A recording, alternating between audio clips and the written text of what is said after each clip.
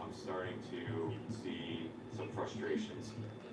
You know, they have that one kind of thorn in their side maneuver that they just can't seem to get over the hump on.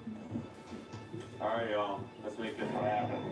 Come on, make some progress on this one. Let's get ready now. I like it. I like it.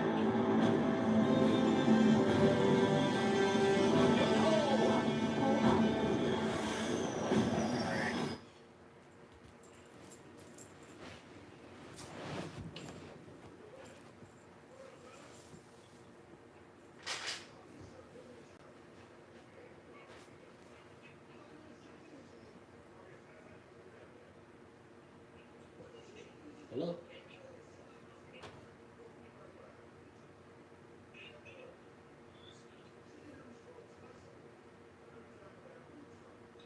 Hello? Oh, shit.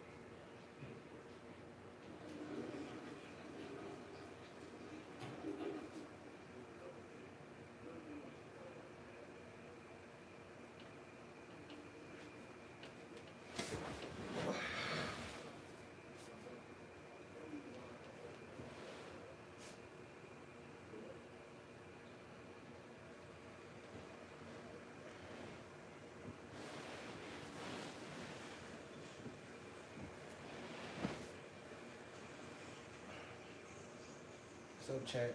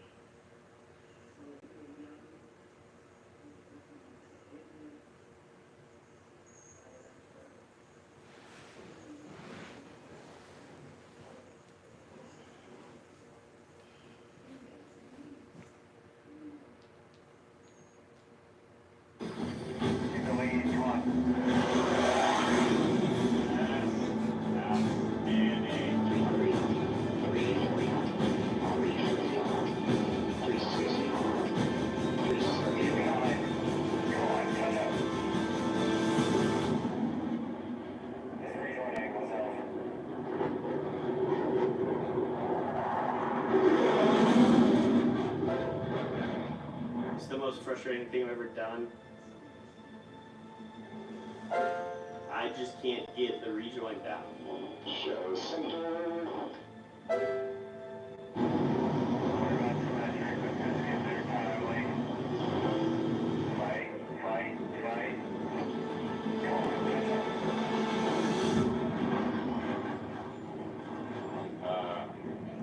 Wide.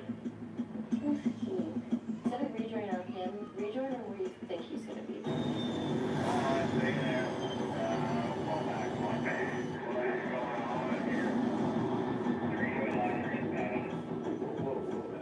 I keep rolling on top, and then the rejoins are still trash.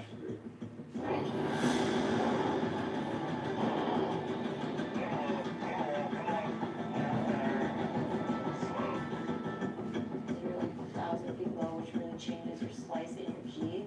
It's a thing. There's always a thing. We just don't know which one it's gonna be and who's gonna have it. This one is yours, baby. Go get it.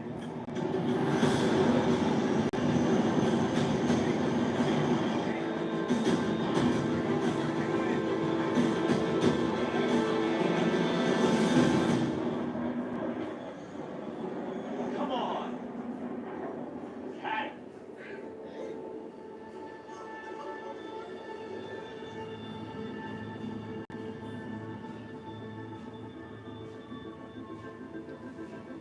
So this week has been an eventful one. We had two safeties happen back to back, where the aircraft and the people are actually in jeopardy.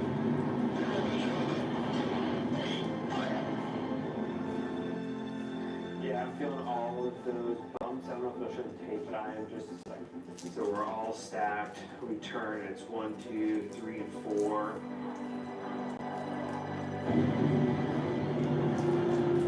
So I'm like tucked up very close underneath boss. I felt unsafe being that close to boss with my current skill levels. So I have really big ease in the primo.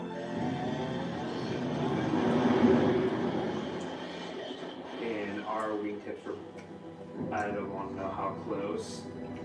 Primo just had no option but to check himself out of the formation.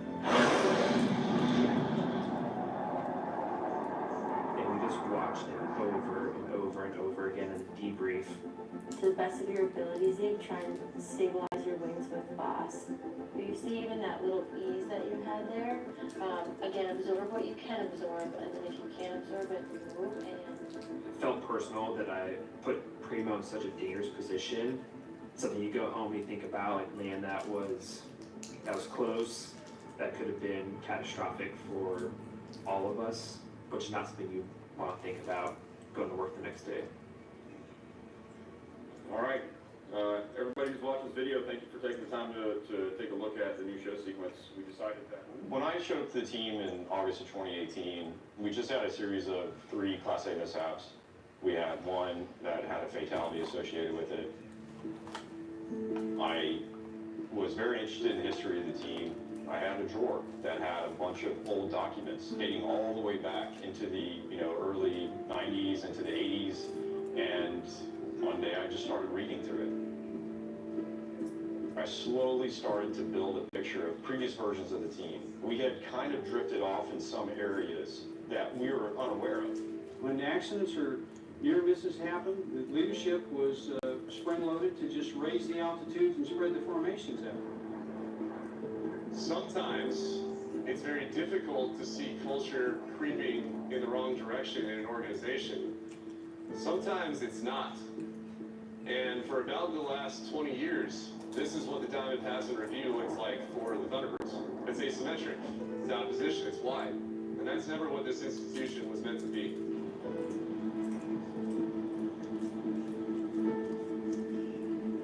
A layperson would look at it and say, well, aircraft are safer when they're further away from each other, which makes sense.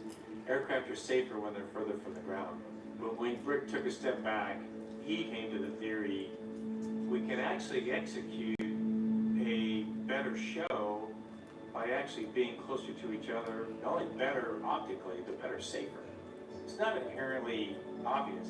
He saw that the further we push, the harder we push, and the more we aim for precision, the safer we fly. Because at that level, it's all you can focus on. And so I really focused on making the demo more difficult to fly as opposed to easier to fly. The order, the methodology. We have to fly close, we have to fly low, and we have to find a way to do it safely. But I knew that it wasn't going to happen overnight. And so my concern was that once I left, there may be an effort to try to undo some of these things. We need somebody who's going to take that mantle and continue pressing forward. Somebody who's got the tactical sense of like a weapons school graduate, the physics and aerodynamic sense of a test pilot school graduate. Well, those people don't exist. Well, one existed. As that project grew in my own mind, I started to realize everything the Air Force had given me, sending me to weapons school to be a pinnacle instructor, sending me to test pilot school to understand the nuances of precision flying, to the point that it began to feel selfish to pursue my childhood dream when there was this potential for enormous impact in reforming a team that could inspire the entire country. It just felt like it was time to get back.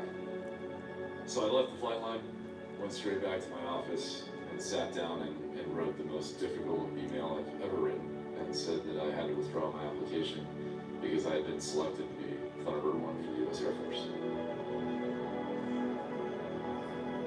It was so close. It was so close that I was already picturing how amazing it would be to get to realize this dream.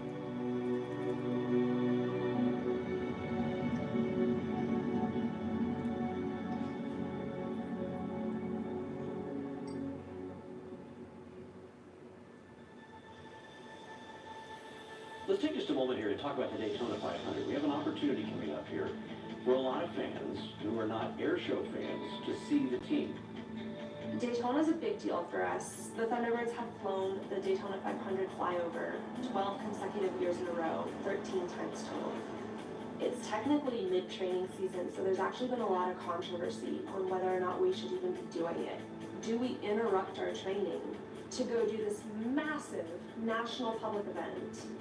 There's a week of press. It's huge for the team. So it is very positive on the one hand, but it interrupts the middle of our training season. all of it's before we're certified. This is a big deal for them to be able to do the flyover during the national anthem. And before certification, it's not an air show. And unlike an air show where you have your local audience, the whole world is watching the 500, no pressure. And we're expected to hit the national anthem at the B in Brave at exactly that microsecond. And we are supposed to split the C and the E in World Center. We're expected to hit within inches and microseconds for our first ever public appearance.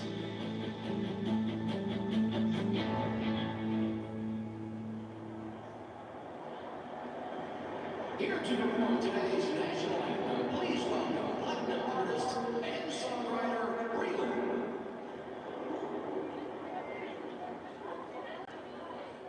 As soon as that guy's established, give Bob some warm fuzzy and reiterate the TOT. Oh, say, can you see by the dawn's early light? Oh, it's so bright. They started at 10. This is 5 seconds, that's 40. Okay, 3:30. TOT Bravo 194845. Gotcha. 300.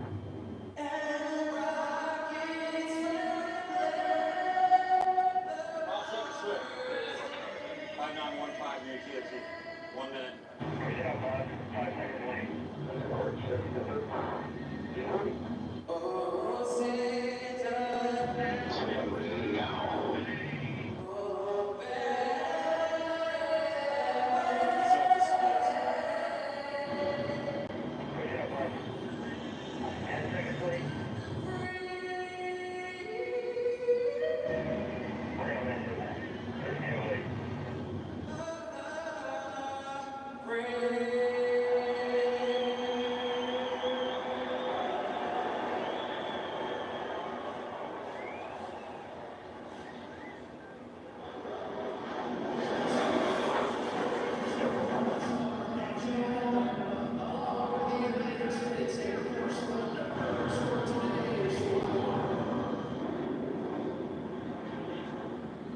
I missed the time when he started there at 47 because I was trying to forget that. Nobody likes that. The organizers don't like it.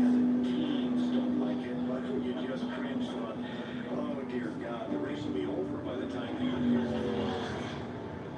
The Thunderbirds have been training to hit maneuvers with fractions of seconds.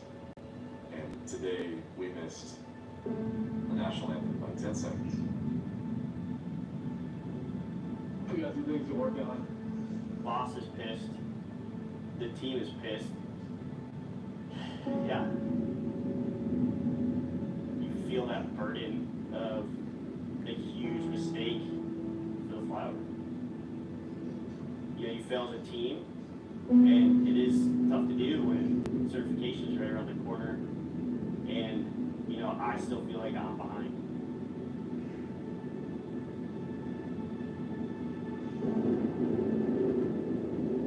Stand by, break. Let's break ready now. And rejoin. Full power. 3's gotcha. Middle, roll, pull, boss there. Letter in, boards is required. And we're in.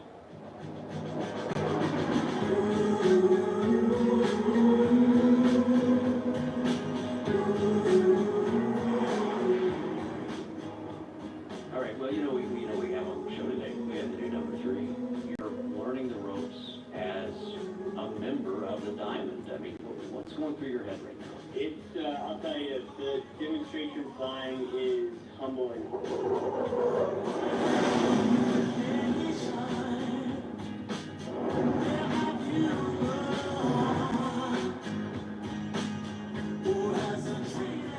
Here it's just strictly repetition. You have to keep making the same mistake until it clicks.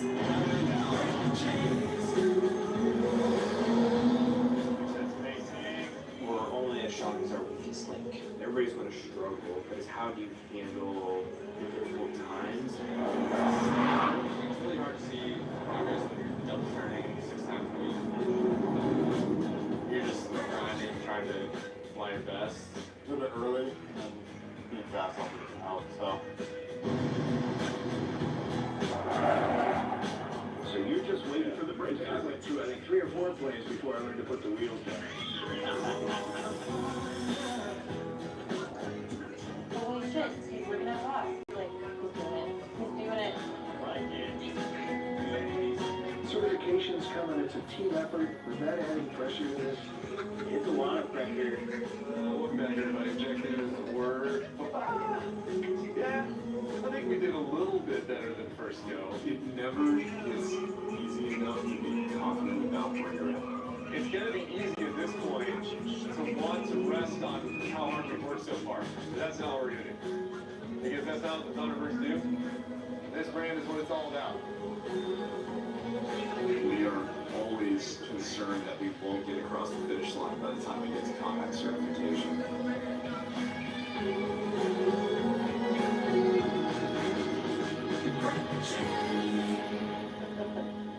I'm dying right now. A bit of a game going on here. I don't know. Try to grab the person next to you's hand right at the salute pop. Okay, let's play it through one time here.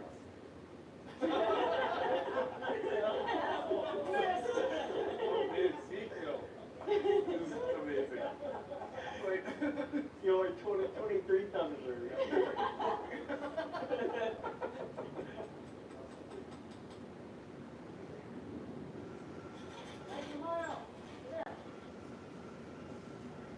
Can you hold that far side of the United States space cable?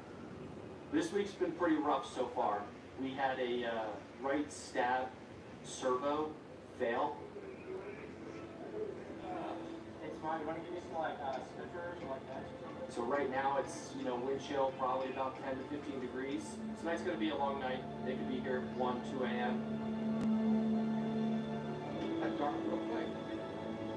And it got cold real quick. Tired, you're cold, you're hungry, you just want to go home and go to bed. But if we want that jet to fly around, it's going to fly around.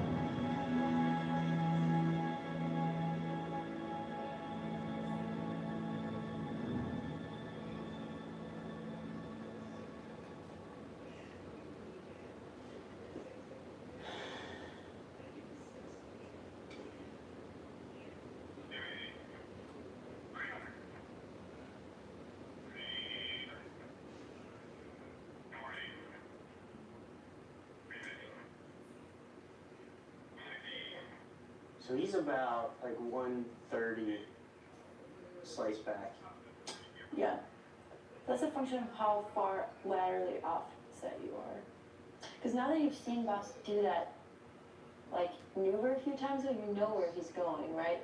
Yeah. And that's why I always ask Boss, like, hey, what line are you going to be on? So I know what line he's taking so that when I'm rejoining here, I can, like, see where he's going. You know, we're a few days away from certification, and I feel like, I'm still not at the point where I need to be for the IBB. And you don't want to be the guy that is the reason the team fails. I just don't think I have enough altitude. Don't think about it too much, Not think about it. You're doing too much. As long as you don't hit the ground, it helps a little. Or do. We could better fix it.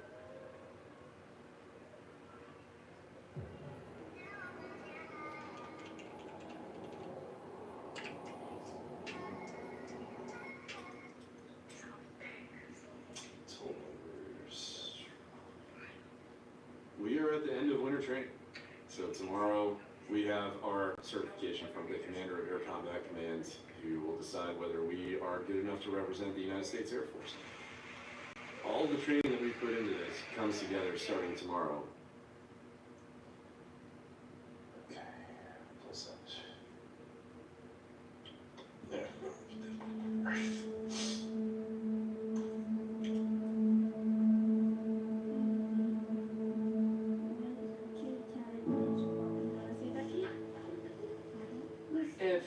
I'm being really honest, this time has brought us closer in some ways, but further apart in other ways too. It is very exhausting, but that is why service in the military is truly a family service.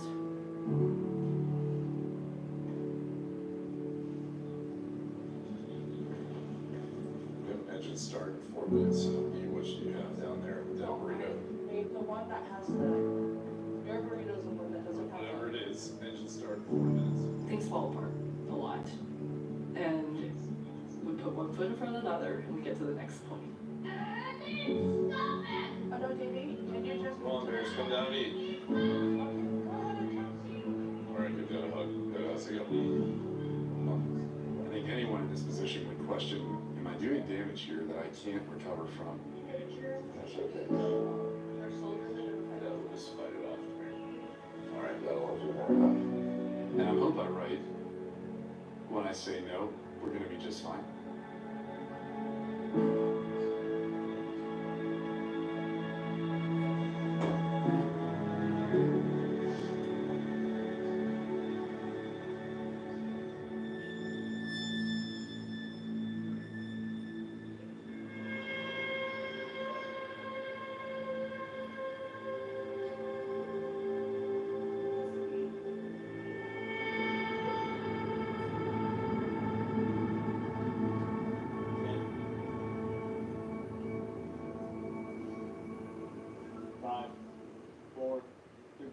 Launch us. 2, 1, hack boss. All right, Hack. Welcome, everybody. We are stepping at 9:40. We'll march at 9:50. We're on Delta 62 today for COMAC certification. We're going to take off at 1810. Our objectives today are to put on an outstanding high show for our leadership to show what this team is capable of. We have one opportunity to now go from being really, really good to perfect, have the best game of your life. I've put so much work into this, and you have one shot at it. It's just a different amount of pressure. The most important thing to all of us is we want to make this team the best it can be. And everyone just wants each individual on the team to do their best.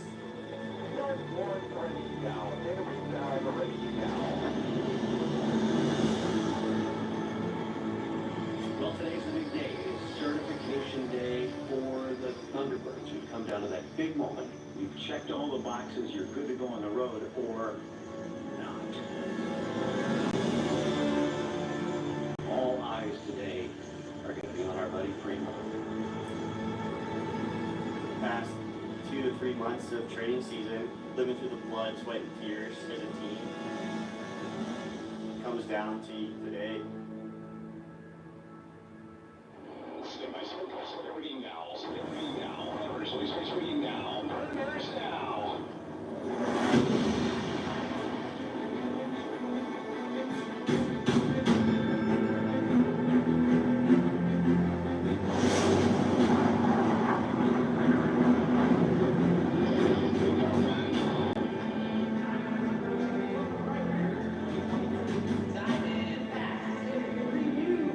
It's a signature Thunderbird maneuver. The optics are key. I'm most concerned about the safety aspects.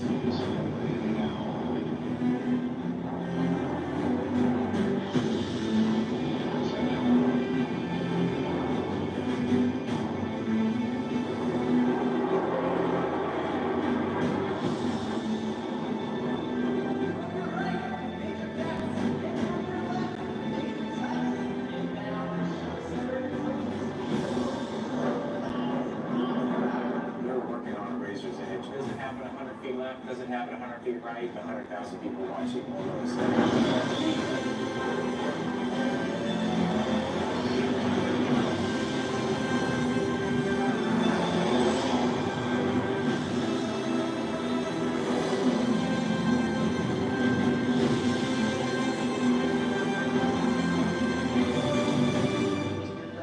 As the timer approaches for the high bomb first.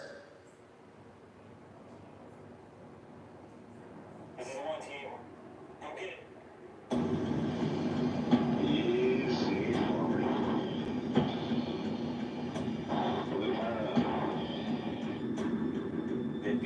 show up at the exact same place at the exact same time. Semi coverage. Let's ready now.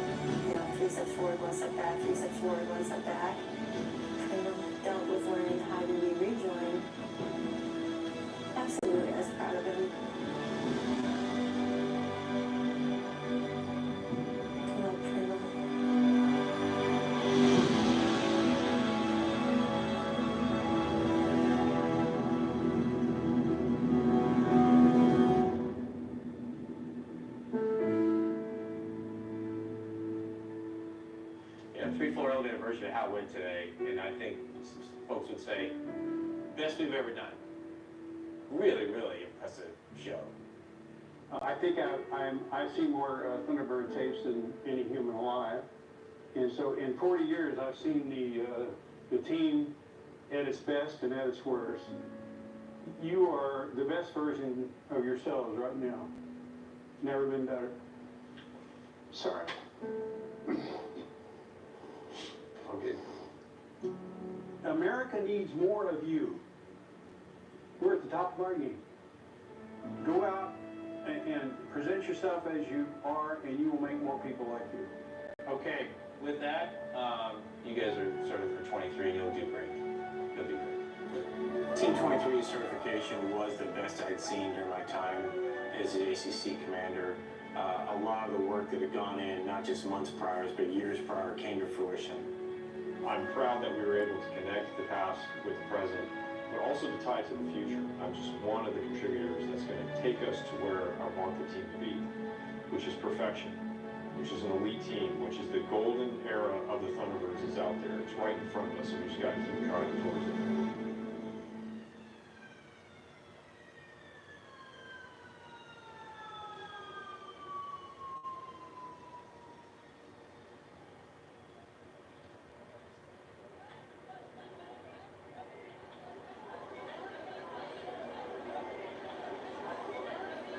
Well, somehow he answered our call again.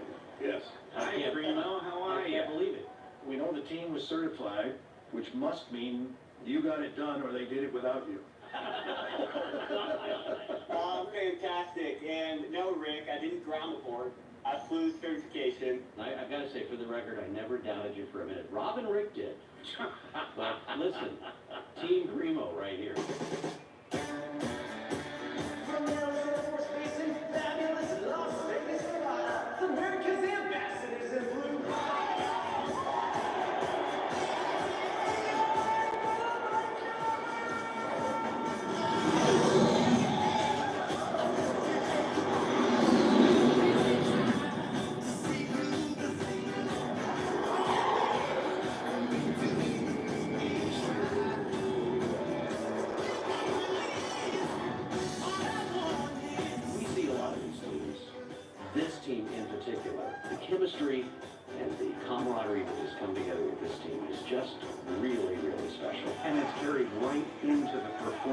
right? At all travels.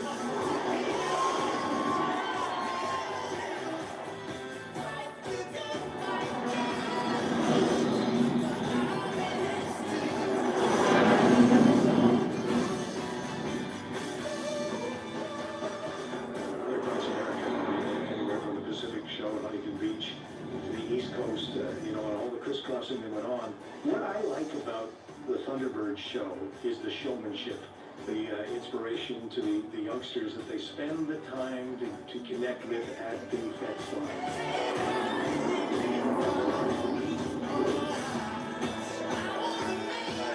That was awesome. I'm very confident that was the best show ever filmed. They all love what they do, but being on the road 250 plus days a year, after the second year, they are ready to come back to a more normal life.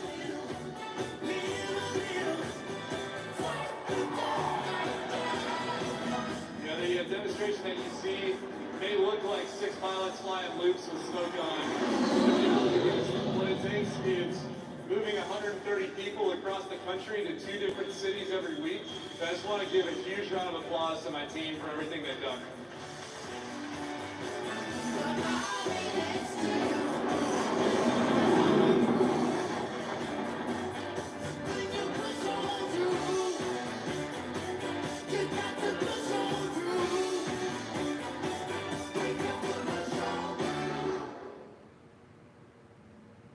Welcome, everybody.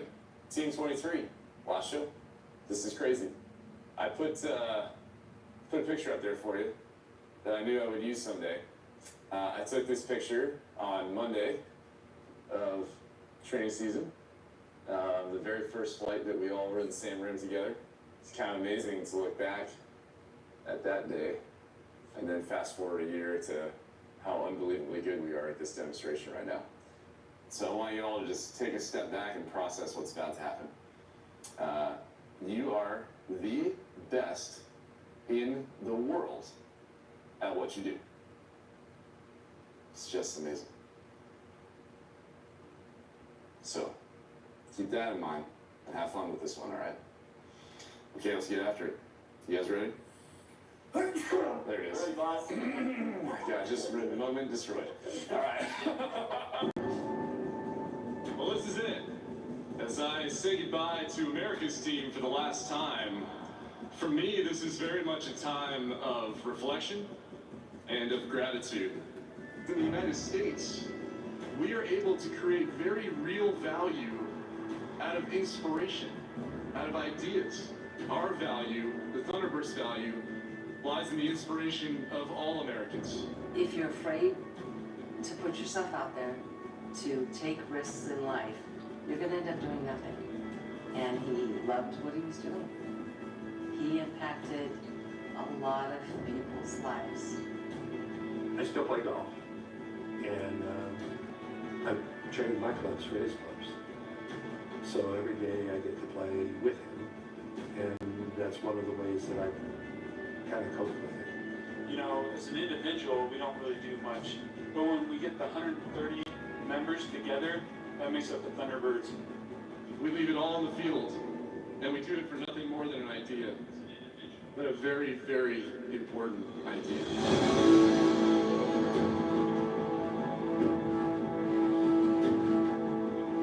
Success as a squadron commander is a very different thing than how close did you fly and how low did you get the formations in front of the crowd.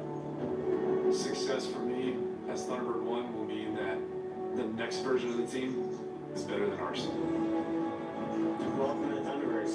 We're built around blind trust, and throughout the training season, we're going to earn that blind trust as a team.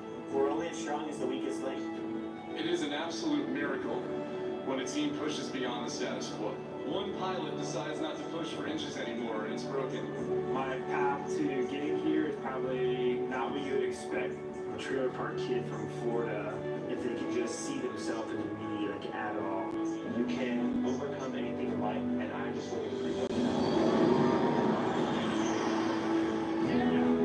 I always thought that if you could shape this team right, you would create a culture that inspires everyone in this country and beyond to do extraordinary things for the right reasons.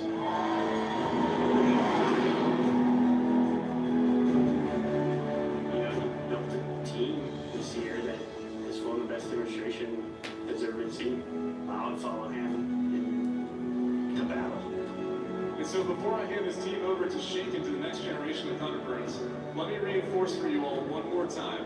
The Thunderbirds are nothing if they are not extraordinary.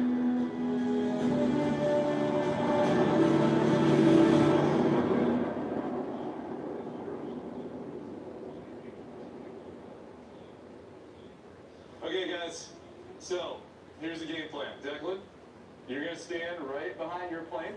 Okay, this is Thunderbird 3's position. You're in stripes aligned. Very safe takeoff position. Revan, this is you. You're behind your plane, that's your plane, you're Thunderbird 2. Stand right here. Relegated to the back. You are the slot. When I called and removed my application from NASA, it was effectively the end of a childhood dream. One that had driven me to everything I'd achieved to that point in my life. That moment, it was all gone. You're looking for reassurance that it was worth it?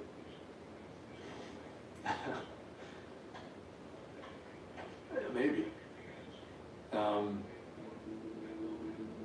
Yeah, it would be great to know if I made the right decision. I don't know that I ever will.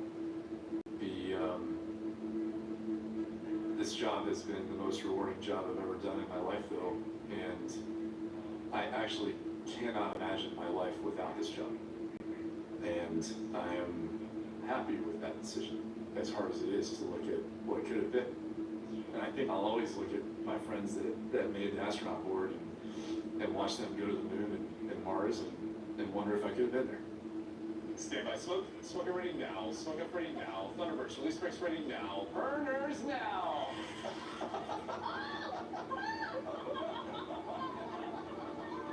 You know, we raise our children with a lot of different goals. Service above self, so important, so hard. I think that this next one's gonna be perfect. And I think that Revan and Declan, even though they may not be processing everything right now, they will have a better understanding of what this time was and is about when they get older and be a better person for it. Well, I think the only way to fix this is for Mom as the lead. Burners, ready?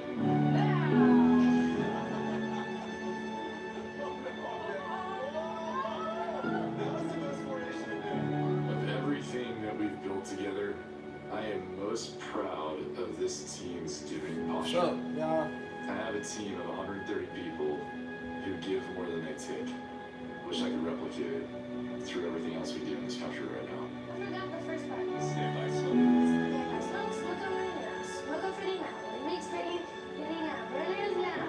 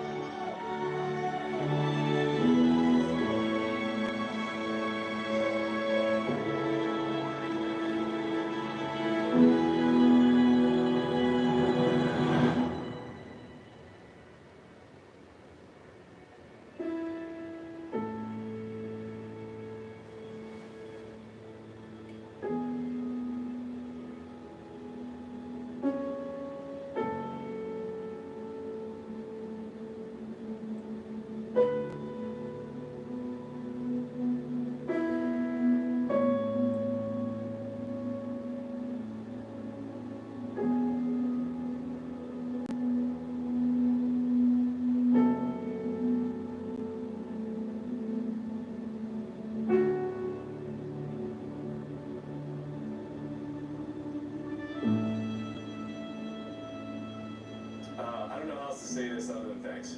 You know, you deserve closure and to close this chapter of your life out. And you are going to get that closure in about 2 years because you're going to be Thunderbird 3.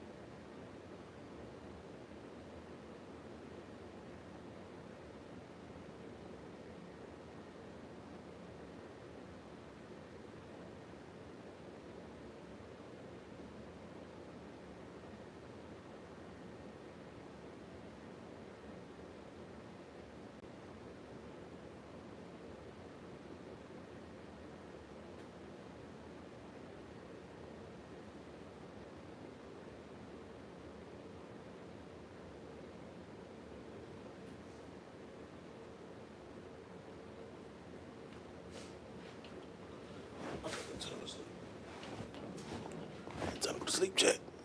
It's time to go to sleep, chat. Time to go to sleep.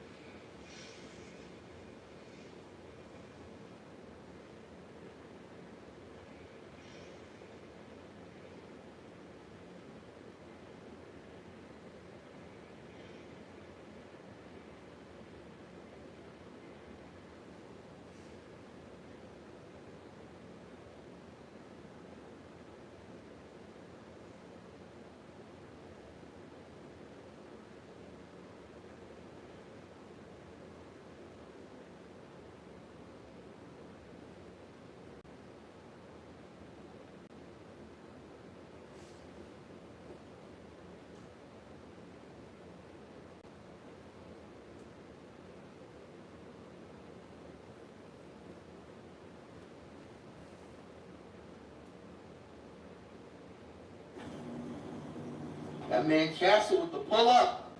YouTube was good. Flight team stand up. We got Castle. Friendly.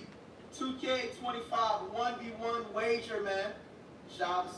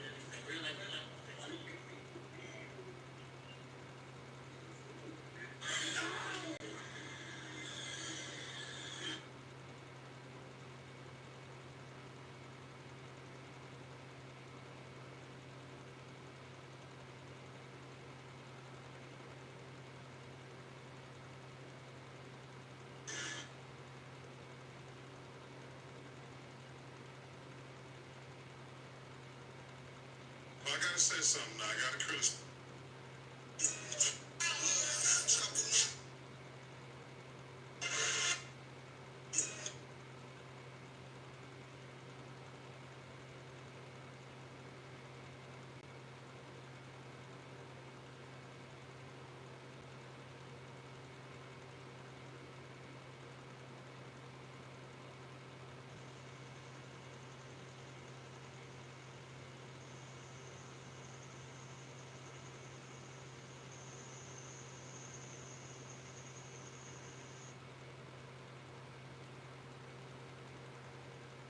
Doug Castle, man, he's FTC. Show some love earlier, donated 100 gifted. Up and coming NBA All-Star, man. Y'all do a predict one more time, one in the chat. For flight, whoa, that doesn't count. I was just, getting into the rear now. One in the chat for flight or two for Castle. All right, how do you invite? I got it right here. Oh, shit. Oh, yeah, okay, he's on the court there.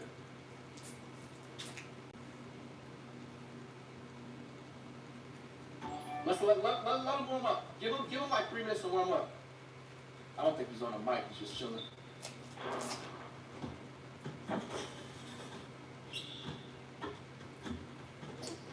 Oh yeah, he couldn't.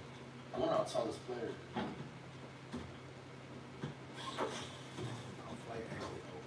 Now usually I'm not an accessory guy like that, but just know if I'm wearing like an armband or a headband with my mop player, it's because I got a boost. It's like 15% rep boost wearing this shit. That's off. Oh, I'm making whites.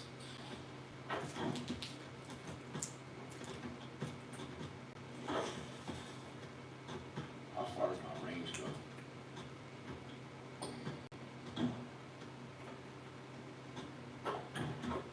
Hey, chat. How y'all feeling in June and maybe so on up until what? Next 2K come out or whatever. How y'all feel if I bring back the park? We can put it in a stream rotation, you know what I'm saying? We can even bring it back like the old days too, where we start the stream playing the park for like 30 minutes to like an hour and a half. Same type of FTC squad, where it can be League, No Limit J. I know like Mario let me know he retired from 2K, so Mario's absent. But it's the same squad, no new circle or nothing like that. Y'all fucking with that? Alright, let's get it. Start the ones. Oh shit. Alright, chat, let's do it. Got ball first. Shout out to Castle once again. Alright, we locked in. Oh my gosh. No! No, bro! Game just started. Early cancellation? I'm there. Now, last time I played the ones on my court, it was against So.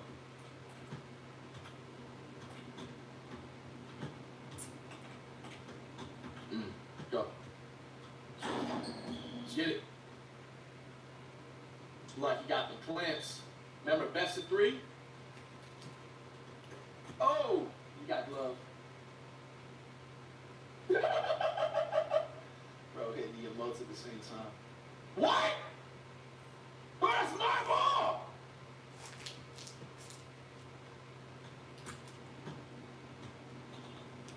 Hell no.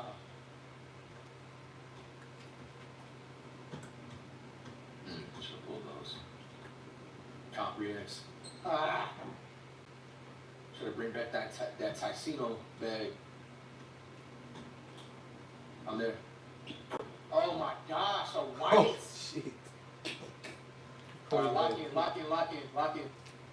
About to say 2 words the rest of this wager.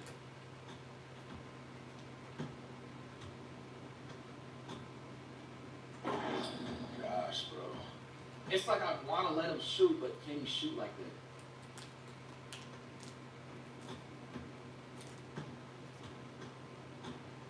Damn, Curry behind the back. I'm there. Oh my gosh, a second whites? Yes, it's the real Steph Castle, yeah.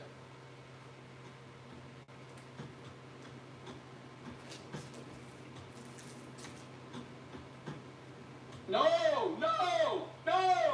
Woo! That don't count. see anybody have a clip of that, bro, we're gonna have problems. Hey! Oh, they home me now. They home me now.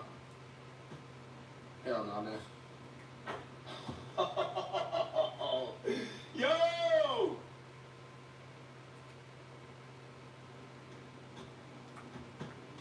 Bro, I was just running theater ones like all day today, man. Nah.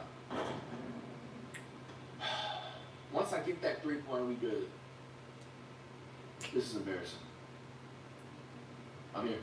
What's up?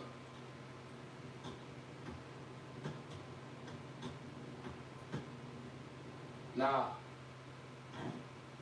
Surprised that didn't go on.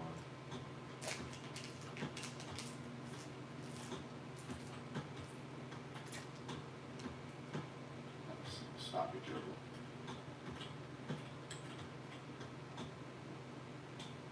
Lad? Y'all seen that shit skip frames? Come on, man. Yo, Ronald and Mike Wade, fuck y'all got going on, bro?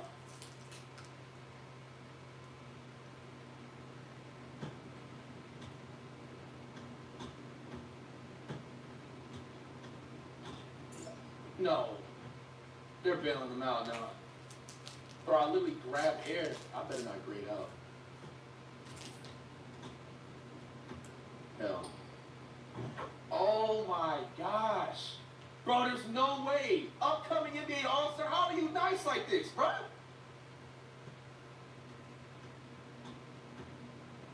Bro. Yo, Oh man, my I'm about to God. fucking crash out. I'm dead as I'm about to crash out. He's not even greening these.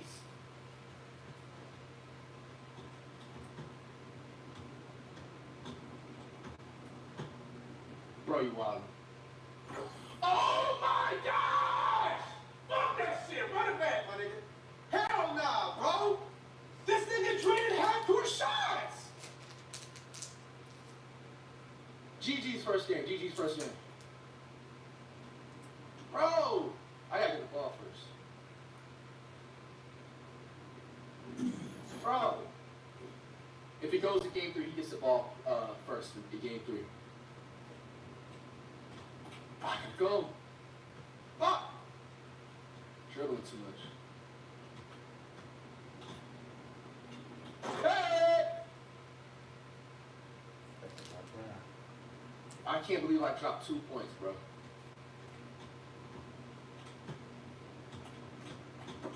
Hell no. Okay, bro. Yo, are we being serious?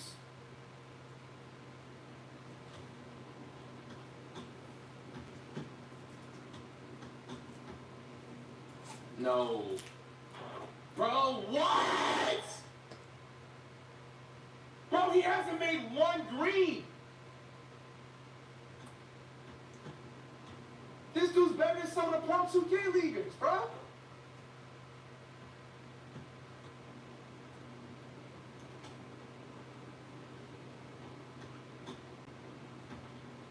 Still. Ooh, that was hella backcourt. I ain't seen that. Oh!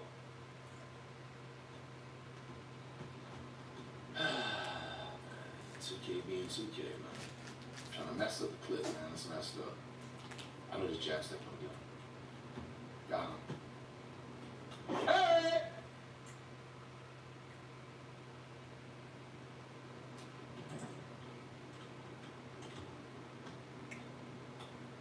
Come on.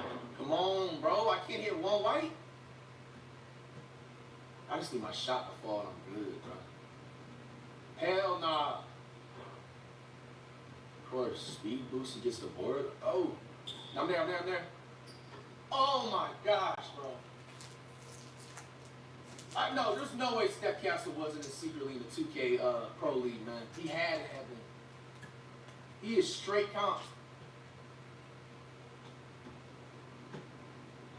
Nah. Bro, that literally almost went in too. Woo! Hey! Get it. That should be it. It's a good shot. Let's go. I I need these 2K. Irish Spring Green Green!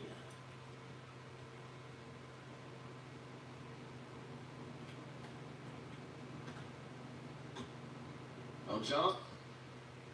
Oh, come on! I should have just took it to the rack. Mid-range wasn't bad, though. Her mid-range is a 72. I'll be acting like it's a 90. Like 3. Hell no, there. I'm starting to clamp them up now. Give me those. Foul.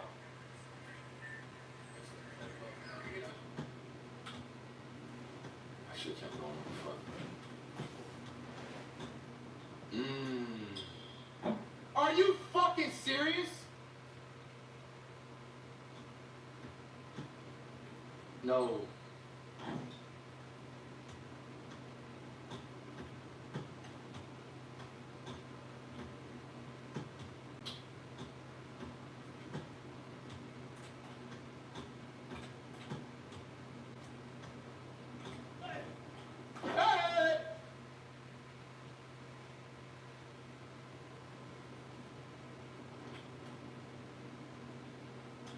Irish Spring Green Green!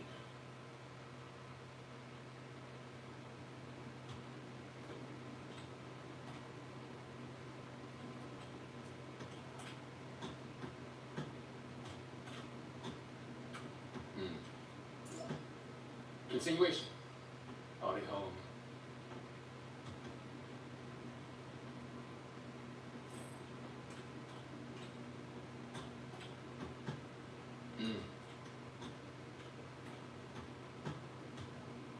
Class Fossey. Show, bro. Oh my gosh, bro. Big step back, bro. They always do this shit. Just need the ball back. If I get a 3, it's over, bro.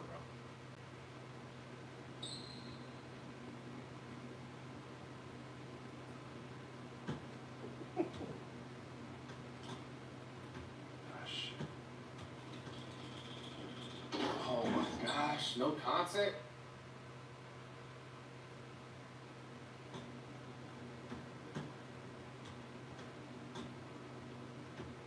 No. Go ahead and shoot those. Huh? Yo, nah, hell nah. This nigga, bro, my man, Steph Castle's nice and he know the cheese? Bro, he dangerous. Fuck, bro. Fucking contested.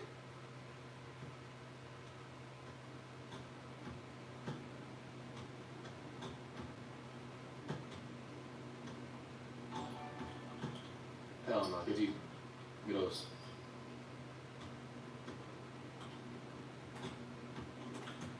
Yo, this game is full of shit, bro. This game is full of shit, bro. I literally have unpluckable, bro. I just don't I don't get it, man. I truly don't get it.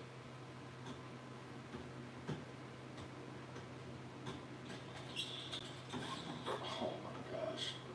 Stop jumping.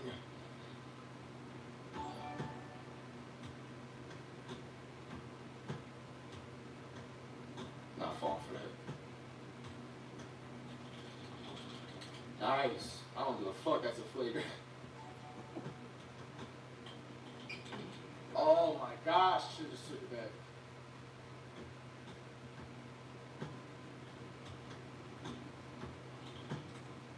Don't jump.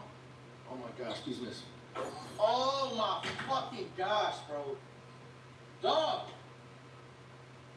Bro, hell no. We running 5 best of 5 now, man. If he wins this, then the series up. But bro, best of 5, man. Hell no. Hell no.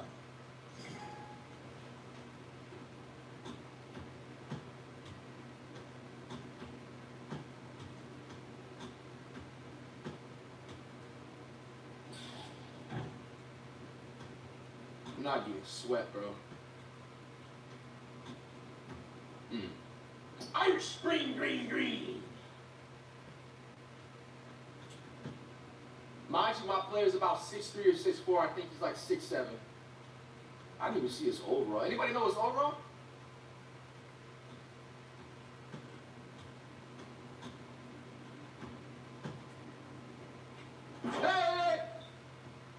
6'7". That's bro. I'm literally like outmatched, bro. That's an excuse right there. Got it. That might be off. That's oh yes.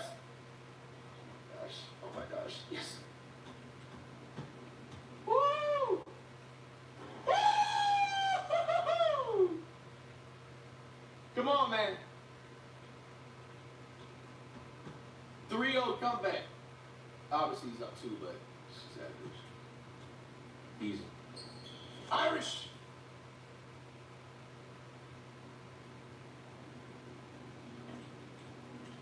Skunk right now. Bro, I slicked my chains on my ball handle package.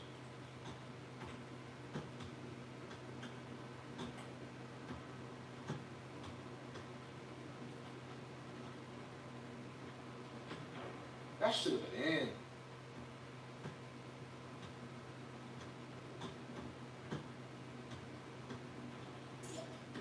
Good foul.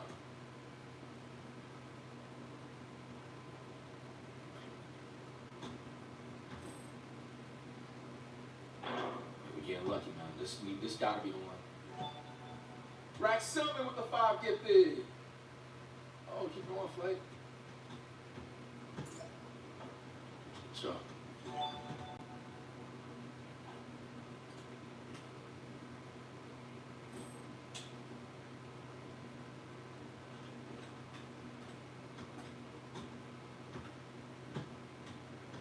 What the hell? Bro, you see these animations, they just absorb me in? Nah. Irish Spring Green. Tycino reacts? Yo.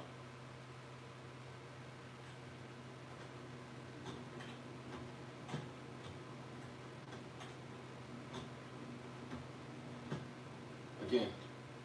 Irish Spring Green.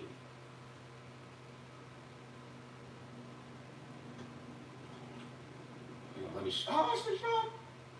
Oh, taking a charge. Ooh. Oh, that's some whole shit. Fuck Ronnie and fuck Mike Wayne. I'll make that in real life.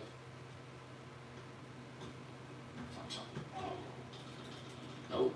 Good D.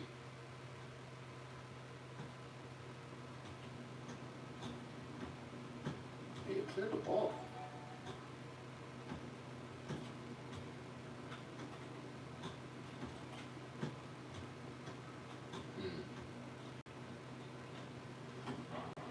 He's that.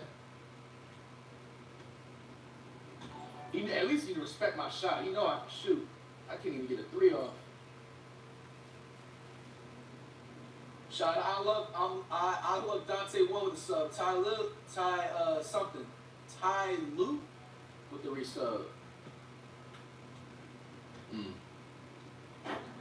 So what up, Kelby? We got 1K to ruler.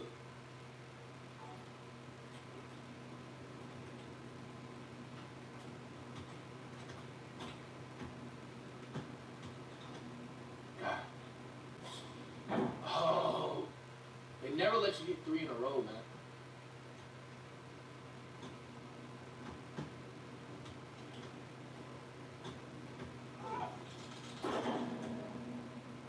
Hey, I talked with him like 3 times, bro.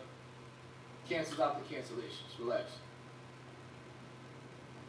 Come on, we're not solving this.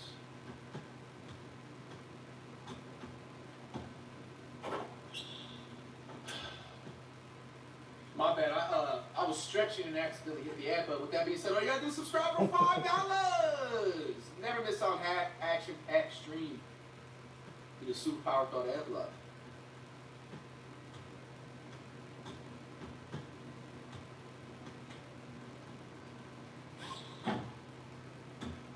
You gotta leave that to the big dog stuff, Castle. It's my type of shot. Step back. Irish Spring Green. Come on, man. 4 more points. 5 more points.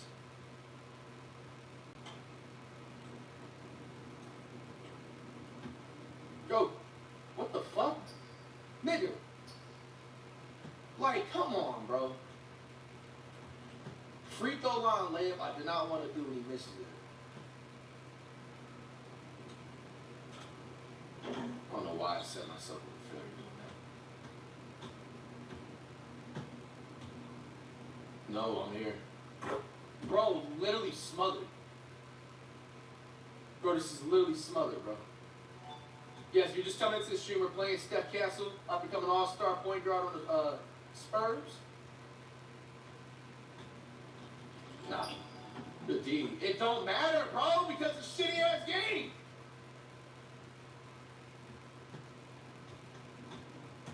Yos. Okay. Oh my gosh, are you serious? Oh, this game is terrible, dog. This game is terrible, bro. We got some. Oh, he's running now. Okay, we got it. I'm trying to watch the shot. This nigga, bro, he got like a 99-3. Nope. Do it. Ah! Wait. Hey! 360 posting. Come on, 3 wins a game. 3 wins a game. Let me try and end it. If I'm open. Don't reach. Don't reach. 3 fouls.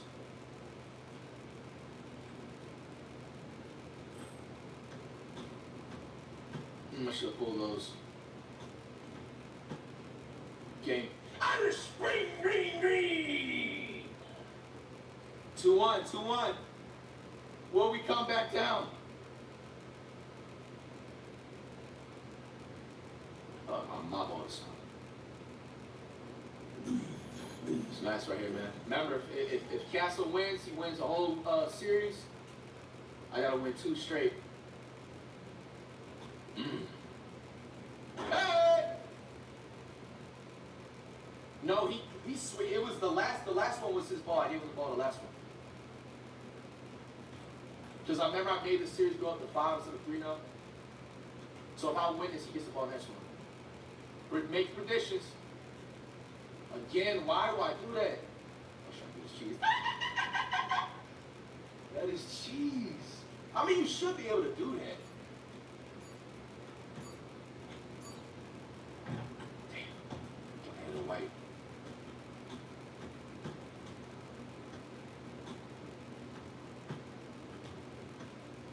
Nah, I'm there. I reached.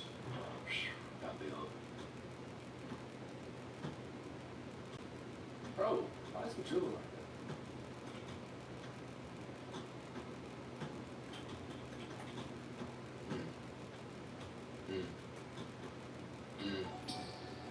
that? FTC go. Ooh, wait! Oh my gosh. Blocked by Castle. My ball. He's not talking. Not everybody is like a game check type. Isn't this perfectly fun?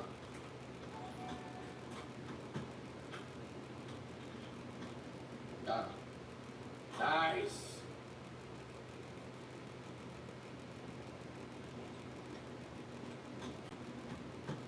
Did he?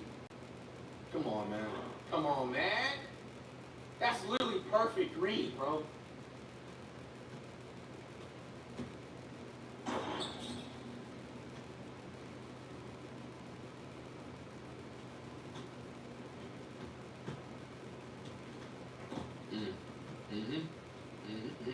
Cut off.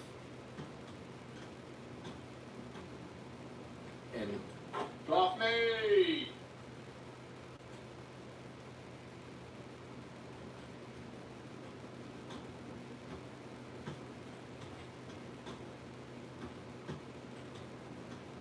Damn.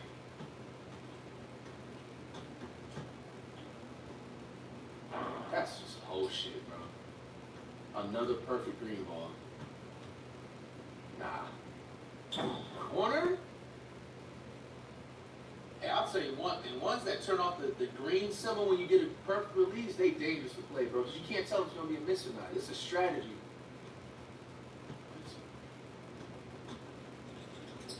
Oh my gosh, bro. Come on, we got to lock in, bro. If he wins this, he wins the whole thing. Shout out to the smoking one for being off. Come on! Y'all see how the smoke on magically turned off when we had a fresh and clean wager?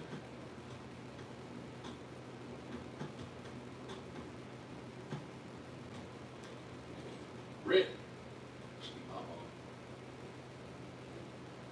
Hey, you gotta get that 99 still, man.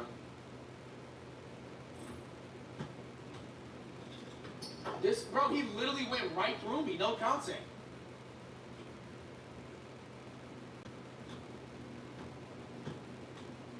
Nah.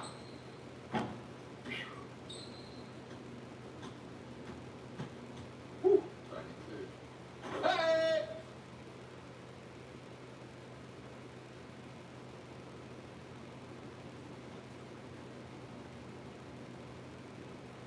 Ooh, I like that. How'd I do that shit?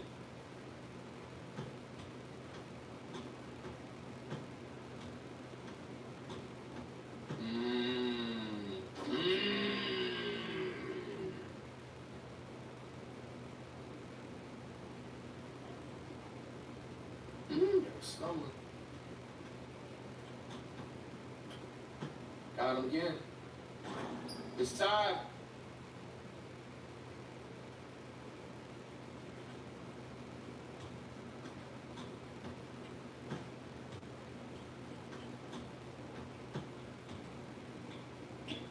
That's a good shot.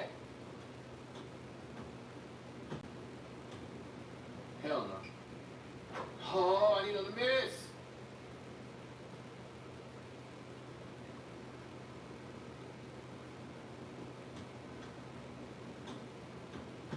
Oh, shit.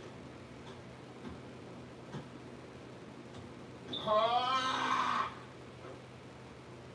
Gotta take it. Oh, fuck.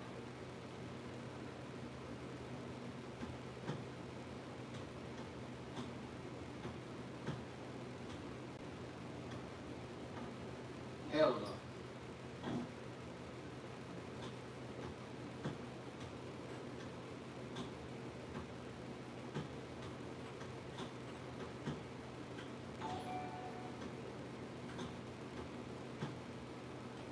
Give me those. Ecstasy go.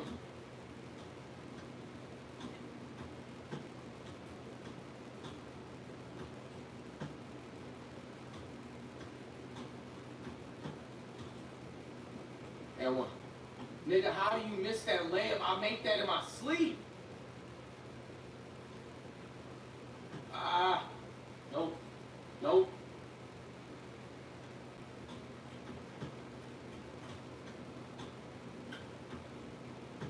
Woo-wee! He catches up. This game is full of shit, man. Still, whole ball literally hit my leg.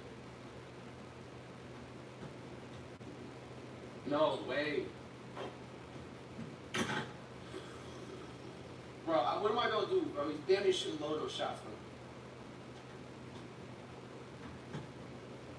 bro. Backcourt? Oh, you trying to showboat. Nah, please, Leo.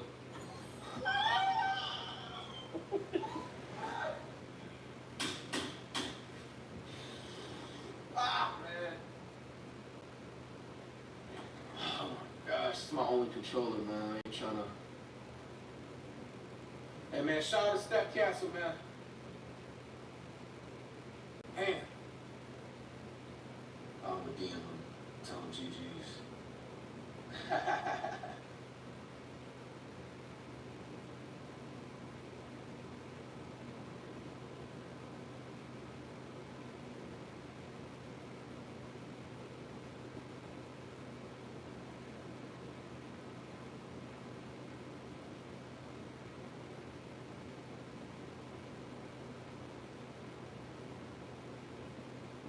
Man, shout out to Steph Castle, man, for the love, man. You said play him in June. Shit, if he's down. Castle, we need them ones, brother. That's enough 2K for today, man. I'm on COD. Fuck, man. We got swept. We got swept in our own mock court, bro. I ain't gonna lie, I'm hitting y'all with the ass, man. I'm salty, bro.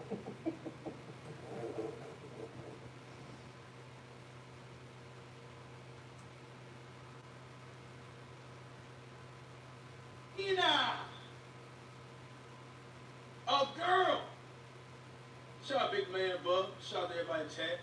Let's get to it. Uber noticed a truck with out-of-state license plates and no headlights on. A traffic stop was subsequently initiated. Here's what went down. The traffic stop was subsequently in truck with out-of-state license plates and no headlights on. No headlights in the middle of the day. No headlights in the middle of the day. Somebody snitch. Somebody snitch on this mule right here. Headlights, y'all. A traffic stop was subsequently initiated. Here's what went down. How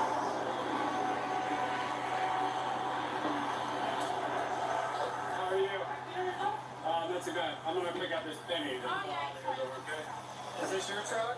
No, it's a rental. A rental? Did you rent it? Yes. Okay. Do you have the rental agreement and your license? That was also down there. I didn't want that to blow out. No problem. Hey, bro, this cop right here is so smooth, Chad.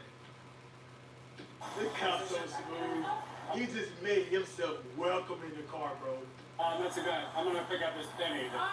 I'm gonna pick up this penny. Pick up the penny. He already comfortable put his hand right here. Look. A rental? Did you rent it? Went underneath her passenger seat. Okay. Do you have? Grabbed a dollar that wasn't even close to falling out. Demi Jimbo donated $2. Cash, you better careful with that duck pack or you gonna have roach lips. Bro, that I'm not hitting that, bro. I'm not doing that. Not doing that. Not that. Not that. A rental agreement? Oh, y'all see this? That was also down there. I didn't want that to blow out. No problem. Can you do me That's this? smooth. Turn your headlights on? Yes. Also, be careful with how close you're getting to some of those other cars, okay? You got in behind that semi. You weren't speeding or anything, so just go around and we're back off of them. I don't want you to crash or anything, okay? Arizona? Yes. Where are you coming from? From Arizona? Coming from Arizona. Okay. Where did you rent this Hey, at? she keep it up. In Tucson? Where you headed to? Harrisburg? Harrisburg? Yes. Pennsylvania? Yes, Okay. All right. What takes you over there? because I'm going to move over there. You're moving? Yeah. Okay. Are you doing this for a company? Company? Yeah. No, it's because I used to move things at other times, so that's why. Okay. So, where are you taking the truck to? I never got answered these questions and asked excuse me ever whenever I got pulled over. Somebody took off.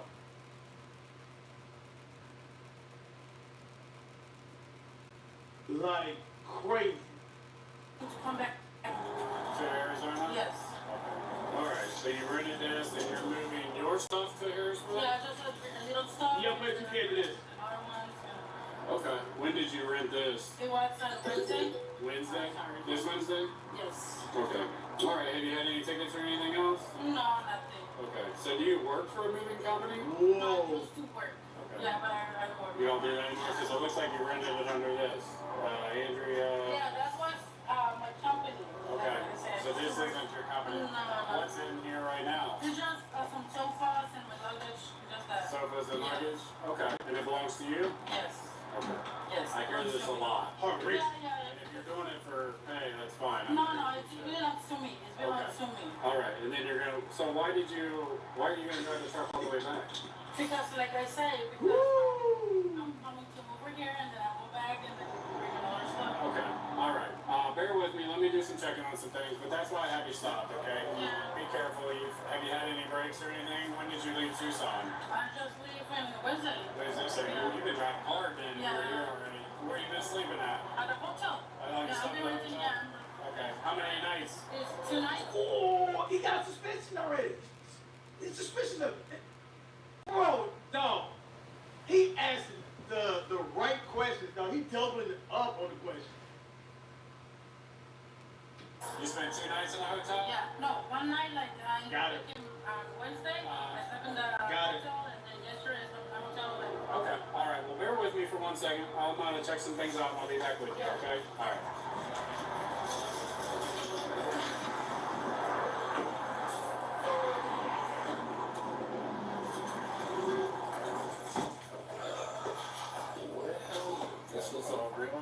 This is a problem. So she said she rented this on Wednesday, which she did. Smell the air freshener? It's all over the rental. So she rented this in Tucson, but here's the problem. Smell the air freshener? It's all over the rental. So, did that mean they suspicious? That the fact she probably, oh nah, you can't smell coke. I mean, if you smell it, you know what I'm trying to say. You can't, you know? So, yeah. So she rented this in Tucson, but here's the problem. She won't tell me the truth. She rented this under Andrea Celia Delivery, which is a company. She said she has a moving, she had a moving company. She doesn't work there anymore. Bro, what?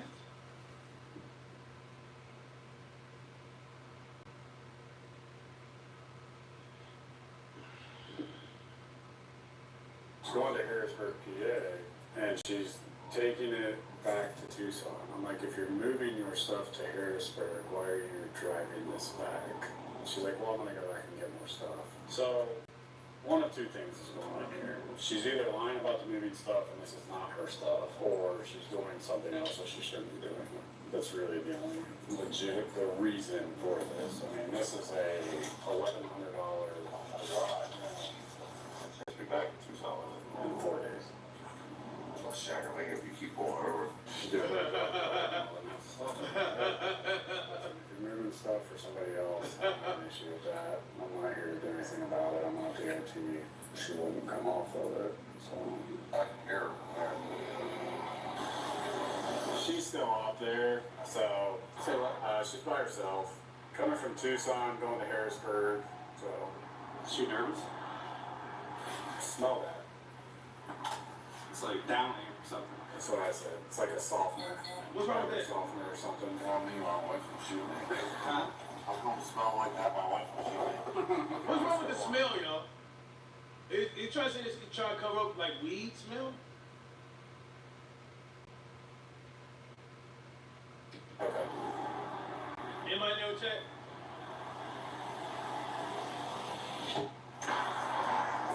So the dogs can't smell. Oh!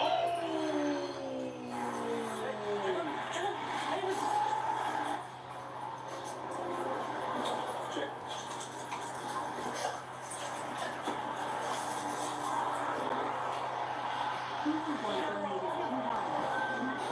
We need you and flight to run it back on my team this summer.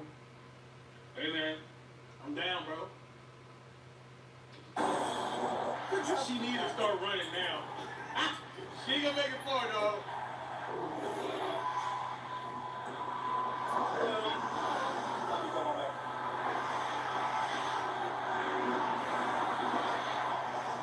No weapons on you? No. Just have you put your hands on top of your head and just gotta bang down with the back of my hand. Okay, face the car.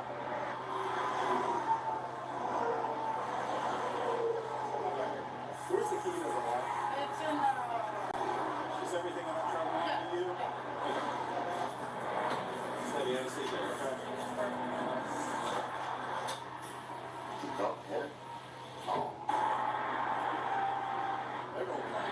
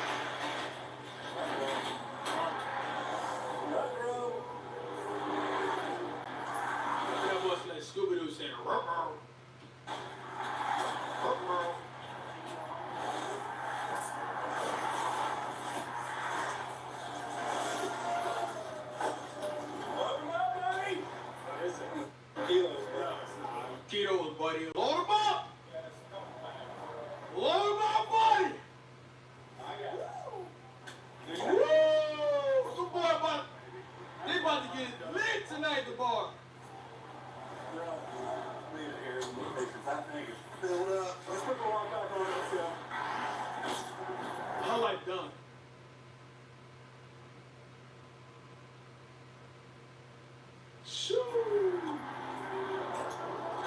You already know? Yes.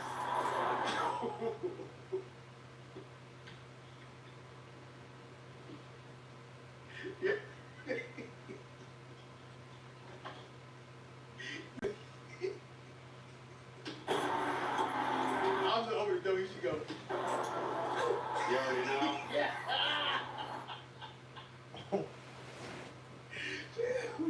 That's crazy, dog. His mom ain't like that, dog. Hey, you know, she heard the officers in the back of the trailer jumping and partying. Woo. Load him up, boy! Load him up! Is this something you want to deliver? Yes. All right, turn around. Right here, we'll do it on the front. All right, where's this going? Fit him a whole lot. New York? New York City? And you want to deliver it? I was going to them because they was going to pay me. Okay. But you don't want to do this to New York? For us? Yes. As well. Not just us. See. Have a seat. Think about it. You got some time, okay? Go ahead and have a seat up there. That's all I did. Super Bowl, baby. That's Super Bowl. Super Bowl. What we're gonna do is we're gonna to that session and we'll talk about it. Okay? You good? Think about what we're offering you. It's part of your life too. Okay. I have kids, I have husbands, so they don't know that they I know, but somebody's gonna be very mad. my husband's gonna get mad at me. I'm talking about when you lose what's in there. I know. Yeah. Yeah. Shoo. She forgot about that. She did about her, but hey, even the cops know this. Somebody ain't gonna be too happy losing 1.7 mil off the streets. Yeah, you gonna have that family. You know what I mean?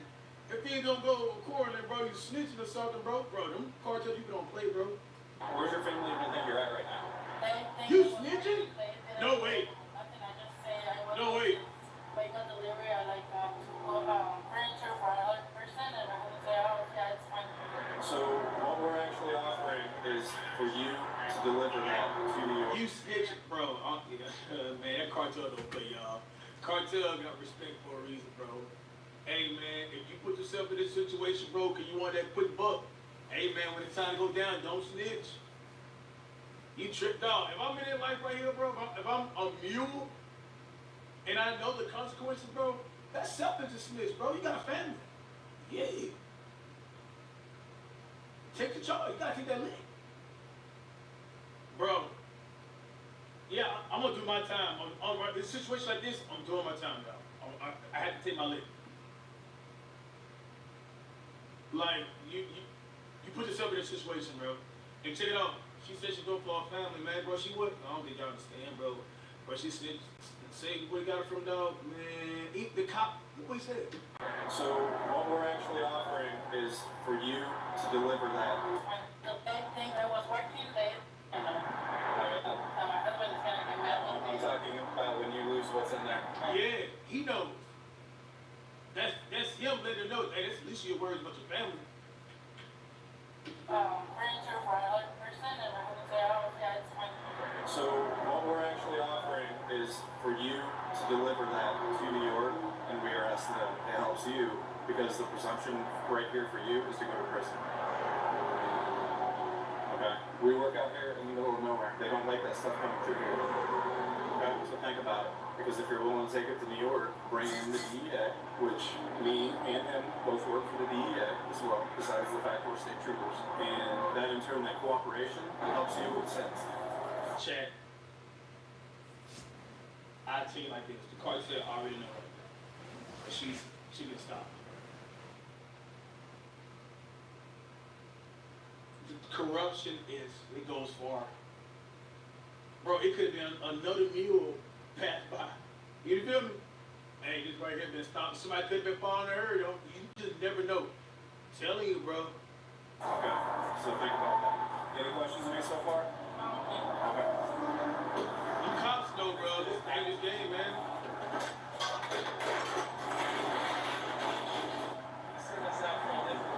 No, you win. This going in the newspaper the chat. Bricks! Bricks!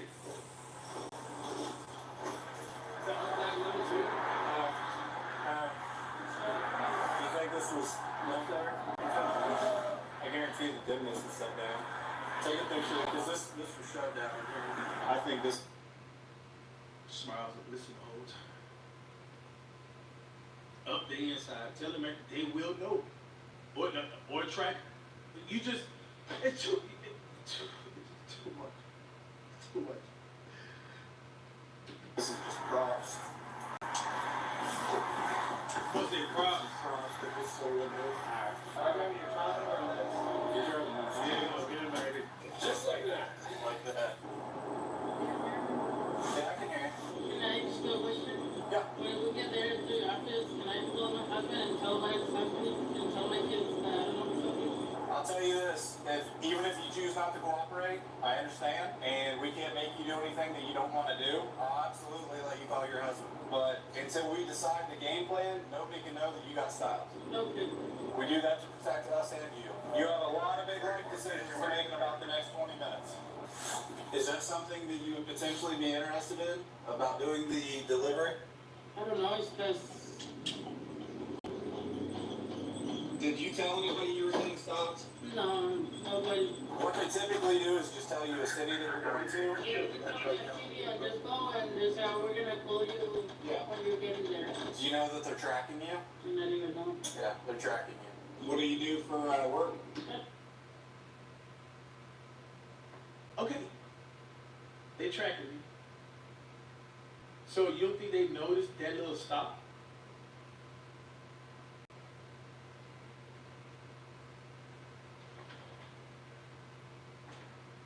I don't work.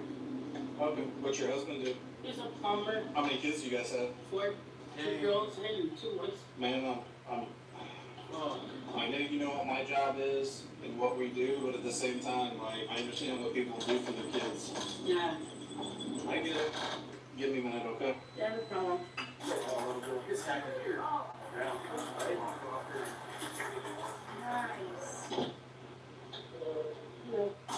I'll take you inside, okay?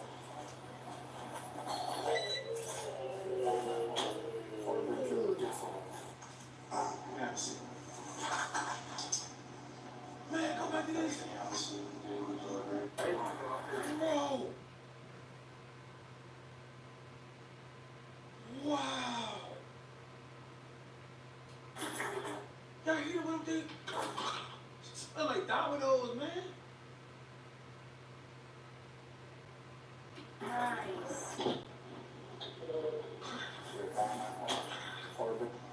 Yes. I'm not pressuring you, obviously, to do the delivery, but we do this a lot. We're good at it. They're gonna be really mad. Okay. Just the fact you got. Ladies and gentlemen,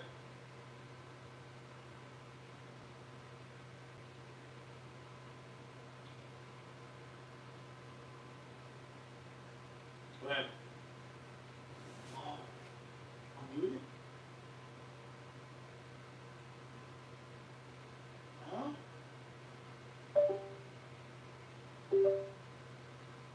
I am good? Alright. Ladies and gentlemen, the fact that she on YouTube, there's no chance she took that deal. And I'm taking a guess. The bigger players on this end, we'd like to get the other players on that end. We can only do that if you're up. We can only do so much. Okay? This is not your first time that been involved in this. We're also very good at doing homework on you. Okay? Were they paying you by the brick? Do you know how many you had? 16. The risk. I'll be honest, $50,000 is an incredible amount of money, but what you're risking is also an incredible thing to lose. Okay? That's what.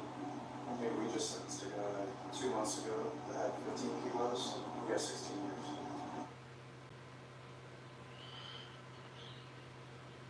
And she convicted, she facing 25 years in prison and 50,000 fine.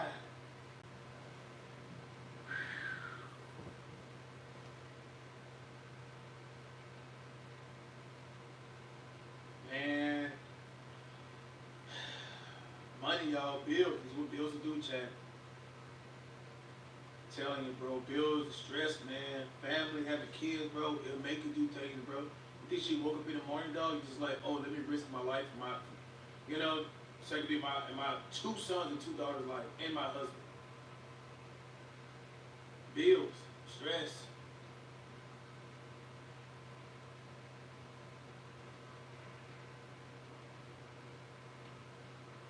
Three minutes? Can I get in my last year? What you talking about? Crazy. 3 minutes? Can I get in my last year? Crazy.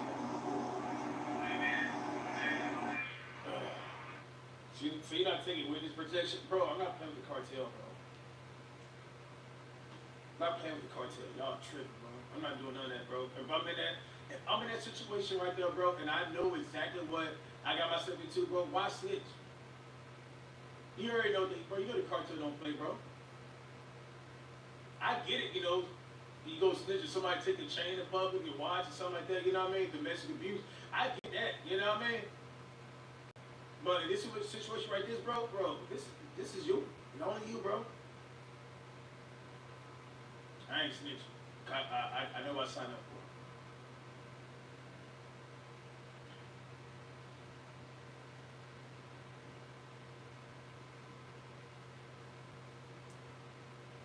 Yo!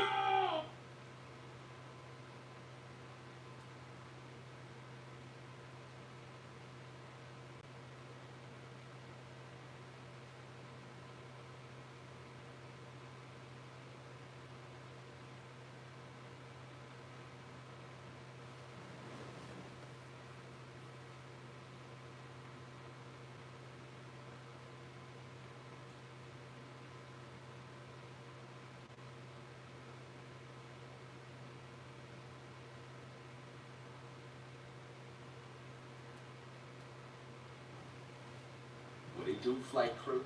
FTC. Flight T, stand up! It may be May, but June is on the way. We got AM Hoops, Victor Bananas, new growth spurt. I ain't gonna lie, if this video is a clickbait and Wemby actually got a growth spurt, we are witnessing, I already said it, but it's 100% confirmed. We are witnessing the 2nd generation of Wilt Chamberlain, and I'm here for it. Bro, Wemby possibly reaching 8-foot status, the first NBA player to be 8 foot in the league. I'm here for it, man. MVP coming from Wemby next year, winning the chat, yes? Or 2, no. I don't know, 1,000 times before getting drafted, because it was crazy to see someone that tall move and play basketball like that. And when he got in the league, it was crazy to see him make freaks like Anthony Davis or Rudy Gobert look small. So people started asking, how tall is he really? Well, we got the official answer when he measured in at 7 foot 3.5 inches without shoes before the NBA draft. Right. Case closed, like 7 foot 4 in shoes. But since then, people have noticed something weird. The Spurs listed him at 7'4" as a rookie, but then they downgraded him to 7'3" before his 2nd season. That's weird. Did he shrink? No, the exact opposite. Photos came out of him standing next to guys with confirmed height like Zach Edey, and Wemby is clearly taller. So did Wemby actually grow and the Spurs are trying to hide that? Why?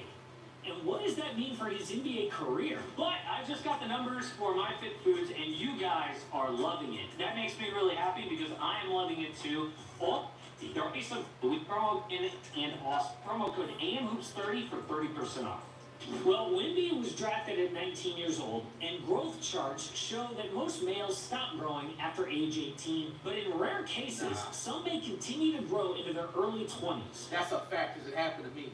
After my senior year in high school, I was about 6'1.5", and how I remember is just gym was my favorite class, you know what I'm saying, in school.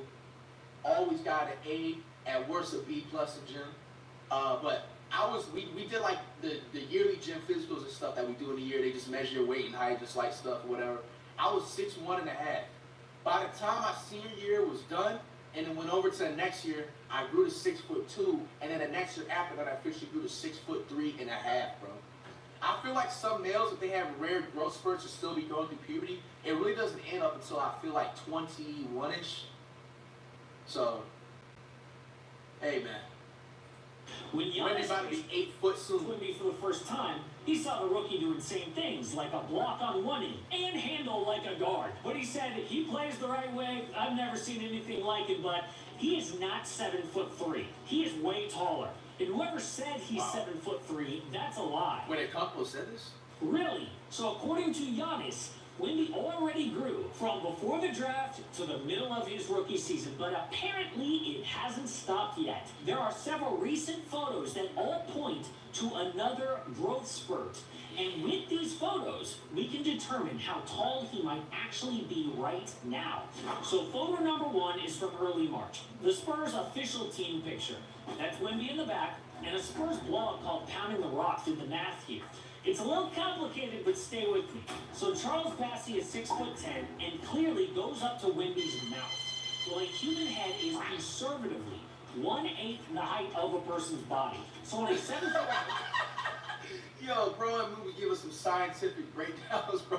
I didn't even know that. 1/8 of the body. that would be 11 inches. But the mouth is a quarter of the way up the head. So that leaves 8 1/4 inches on top of Charles Bassey. Wemby is 7 foot 6 1/4 inches. But hey, that photo was like far away. We had to do some math. Let's keep it simple. Every Spurs Wemby's 7'6", and then his wingspan definitely makes him over 8 foot. Rookie of the Year posed for this picture in late April. Tim Duncan is Damn, he makes David Robinson look motherfucking like 6'5". Robinson's 6'11". Same with Tim, he's like 6'10". Since 6'11", David Robinson is 7'1", and Wemby is a lot taller than Castle, you know, he's like 6'1", 6'2". everyone. But how much taller? Well, Robinson is older, right? Like maybe he's shrunk an inch or two, fine. But if we go to the mouth height again, that still puts Wemby at 7'6", closer to 7'7", which is crazy. But the latest photo is staggering. This is Wemby standing next to French prospect Maxime Reynaud in mid-May. Maxime is listed at 7 1/4 inches at the combine. So according to proportions, the top of the nose is the middle of the head, which means Wemby is about 5.5 inches taller, making him 7 foot 7 inches tall. What? If you run that photo through a simulator, it also happens to say 7'7". So dude grew about 3+ inches since getting drafted. Goodness. Woo! Woo! The first, is that the tallest NBA player of all time? Right? Or somebody else? Let me look that up. Tallest NBA player ever. Manute Bol, which is Bobo Dad, 7'7". He's tied with Manute Bol. And here's my take too. When he brought up an interesting subject, why you think that San Antonio is like hiding his height. I think they're doing that because, am I tripping for thinking that I feel like if you're extremely tall in the NBA, like certain teams and just like the owners in the league don't want to give you like the biggest contract because they think it could be injury prone, or it doesn't really matter. I don't know, I just thought that would be a But conspiracy. who cares? So he's taller, what's the big deal? I mean, why are the Spurs trying to hide this? Well, in NBA history, there have been just 7 players who were 7'3" or taller to have notable careers. Zydrunas Ilgauskas, Kristaps Porzingis, and Arvydas Sabonis. Check DM. From Castle?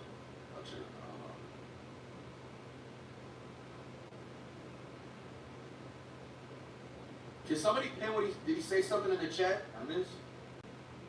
Hey, Steph, Castle following the boy, man.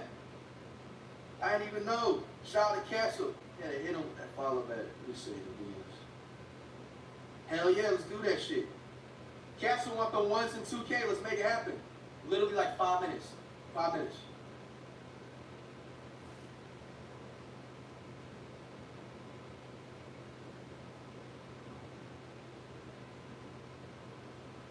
All right, bet. I DM'd them. What's his gamer tag?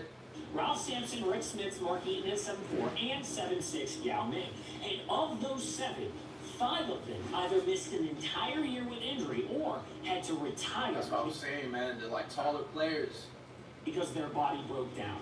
In fact, bro, I was so hurt with Yao Ming, bro. Yao Ming's so every talented. player in history over 7'1" had a career plagued with injuries. I remember this. Wemby has already ended both seasons early, even though one was a blood clot. So the Spurs know, if we all found out about another growth spurt to around 7'6", 7'7", the entire NBA media would have a giant freak out. It would be wall-to-wall coverage on the day of that growth spurt announcement about Wemby's career being threatened. And every time there's a small little tweak. Bro, your boy Darius says IQ, bro. I'm trying to tell you, that's going to affect his contract in the future. So if the Spurs ever decide, hey, we want to trade Wemby or whatever, that's going to affect his stock and everything, man. Media would immediately go to career ending. So they don't want all that stuff in his head, like for the rest of his career. And obviously they're trying to protect him, listing him at like 7'3". 7'3" is a joke, but the Spurs also believe those concerns. They secretly worry that Wemby's career might be a lot shorter than most. And how do we know that? Say that. Because Shams just reported something very strange about San Antonio. They also have a ton of assets. They have some tradable contracts. They have the number 2 pick. They have the number 14 pick in this year's draft. They have all their picks. Whether there's a player like a... Is that my one?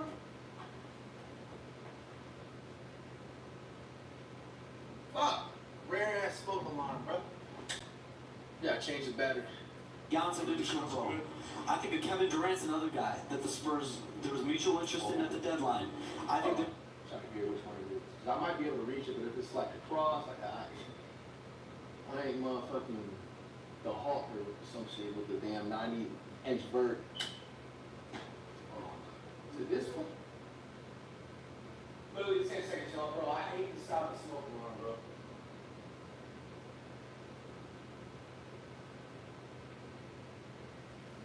Five seconds. Gotta follow which one it is. We're in the rain.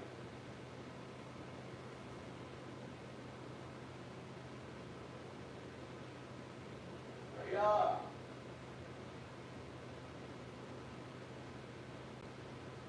Now you damn, it's the one on top of the damn shit. Hell nah, I can't reach over there, bro. I ain't gonna lie, y'all don't have to tune out that smoke alarm. What will happen next stream? Rare one. That one I ain't replaced in like 3 years, so it was on his last legs. They're going to be looking very actively to see. Unless I use a broom. Nah, I can't even get through the broom. Is there any player we can bring in that could take us over the top? Wow. So forget just Giannis. They might get Kevin Durant, 37. Look at Howie's dog. Bro. Why? Why do you want to decide to make noise now, bro? You wasn't doing that all day. Damn. 10-year-old Kevin Durant, why would they trade real assets when Wemby is just 21 years old? Because they are afraid Appreciate y'all saying it straight. his body. They know that Wemby's timeline might be super short, so they want to get a championship in while they can. This ain't like a Tim Duncan where they had a 19-year runway to win multiple titles. The Spurs know it might be a lot shorter than that. Plus, with the new CBA, it makes sense to load up on expensive vets now while Wemby is still on his rookie contract. But is this report even real? I mean, how do we know the Spurs are even thinking on that short little timeline? Because they already confirmed it by trading for De'Aaron. If I wasn't streaming, I'd be able to tune it out. That's easy as hell. I just hate like having my like background audio and stuff. Instead of trying to build slowly through the draft like the OKC Thunder, they started spending their draft assets to accelerate Wemby's timeline by surrounding him with win-now vets. But what would it actually take to get KD? Well, first of all, his natural position is small forward, which is an area of need for the Spurs. Last year, he scored 27 points per game on 53% from the field and 1.2 blocks. That is better than every Spurs player who played 55-plus games last season. But if the Suns want to demand that number 2 pick, it's not going to happen. The Spurs never overpay for players. So I think a 3-team deal might make it work.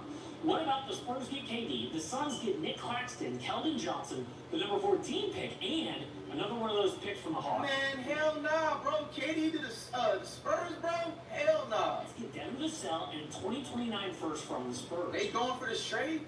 So the Suns here would get a young big in Clax to pair with Devin Booker and the number 14 pick in this year's draft, which is a valuable cheap contract. The Nets do this because they get a shooter Vassell, who is a valuable piece in their new offense, plus a first-round pick. But obviously, the Spurs would prefer Giannis, who is 7 years younger than KD and still playing at an MVP level. Dude got third in MVP this year. Yes, Giannis doesn't shoot, but Wemby took a huge leap there last year. Either way, it's pretty obvious. The Spurs feel pressure because of Wemby's new growth spurt. And it's still amazing to see a guy his size play like he does, but the taller Wemby gets, the more you have to worry about his long-term future in the NBA. But apparently another generational prospect's right around the corner. Cooper Flag is about to get drafted #1. All the reports say the Mavericks will not trade the pick. They're going with Cooper. But then we get another report, and it's just like the Mavs, isn't it? They might actually try a plan with Cooper that could completely ruin his career before it even starts. Damn. All right, shout out to Pro AM Hoops, man. Y'all in the chat, y'all in the YouTube comments, man. You think Wemby actually having a growth spurt will affect his career, or it's gonna make it even better?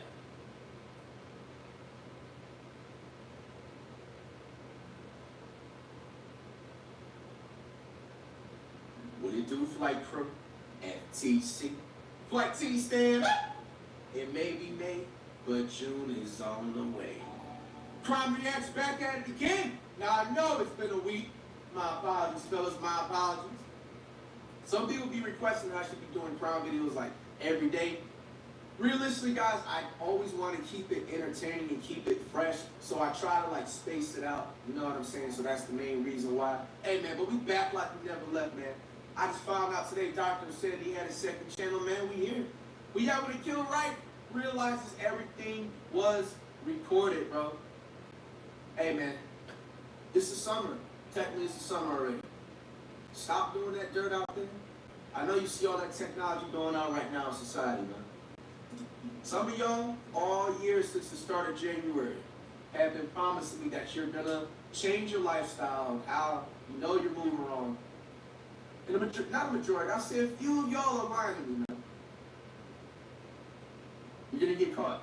Whether it's gonna be in a few weeks, a couple of months, maybe next year. Do not put your freedom on the line for temporariness, man. Think, find yourself something legal that you're passionate about and keep pushing. Let's check it out. 33-year-old Colin Turner is locked in his garage. His wife, Bree Kuhn, forcibly trapped him inside their own house after an argument involving their 3 children. He decides to call 911, hoping for help, but things would quickly spiral into tragedy. Sheriff's Office Emergency. Hi, you guys been out to my house twice today, and then most recently the deputy talked to my wife and let me in the house, and then she locked me in the garage, and like tried to break my arm, and I was trying to get back inside. You know what I said? Holy moly. Yo, y'all gotta get out of that toxic relationships, man. Please, man. For both ladies and gentlemen. Bro, can you imagine your wife locking you in the garage of your own house that you put blood, sweat, and tears in, grinding all day at work? Yo, locked in the garage and then trying to break his arm, bro? Right off the bat, bro, she got an S-tier threat badge. She needs to be in a psychic ward, bro. What was that? You just shot me. Oh! She just shot him. Oh my gosh, no!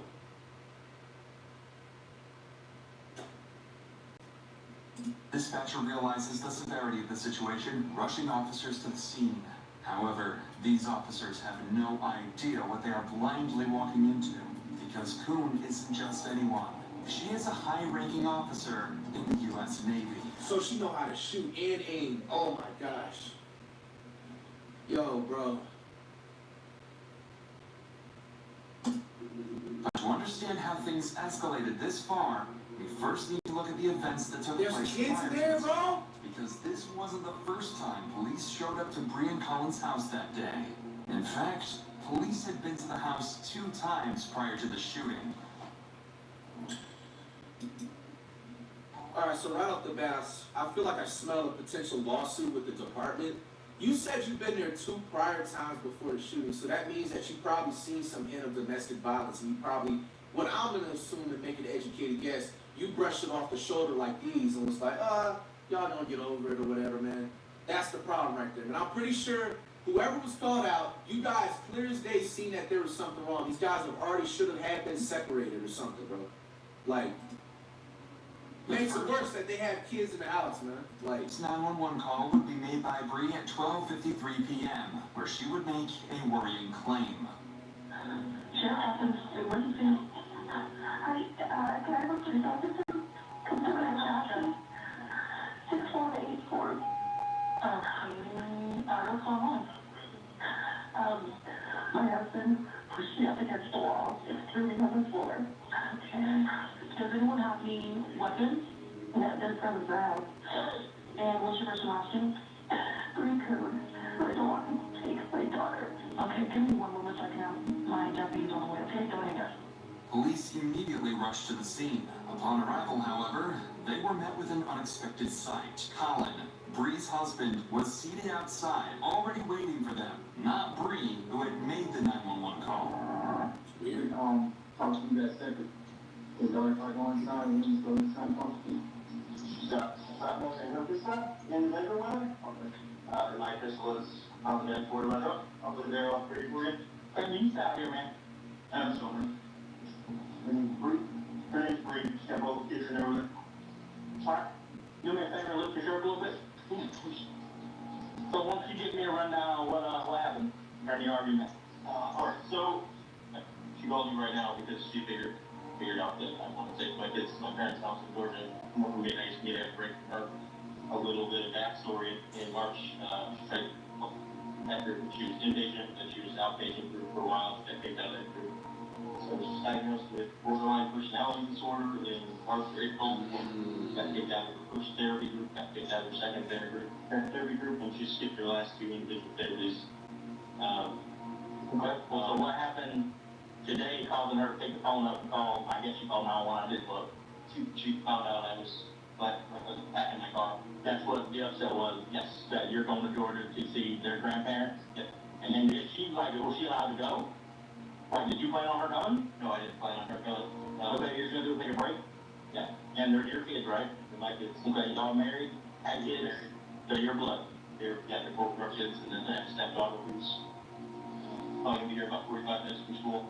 That she is, my stepdaughter is fully hers legally, as she told me before. If I my 12-year-old, I guess not take the little kids because they're yours, but if you take my 12-year-old, I'm frustrated.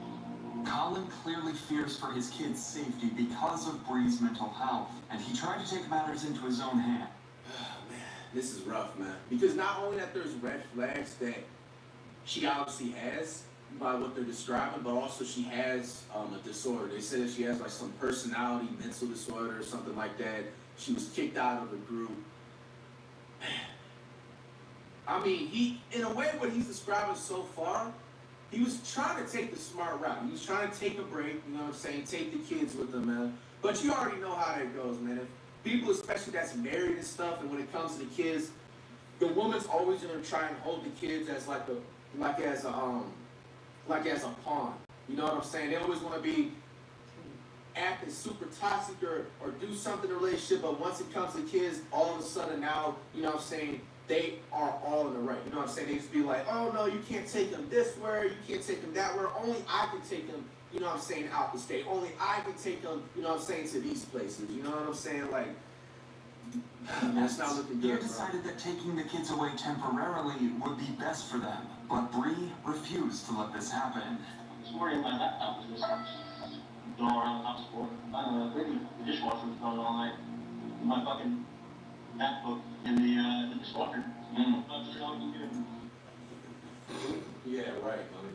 Hey, what y'all niggas gonna do, bro? If your girl or wife push her MacBook, $2,500 MacBook in the dishwasher, not just for one. If you know how a dishwasher, everybody know how a dishwasher works. Usually, you press a couple of buttons, it only runs for about 30 minutes. She purposely put it on a setting to with the dishes to make it wash all night, overnight, or a certain amount of hours, my nigga.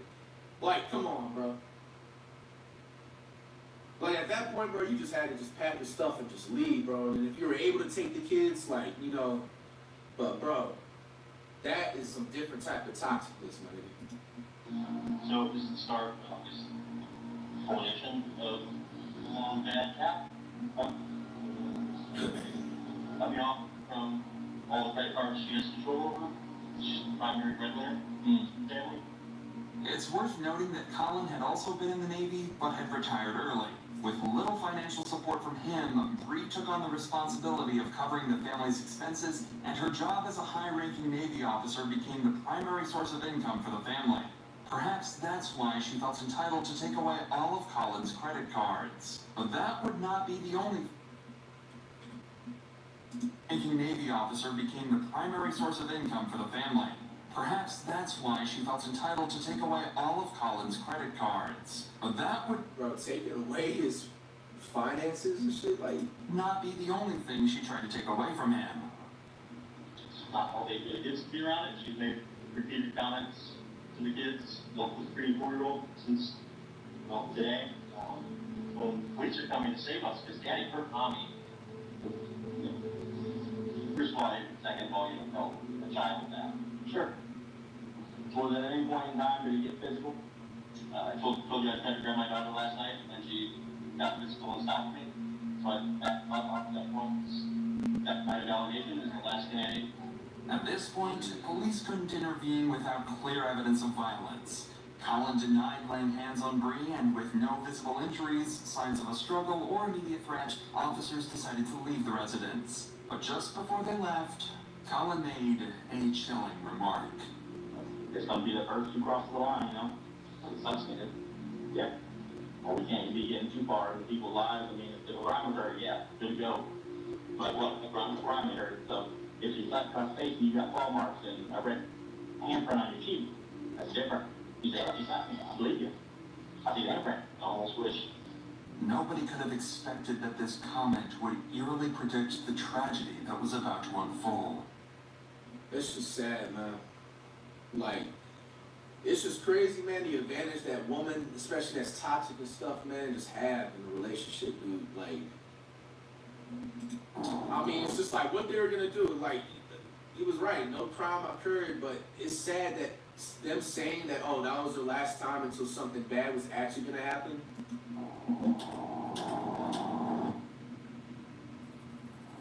1 hour before. Dispatch would receive a second call at 5 p.m., just 4 hours after the initial one. But this time, from Colin. My wife has locked all the doors and said I'm not allowed to come in. So I'm outside with my daughter screaming that she wants to go inside and I can't. Okay, what's your Gary, I've already been out here once today. Yeah, and you said that now your wife is not allowing you to come outside? Come inside, yeah.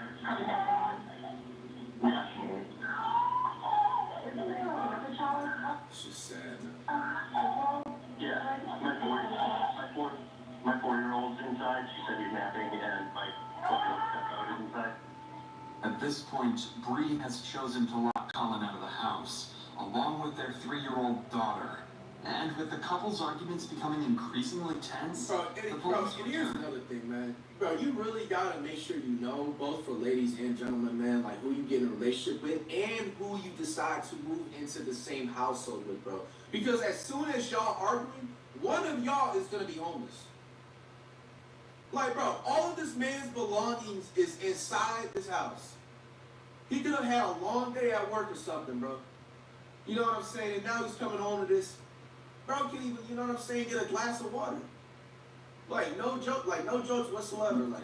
And to resolve the situation, Nigga locked out of his house that he's probably helping pay the mortgage on or rent or whatever they're doing on the house, like. Hello.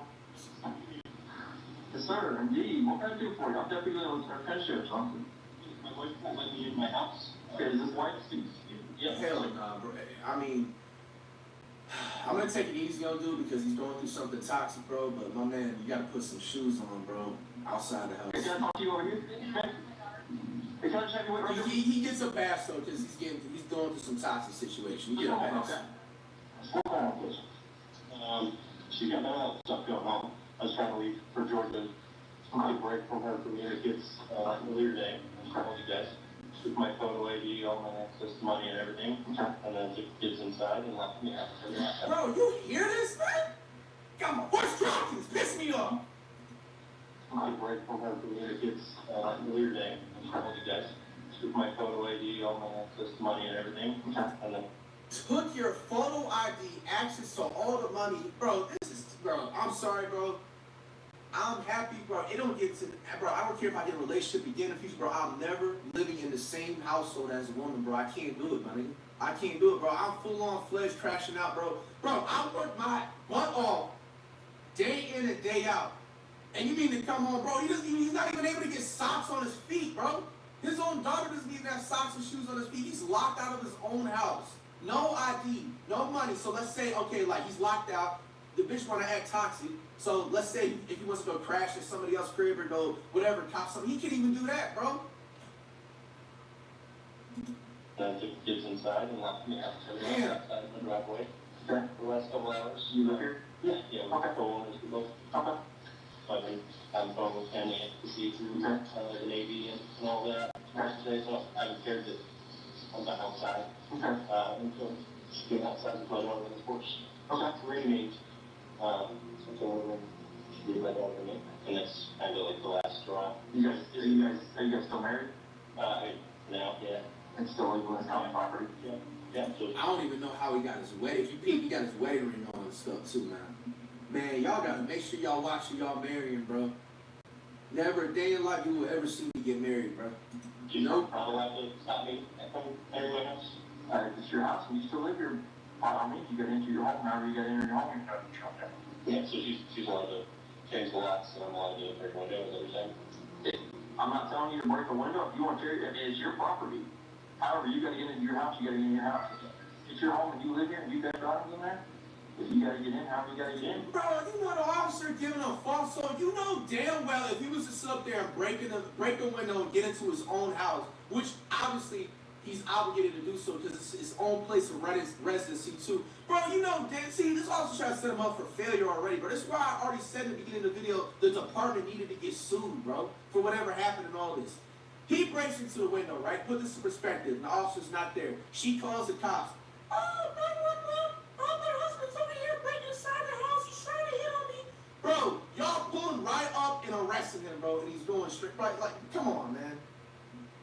They gotta change rules on these type of ties. I feel like in this situation, all he should be able to do is show the deed, which if you don't know what the deed is like, it shows that you're proof that you live in the house and stuff. Like, all you should be able to do, they should knock on the door, tell the bitch to come out, show the deed, who was on a place of residency, boom, let him back in. Like, this officer is dead ass setting him up for failure, bro. Oh, I'm not telling you to break inside, but you know, my own. Like, nigga, you know damn well you're setting him up. Well, I'm gonna talk to her in just a second, but we'll figure out what's going on. But at any point with this argument, was it physical? Was it, hit, scratch, kick, bite, push, anything like that? Poke, anything, even? Okay. Yet again, Colin expresses that nothing physical had happened between the two, and Bree's mental health spiraling out of control is the reason for their ongoing argument. But with Bree now outside, the officer makes his way over to her, This is the Bree and she describes her side of the story much differently. It's just a shock. Yeah, I was talking to him about my divorce, and said I'm gonna take the kids to Georgia. You see how the energy changes too, like acting all like, man. He can't, because we're still married. Got to argument about it, he pushed me up against the wall, he threw me onto the floor in the bathroom, so I called the police earlier today. Then I lost him out. He's been in contact with that man, so he said that there's allegations of emotional abuse. So obviously I don't want him in there. Nemo, thanks for the rating. Arguing in front of the kids, I lost him out. My daughter, she wakes up sometimes, I get consolable from that, or whatever. That's usually like, we'll pass her back and forth and kind of, just fickle. So she woke up from the nap. You say your daughter, you mean now? Yeah, she woke up like that. I brought her out here because she's used to him and I, so I brought her out here. So he got calm her down. He snatched her from me and then started trying to use her to let him out. He said, she doesn't want to come in the house. Like, Dad is there. Being manipulated. Yeah, Chad, y'all believe in anything she's saying? Not So I feel like she's just freestyling the story right on the spot, man. It's your house too, right? You live here too? Sure. We can't lock each other out of the house. I mean, if we do. She said she got pushed up against the bathroom wall, against the wall, bro. Like, Got every right in the house. no clear marks. Okay, the same thing, if we change the locks, he's got every right to get in the house, however he has to get in the house, okay? He lives in his property here. For the betterment of your daughter, whatever you guys can want, you gotta put aside for the kids, you see what I'm saying? Okay. Okay. But at the same time, that's leaving the child, I mean, it's kind of leaving the child out here, transfer themselves, does that make sense? Yeah, for sure. Okay. Okay, but, I mean, I can't stop you from going inside the house. That's fine, I just wanted to see that she's not out here. Okay. I said earlier that since nobody, I didn't have any bruises, Okay. nobody to witness, Right. there's visible. Okay. Despite Bree accusing Colin of assault, the deputy found no evidence of injury or signs of an altercation on either of them and left the house once again. No one could have anticipated just how much this situation was about to escalate, changing the life of this family forever. And it's in times like these where you realize how quickly life can change. Life can change in an instant. That's what happened in November 2021, when a father of two, who was tragically shot and killed while attending a pop-up party held at an Orlando business complex that lacked proper security. His grieving family needed help fighting for accountability, facing powerful property owners. They turned to the sponsors of today's video. R.I.P. Prayers to that family, but for the crash victim, 8 times to find out. Sheriff's Office emergency. Hi, you guys been at my house twice today, and then most recently the deputy talked to my wife and let me in the house, and then she locked me in the garage, and I decided to break my arm, and I was trying to get back inside. She's currently got me locked in the garage because earlier she broke both of the big doors, and then when I came out here to fix it after getting in the house earlier, she locked the door behind me. You know what I said? What was that? You just happened. She just shot him. I just heard 4 shots. So are you there? So are you there? Sit hell! Sit hell! You just heard 4 shots! Sit hell! He's not answering. Chillingly, the line went silent. The dispatcher would let Colin know that officers were on their way, but to no response. All police in the area were quickly notified and raced to the scene.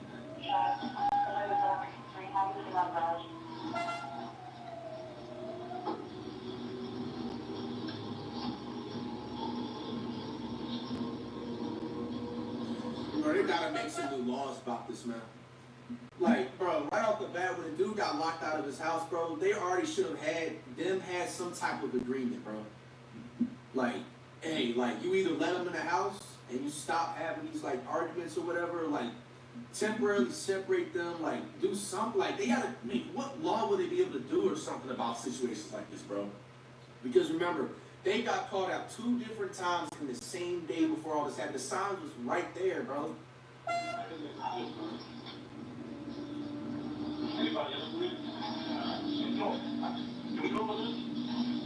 Police would arrive just minutes later, but by then, it would be too late. Colin was found deceased in the garage, lying in a pool of his own blood. While forensic investigators processed the scene, other officers secured Bree, who appeared to be in a state of shock.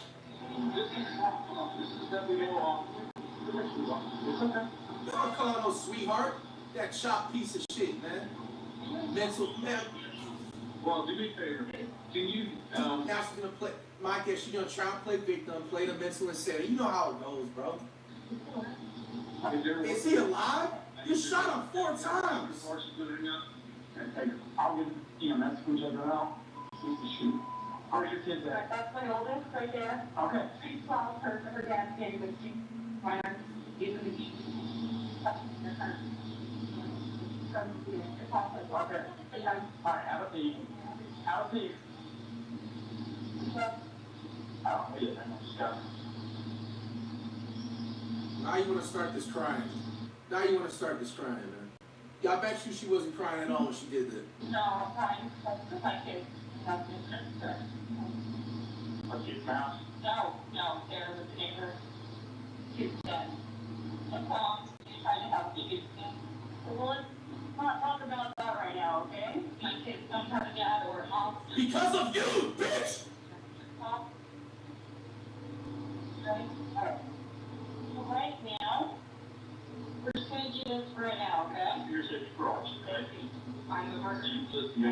Because I remember how you're being behind. No, you could arrest me. I killed my husband. Bree immediately tells the officers that she's the one who shot Colin, unsure if he's still alive. She appears stunned and confused. She then says the children are at the neighbor's house, and officers go to Just her. looking at her off the bat, there's definitely something wrong with her, bro.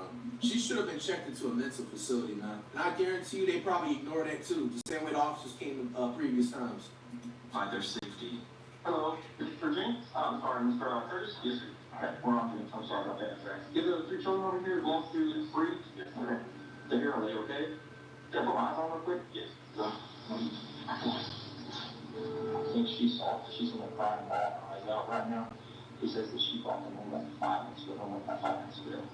So, I don't know which one the children saw. The 2 little ones aren't crying or sick. The 12-year-old, 13-year-old is. Okay. She's out pretty upset. She's obviously seen something. I'm not talking to her. Yeah. She's on the couch. I was just going to pick them up. Yes, they're coming. With the kids safe and accounted for, Bree is taken to the police station for formal questioning. Though she confessed on body cam to shooting Colin, detectives knew that an informal admission alone might not hold up strongly in court, especially given Bree's position as a high-ranking Navy officer. Their goal now was simple: to get Bree's confession documented on record and remove any room for doubt or manipulation later on. But as soon as the interview began, Bree completely changed her story. Nasty ass. I talked to a lot of people tonight, and I feel like your voice is the most important. You know, to really kind of explain. I pushing that against the door. He turned my phone and said nobody believed me, so I was a crazy bitch. I told him that I wanted a divorce. So he was just trying to take the kids. He's in the garage again, and I left him out.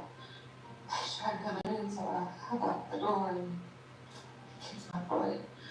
I was trying to push through the door. And I was trying to get him out. I shot him. He was still coming towards me, and I shut the door. Bree claims she shot Colin in self-defense. She tells the detectives that she was assaulted by Colin and feared for her safety. However, her story is inconsistent with what the officers witnessed on the Kicking you in your foot means you can let off 4 shots to your quote-unquote husband that has your kids. Was it that bad? Was it that serious? Did he break a bone in your foot? Like, Bree had no visible injuries to support her claim. Of course not. And so, the detectives continue pushing for answers to make a clear timeline of events. Where's the shoot? Shoot him. He's so bad. Just look at his face. What was the look on his face? He was so weak. Where did you get the gun when you said you came to the door because you already had the gun in your hands? Why did you have the gun when you went to the garage door? I just wanted to go. you locked them in? They arrest him when they call the police. Why didn't they arrest him? I didn't want him dead. I wasn't out there. I was not. Bree evades the question by shifting the blame entirely onto the officers. Failing to accept responsibility for the killing, Bree now decides to stop answering any questions entirely. I don't want to talk about it anymore. I just talk to my child. It's just all of it is real important for us to understand the purpose of what's going on with your husband. I don't want to answer any more questions. I just Before we let you call James, I'll give you just a little bit of information so you understand how important it is that we get your statement. Bree, he was on the phone with 911 when this happened. Okay, so we have an audio recording of when this happened and what was going on. Okay. The only thing that we have on that recording is your husband talking to our dispatch saying that you locked him in the garage. Your husband is calm. Okay. And then the second later, the door opens. 1 shot goes off. He tells our dispatch she just shot me.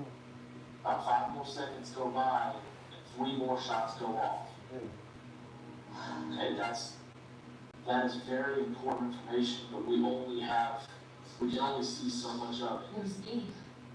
What was it? I shot it, but I told you. What was he doing? You said he made you do this. No. I didn't say that, and I don't want to answer any more questions. I'll talk to my dad. But I'm a lawyer. Knowing she does not have much of a self-defense case, she brings the interrogation to a sudden end. The officers then allow Bree to call her father, and she wastes no time telling him what went down. Daddy.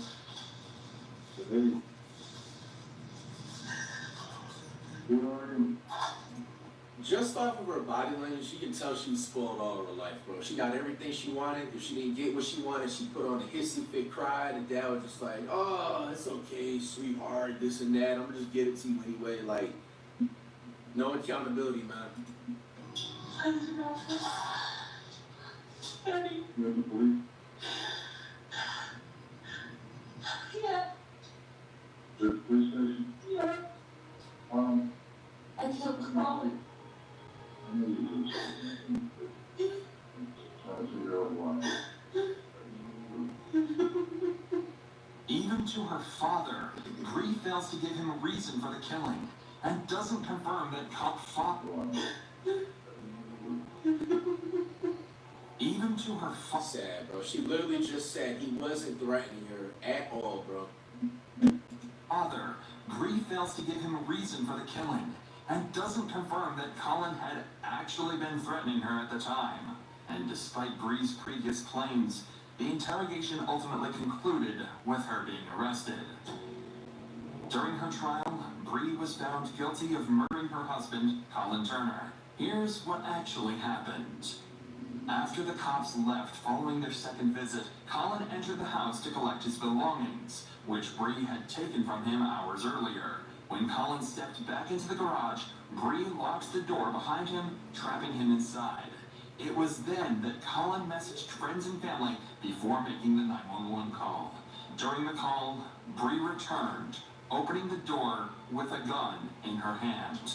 While Colin was still on the phone and Bree stood behind him, she fired 4 shots into his back. Damn, she pretty much damn near shot him execution style while on the phone. Leaving him with no chance of survival.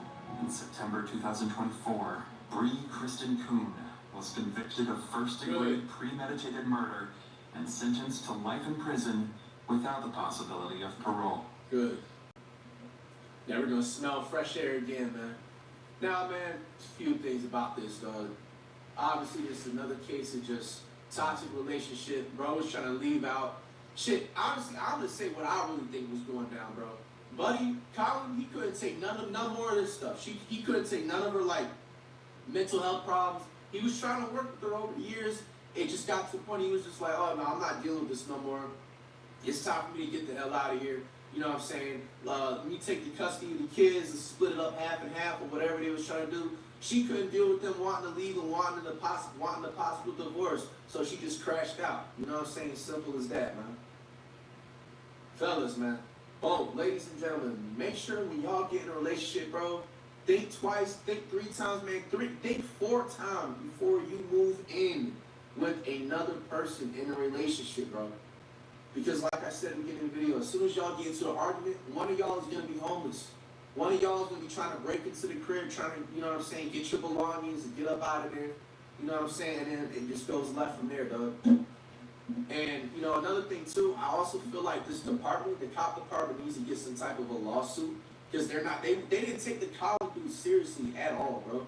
He literally just explained that she had a history of mental health problems documented with receipts. And you kind of just blew it off like, oh, well, I'm not telling you if she'll unlock you out the crib. Maybe you should just break inside the window. You tried to set him up for failure to have an attempted home invasion, by the way. I didn't even mention that earlier on. I did, but, you know, stumbled across. Nonetheless, man, I just feel like they didn't take this seriously. The cops took the girl's side. And, man, that was just a dude's demise, man. R.I.P. Colin, man. Prayers to his family. And the worst part about this, the cold part about this shit, man. The cold part about this, now the 2 kids and the stepkids' lives is affected forever because of this. Nobody wins in this situation, bro. Everybody lost. The kids, both Colin and his chop bitch, and the parents, you know what I'm saying, of both of them, bro. Sucks, man.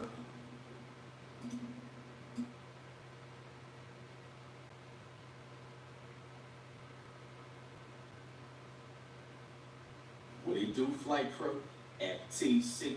Flight T stand up. It's February. We grinding by any means necessary. We got Crime Reacts back at it again. Dr. Insanity. Evil wife poisons husband to steal $37 million. The griminess all up in the title. You guys know how we rock with these, man. We're here to tell you, if you out there doing dirt right now, stop what you're doing. You're going to get caught. It's 2025. Whether you get caught a week later, a month later, a year later, you're going to get caught. There's too much technology out there, bro. It's not the early 2000s. It's not the 90s. It's not the 80s. It's not the 70s and so on, all right? Find you something that you're passionate about and keep it pushing and get your stuff legally, bro, because, hey, it's getting hot out there, man. They coming after anybody that's doing that dirt eventually. Stop while you ahead. Let's check it out. You guys are Americans this afternoon? That's why we're a little different. We're going to bear all our bills after we can pay off and then take our application. Less than 24 hours from this footage, Ina Beakanoyer's husband, Steve Riley, was life-flighted to the hospital due to a sudden sickness that immobilized his body. Within an hour of being at the hospital, he would pass away. I thought everybody knew. What the cop doesn't realize at this time is that Ina is a very good actor, and she knows far more about Steve's sickness than she leads on. You see, Steve... I'm gonna take an educated guess, man. Like, I feel like Steve probably had like some type of like, you know, savings, you know, insurance, you know, life insurance and stuff like that, man. And she's trying to just do them life insurance scams, bro. I've heard about plenty of stories like these on like Dateline and stuff, man. But let's see what it's actually about. Steve was less than an hour away from cashing in a $37 million inheritance payment when he became fatally ill. And as the You see, bro, like, bro, it sounds messed up how I've been saying it, but bro, this is why, reason number 1001, bro, you never gonna see me get married, bro. Like, if I do have to get in any relationship, we'll technically be married, but it's not gonna be on paper, it's not gonna be anything on type of government-wise, nothing, bro. You know what I'm saying? And even still to that, I don't even know if I can even really get like close to a woman into that category, bro, because of stuff like this. Bro, like, when it comes to like relationships like guys, you know what I'm saying? Even for the ladies, it even works vice versa. Bro, if you're literally the breadwinner, bro, in a relationship, bro, the best advice you can do is to act as cheap as possible. Like every relationship that I've been in, bro, especially over like the past 5 to 7 years course, obviously it's as hard as possible for me to hide it because, you know, on some humble motivations. Like you see the cars, you see the clothes, you see the cribs and stuff like that. It's hard to play cheap, you know what I'm saying? But, bro, I try to play as cheap as possible, bro. I try to make it seem like I don't really got it, you know what I'm saying? You know what I'm saying? I'm a nobody, you feel me? Like, bro, because of situations like this, bro. Like, bro, when you are the breadwinner in a relationship, bro, that literally breeds the biggest pocket watching in your partner. Like, you can do everything for your partner, bro, and they'll sit up there and be like, oh, well, you got X amount of your bank account. Why didn't you just give me an extra $10,000? I see this new bag. Bro, you got to be careful, bro. That's the best advice I can tell you. You in a relationship and you the breadwinner, like by a lot, bro, try to act as cheap as possible. Never discuss, like, if you got any type of, like, sponsors, deals, anything big coming up, anything coming your way, bro, don't discuss any of that to your significant other. You just keep it on the low, bro. You know what I'm saying? And, bro, please don't be stupid to be trying to have, like, joint bank accounts, bro. I don't even know how people honestly do that. Now, it'd be different, like, if you came up with somebody day one. I'm not speaking about, you know, y'all and stuff like that. And it was already 50-50. You guys gradually, as you guys, you know, got, you know, older or whatever, and you guys kind of are on the same scale, and you do that joint stuff, that's cool. But, bro, I've seen plenty of times where, like, people will be the clear breadwinner, bro, and they will have joint bank accounts, shared credit cards. Like, bro, you're setting yourself up to get robbed. Like, you know what I'm saying? And even worse. Be safe out there, y'all. As the Please. investigation would progress, detectives would quickly discover that Steve's death was due to poisoning. Someone had killed him, and everyone close to Steve all had dire needs to claim his newfound fortune by any means necessary. Damn. That is messed up, man. Like 20-something million. Best thing you can do is get on the plane and don't look back. Bro, personally, to me, dog, like, yo, it's like, what do you do in a situation? He probably had all types of trust in his wife, woman. Bro, if he even seen any red flags, if I was personally him, bro, and I seen that type of check come my way, bro, I'm leaving her ASAP and saying exactly what that dude said. Get on a plane and don't look back, bro. You know what I'm saying? I don't know, bro. Man.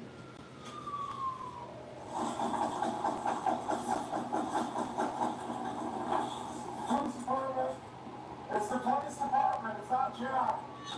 This body cam was recorded the night before Steve Riley's death. Steve and Ina's drunken neighbor had been harassing them and other residents of the neighborhood, so Ina called 911 to de-escalate the situation. What makes this specific footage interesting is not the situation with their drunken neighbor, but rather what Ina would tell police after her $37 million inheritance fund that she's just hours away from cashing in. Hi. That was Chad? Yeah. Who was They Chad? probably kicked in everybody's door. Who was here? They're busting to my right. What's the best thing? Who was here? Who was your fight with? My fiance.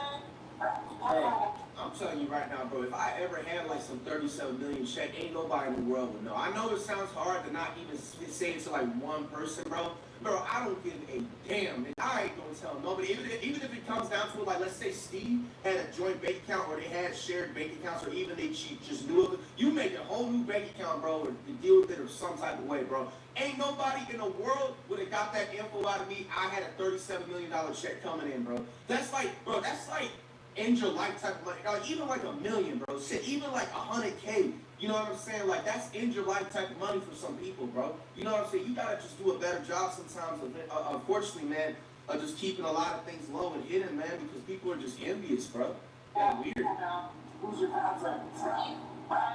Steve Riley? Okay. What's your name? Is your fiance involved? You know, we just want to talk with him too, just to make sure he's all right and class confidence. Good fought all the way over there. That's good. So what actually happened tonight? What were they fighting over? Chad was trying to kick you in the door. Just for no reason, or just drunk. He does that. Where do you think your fiance would have went so we can just get inside the story real quick? I don't know. Does he have a phone on? No, we don't have a phone until this afternoon. But this is where Ina reveals something she shouldn't have. Their plans to pay off all of their bills, which had over the years been racking up. And damn! Plans to pay off all of their bills. Sheesh. It looks like a tax debt. 311K behind the taxes. Which had over the years been racking up. And she I know does this that's for exactly one what it reason, is. to brag. You guys have a what? And she does this for one reason, to brag. You guys have a Netflix this afternoon? That's why we're moving. We're gonna pay all our bills off that we can pay off. This lawyer gets here today at 2. I saw the paperwork for his money. Okay. And then he's gonna go pay his lawyer to pay the rest of the child support. And then take a lot of vacation. Damn. Bro, behind the child support? According to Ina, Steve is set to receive an inheritance from his late uncle tomorrow, which supposedly is enough money to turn their lives around completely. What police don't realize at this time is how enormous this inheritance sum really is. In 2016, Steve's friend had received a call from a man named Marcus Riley, who claimed to be Steve's long-lost uncle from Ireland. He had explained that he finally wanted to get in touch with his nephew, Steve. After connecting with each other, Steve had learned he was in line to receive an inheritance upon his uncle's passing, which was a sum of over $17 million at the time. This was enough to permanently fix the financial struggles he and Ina had been dealing with. By A couple of years later, 4 months prior to the footage you just watched, Steve would learn of his uncle's passing from a British lawyer who had contacted him. Additionally, he would learn that his $17 million inheritance had grown to over $30 million due to his uncle's successful investments over the years. Wow. That's why Ina cannot hold herself from boasting to the police. Tomorrow, they plan to meet with their lawyer to officially... Sitting up there bragging about her supposed husband's money to strangers, literally. Like, bro, you can't trust these women, man. sign the documents and over there cheesing like she earned it and shit, dog. That shit is sickening, $1 man. million inheritance fund. The two plan to take the money and live with Steve's long-lost family in Ireland, quote, living in the castles. In less than 24 hours, Ina will be rich. So as officers leave for the night, Ina would make one final statement about how her life was about to change forever. If you want to step back inside of there, Steve shows back up. We're going to try to look for him and get his side of the story as well. If Steve shows back up, if you just want to give us a call or have him give us a call, we'll talk to him now, okay? Yeah, he's gonna stop by anyways, like I said. Sounds good. I've only been able to put like $5 on his fines, but at least it was something. Okay, that sounds good. We're gonna pay it all off all at once. Perfect, thank you. Steve would return to his and Ina's apartment that night, and the two would patiently wait, not being able to sleep, as they counted down the hours until they would receive their millions. The plan to receive the funds was simple. At 2 p.m., the group would go to the airport to meet their lawyer, who was flying in with their inheritance paperwork. Ina and Steve obliged and would arrive at the airport alongside their two friends, Billy and Wes, before patiently waiting. However, while they were waiting for the lawyer's arrival, Steve would become extremely sick. He would claim feeling drunk, even throwing up in the airport bathrooms. His heart rate was rapidly increasing, and his condition worsened to the point where Wes decided to take him home to help him treat his sickness. Ina would wait at the airport for the lawyer to arrive. However, he would never show up. And after a couple of hours with no lawyer, no money, and a sick fiancé, she would return home as well. What a lame ass bitch, bro. What a loser ass shit. That Steve had suffered from a heat stroke as a result of working on his truck for hours that morning. But Steve's symptoms were far more fatal than the heat strokes he had received in the past, even experiencing fatal signs of kidney failure throughout the night. And in the morning, Steve would become completely unresponsive, forcing Ina to call 911. What? My husband's really sick. He got heat stroke yesterday, and now he's not waking up. And come on, wake up! What's up on the bed? Calling stuff? I don't have a phone number. It's a phone that never got finished getting set up. Come on, babe!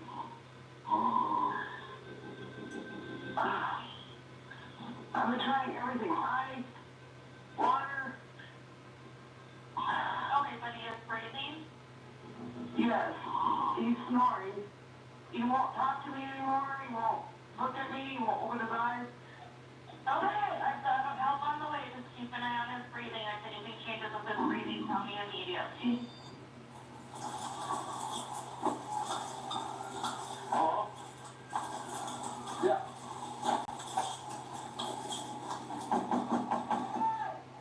It's Officer Sullivan, Minot PD.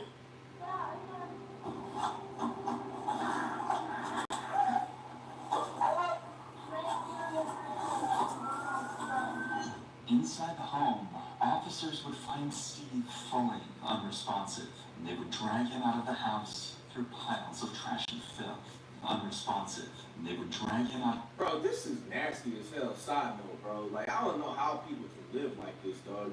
This is just purely disgusting, dog. Like, there's gotta be at least 17 different unknown diseases in this fucking house already, dog. Like, this, man, I don't know. The house through piles of trash and filth. Ew, man. Quickly, he was rushed to the nearest Bro, like, hospital. I dead ass, like, bro, I would literally rather sleep on a park bench than ever sleep in something like that. Oh, but with his condition so poor, he would be flown to the St. Alexis Hospital to undergo more professional treatment. But before we get to that, I want to help you that. These like data people's often still involved by removing scammers and doctoring signal data into the office posed.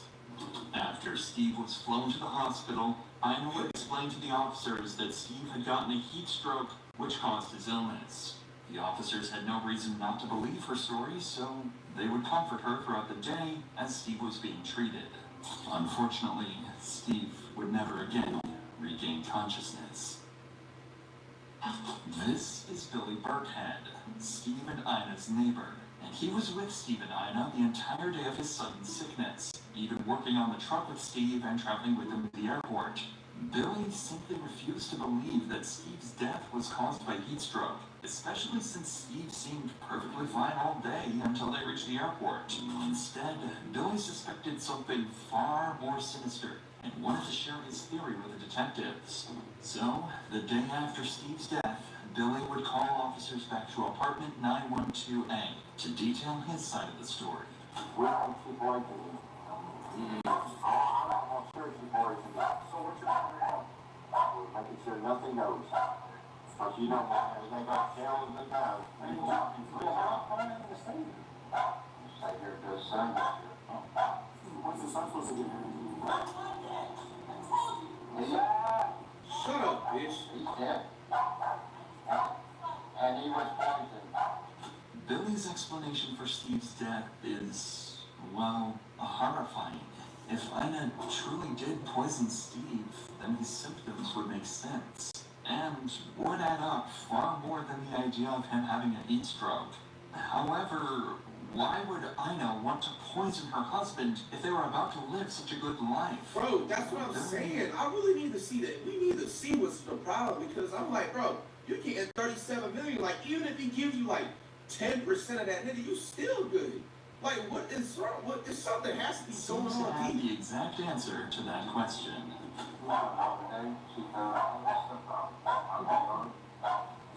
From his house. He came up and he was holding his head down. And we all go up to the airport and meet this guy. Because he got to get quite a bit of money. We had nothing out of the car and helped him in the house. Everybody was he always come home. And then the next morning, he was throwing all his stuff out. We were both talking to him. He never called me.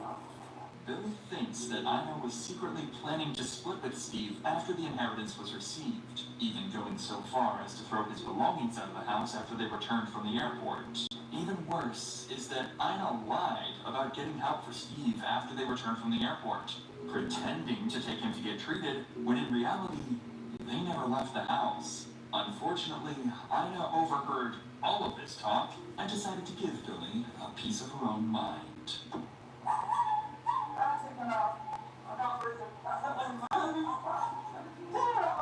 Again, this is just, I'm gonna continue calling this out, bro. I don't care if it's your own house or what, bro. You can't come out the house with socks on at least, bro.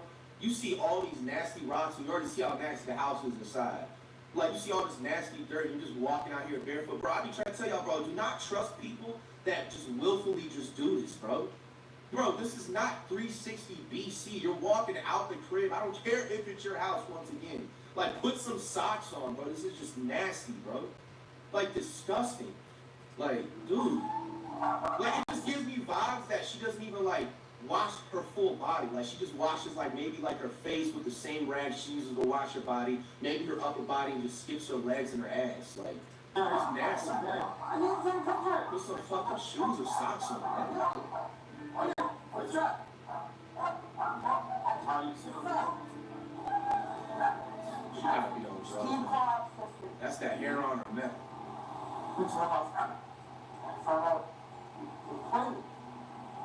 How'd you find that out?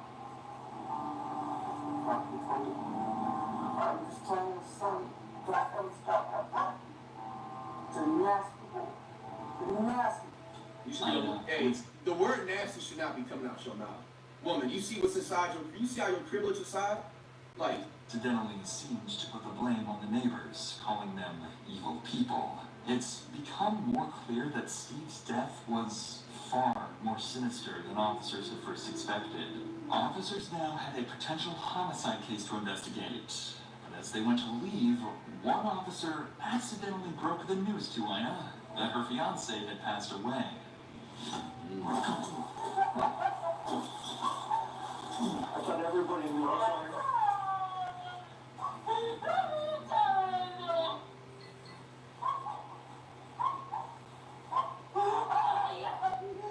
I guess the sun is on his way here.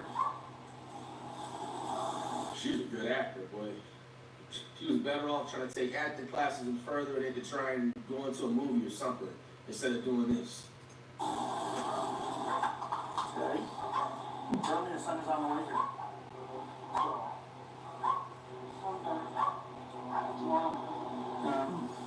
Ina's reaction to her husband's passing is one of the strangest I've ever seen. She starts bawling her eyes out, then suddenly jumps right back to her normal self. I'm not gonna lie, yeah, she gotta get a Platinum Menace Society badge, bro. Like, that ain't even normal. You went from full on, like, we almost believed you that you cared enough that you were crying, fake crying, and then you just went back to normal? Yeah. As if she hadn't even heard the terrible news to begin with. It's crazy. It's becoming more and more clear that something is not adding up. Billy was not the only person to initially put the blame on Ina. In fact, he was only one of many who would come forward with their concerns. In fact, Billy's wife, Lynn, had stated that Ina had made horrifying statements in the past, alluding that if she was to ever kill her partner, she would poison him, using an antifreeze. To add to the pile of already incriminating information, Steve would be tested for ethylene glycol in his bloodstream, a key ingredient in antifreeze. To nobody's surprise, the results showed toxic levels of ethylene glycol in his system. This information would serve as the catalyst for initiating a formal homicide investigation. Bro, one thing I feel like that's underrated, bro, with like helping like solving like these like types of crimes, bro, the people that like be doing the autopsies and stuff, like people gotta give them type of credit. Like whoever thought of that, like, you know what I'm saying, type of job like years ago and stuff, man, that is a W, bro. Because like imagine if they didn't even exist. Like she could have just dead ass just lied her way through everything and just been living happily ever after with this man's money and just into the death of Steve Riley. Following the commencement of the investigation, a series of intensive interrogations would be conducted with all parties connected to the incident, including Ina, to ultimately solve Steve's murder. However, before that, Ina would launch a plan of her own. It must have been made apparent to her that she was in hot water, as the day after this encounter with the police, she would call them back to apartment 912A to explain theories of her own.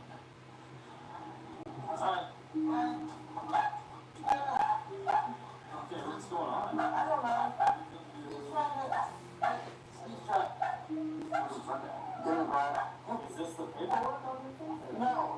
This is, property.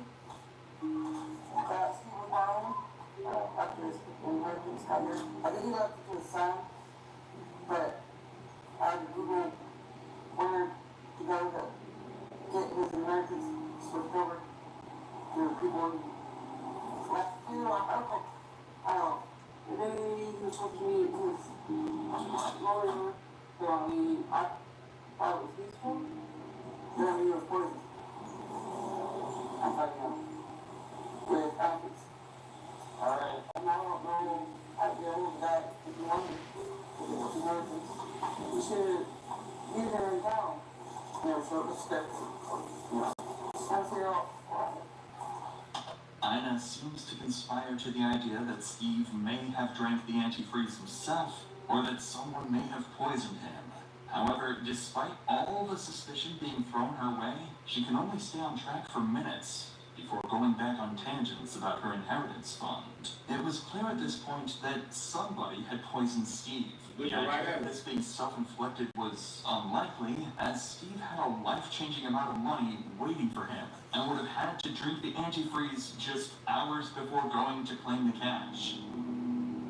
Clearly, Ina can be made out as the lead suspect due to the amount of fingers being pointed her way. But the other potential suspects should not be ruled out either. With this in mind, officers would bring their first suspect in for questioning, Rebecca. Rebecca was another neighbor of Ina and Steve's, who was very involved with the entire case so far, pitching her opinion to police whenever she could. Rebecca was brought in primarily to add to the pile of evidence to confront Ina with later. But as the interview would continue, strange red flags would arise from Rebecca's odd personality. You guys know my daughter?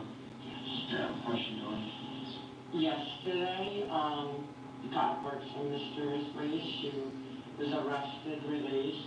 She said, this is, the demons that are in her, the spirits that follow her.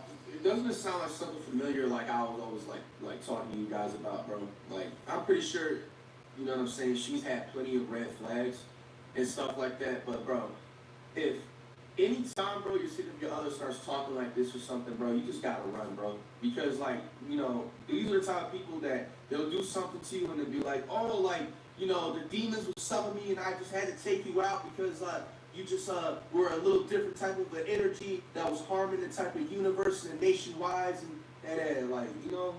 Within those change the touch, so maybe they'll stop following her. The demons that are in her, the spirits that follow her, within those change the touch, so maybe they'll stop following.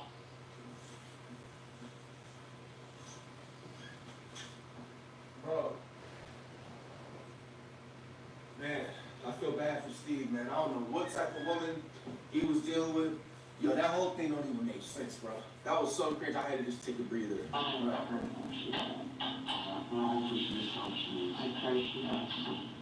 Starting off a homicide interview explaining how demons left your daughter's butt is an interesting way of proving your innocence. But the detective isn't here to judge, rather, to get to the bottom of Steve's death. So he'll ignore these strange remarks. I'm a new neighbor. Good.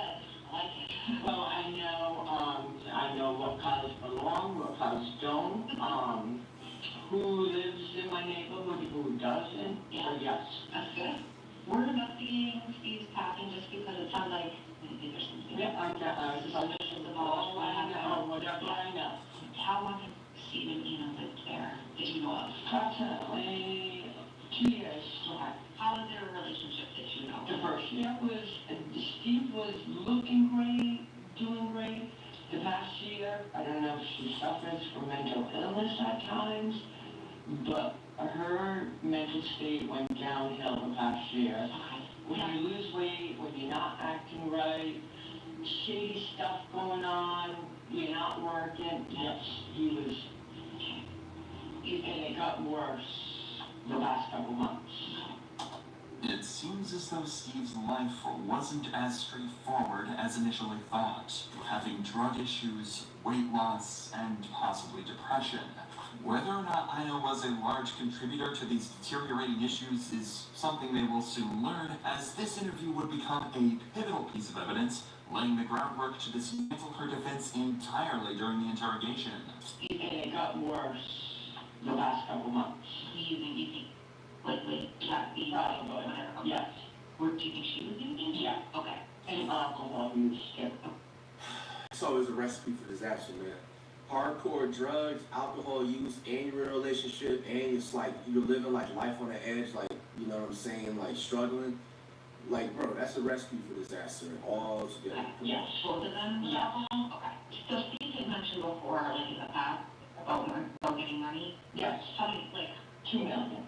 The amount Steve had planned to receive was something he kept very secret, often lying to people like Rebecca on how much he was actually getting. See, bro, just what I was saying in the beginning of the video of like, she just mentioned that Steve like kept this secret.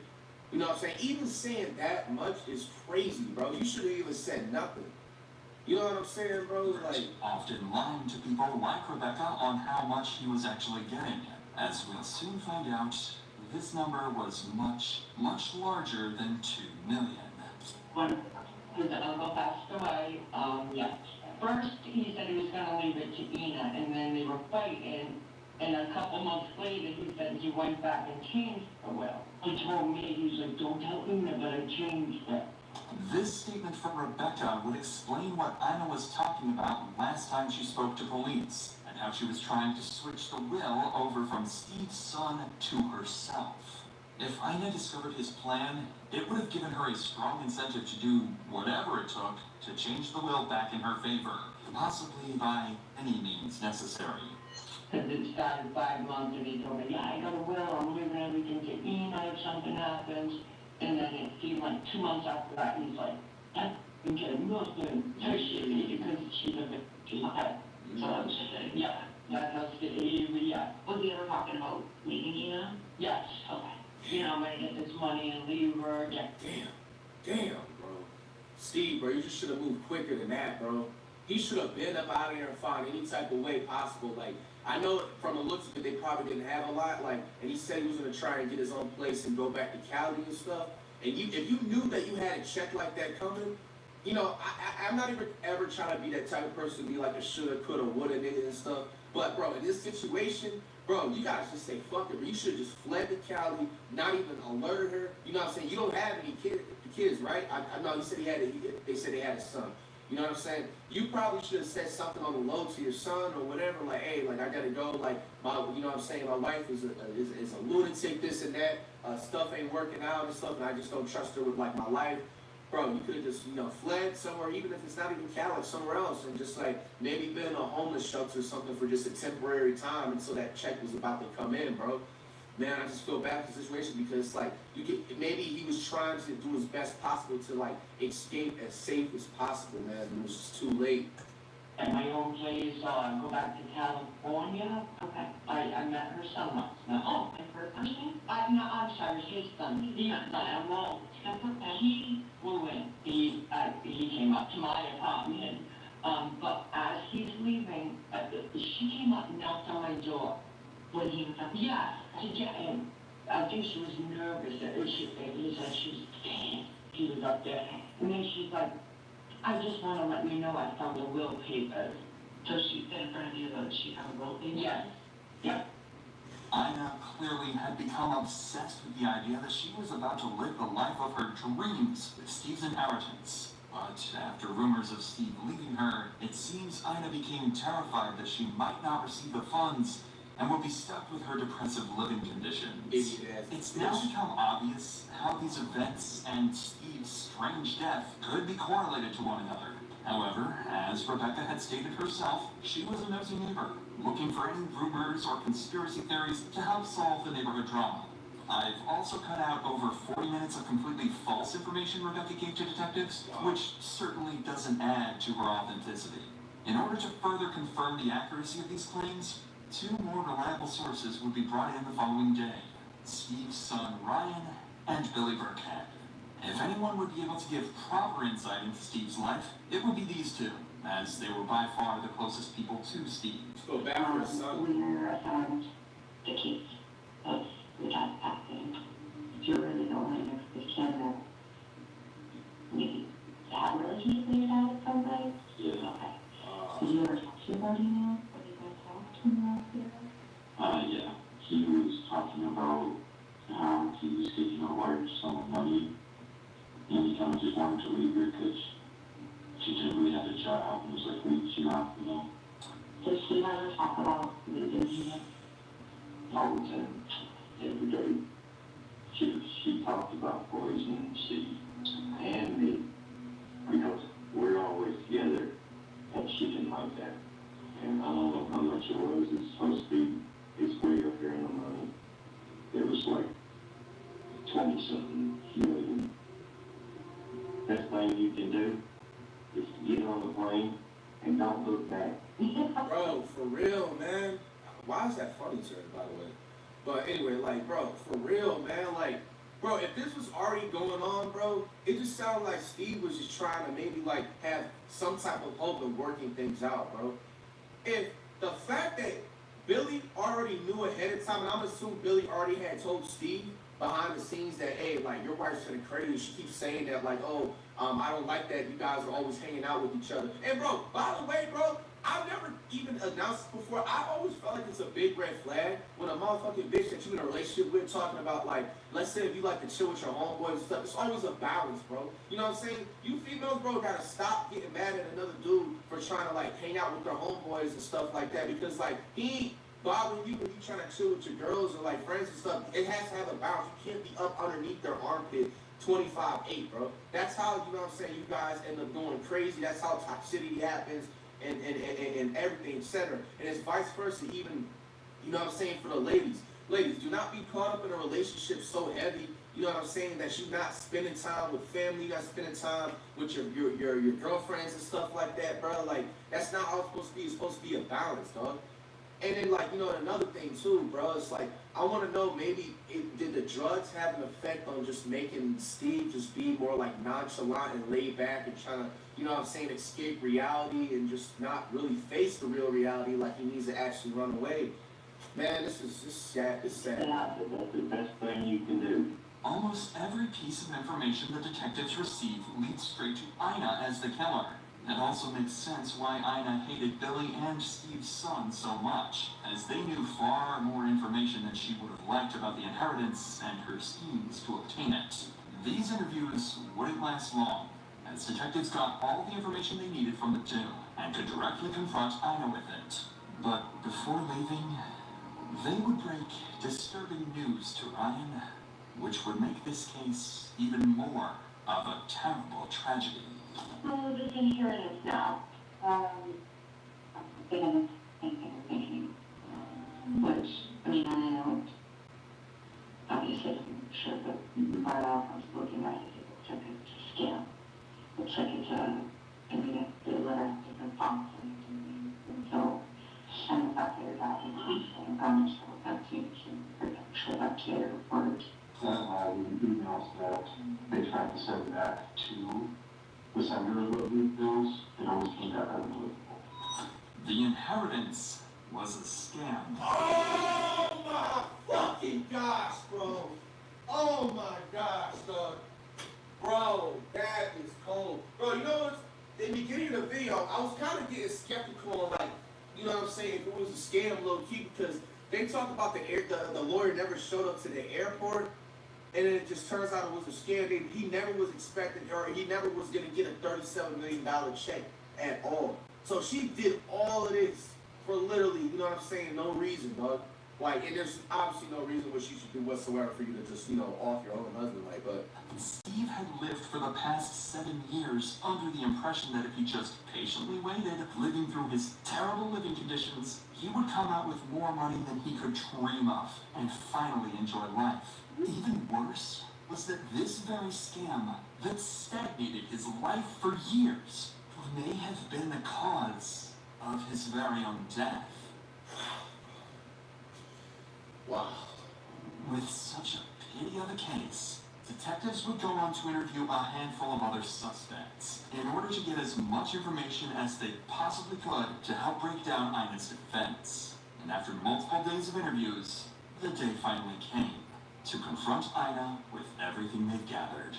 But despite all this evidence against her, officers knew they would have a hard time prosecuting Ina without a confession or incriminating statements, and that's exactly what they were determined to get.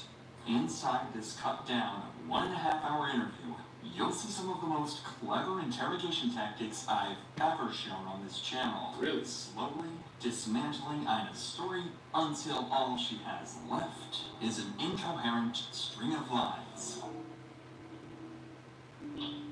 So, we have been just talking to everyone, hopefully last everybody, that had this new Steve, just to get an idea of what was going on, like, so you and Steve were in a relationship. Yep. Okay, how long did you guys been together?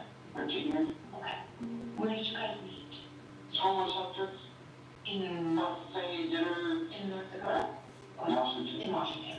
Damn, and I was literally just talking about, like, Steve should have just fled. Obviously, now we know that the stuff was a scam, but this whole thing could have saved his life. Bro, the fact that I mentioned that Steve, if he felt like, you know what I'm saying, his wife was there, his Billy was already talking about, like, hey, like, she's saying this behind the scenes, like, that she's trying to poison us and stuff. She doesn't like that when we were, like, you know, hanging out and stuff. Bro, like, the fact they found each other in a homeless shelter, Steve literally could have went to another homeless shelter to just get away and escape his wife and never look back. And could have met another wife, you know what I'm saying, that wasn't toxic, etc. or whatever, bro. Like, dog. The detectives would go on to get more information about Ina and Steve's early relationship, but it wouldn't last long before Ina would start conspiring against Billy and others she wanted to paint as suspects. Maybe just, stay away. Maybe we've gotten in a fight.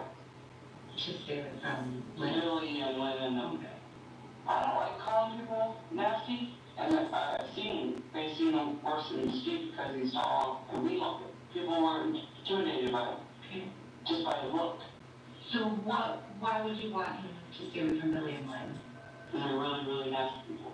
Felonies, breaking into places. I knew they did more than pot, smoking more than pot. Did Steve smoke more than marijuana? No, he's allergic to marijuana. Okay. Did he use other drugs? Not for the longest time. You could be allergic to tree? Was he using illegal? No. Okay. No, after that, after he got the mask last time, he was like, screw this. I'm gonna just do what I want and not what I want. Okay. So that's when he started using? I think so. Okay. This would be the first of Ina's lies during this interrogation. She knew Steve had been using long before the incident she described, but in order to make Billy seem like the villain in their lives, she wanted to make it seem as though he was the reason for Steve's drug use. Take note of Ina's body language while she clearly lies. She glances up and avoids eye contact, constantly fidgets and scratches her skin, and most notably, stutters and slurs on her speech as she tries to make up a story. Keep this in mind for the rest of the interrogation, and you'll be able to accurately point out when Ina isn't telling the truth. But now, the police would ask her perhaps the most intriguing question. What exactly did she plan to do with the inheritance money? So when did he find out about this inheritance? I want to say 3 months ago, 4 months ago. So what is the inheritance? I know you had shown that first day of the 10 day connect you showed us kind of that letter that was on Steve's phone. Is that's the inheritance? That was the letter? Okay. And he was talking from an actual lawyer, I guess. Okay. From London. So that lawyer reached out to him and said, I guess. I don't even know how he found out about it. It just appeared. He was reading that the money was cursed or whatever. Every single person that went for the Riley money over there, even this 21-year-old, passed away. Clearly, Ina is running out of resources to take suspicion off herself, and the detectives won't take long before making her abundantly aware of how horrible of a liar she is. But for now, they'd like to get some more information on this inheritance. And if Ina would admit to trying to claim it all for herself. how much money is it? It ended up, it was supposed to be 17 million, 17,500,000. So that with all the properties sold off, it ended up being 37 million. So there was cash on those properties for sale. Yeah. So I give all this information information supposed to be coming from? Who's the family member? Marcus something Riley, Was a brother or uncle. that was your uncle? Okay. Did he live In Ireland. Okay. How did you is it starting to be that the lawyer is starting to give him like a time that he's coming to Minot? Yeah. That's pretty much when he kept saying, I'm gonna show up at this time. And Steve would write down there, and he wasn't there. And then you get the email afterwards that he was gonna come until later and later. The detectives would spend the next 25 minutes trying to understand Ina's timeline for the day they planned to receive the inheritance.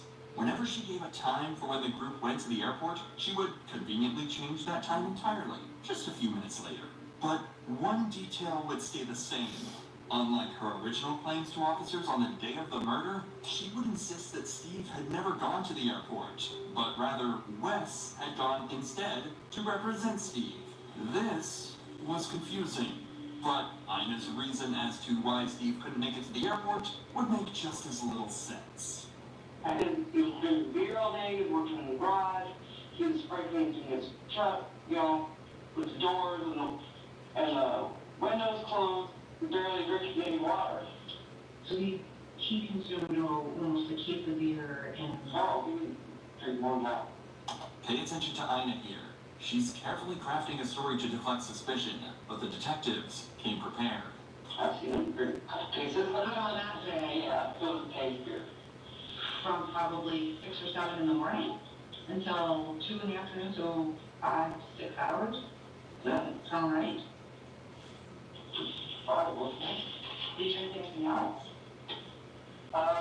Just black water and tea. I made iced tea, could be baked iced tea. Steve had no traces of alcohol in his system the day of his death, proven by a blood test and toxicology. So detectives know, clearly, Ina is lying through her teeth. So I just have a lot of concerns here, and I'm just going to be honest with you. You told the paramedics when they were there that morning or afternoon that he had been drinking until 5 in the morning. And he had been consuming alcohol. That's not body count. Okay, he said he was drinking all day the day before, and then he drank his last drink at 5 a.m. Okay, and now you're telling me that's not what he's found on the video. Okay? I don't see this video, okay? Well, I'm not going to show you the body count. I'm just telling you that that's what's on there. There's reports that Wes came to the house that morning, and he said Steve was at the walk-in clinic. He wasn't at the walk-in clinic. Steve didn't want to see Wes anymore. Okay, but Steve wasn't at the walk-in clinic. He was at the hospital. He wasn't at the hospital. He just left with the ambulance when Wes showed up there. That's not what's been reported to us. Wes was there prior to. Okay, that's fine. Realizing she's running out of options to defend herself, and with the detectives closing in, Ina resorts to something surprisingly clever as a last-ditch effort, asking for a lawyer. Am I being arrested? No, you're not being arrested. We're just talking. So, but if you want a lawyer, we can start talking right now. That's fine. But I'm telling you, God honest truth.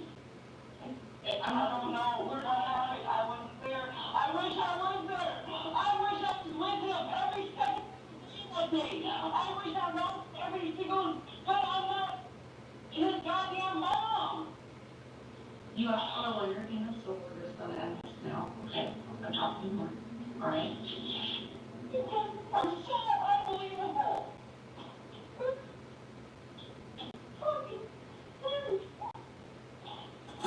The second Ina realized the detectives saw right through her story, she folded under the pressure and insisted on a lawyer. Ina had finally realized her game was over.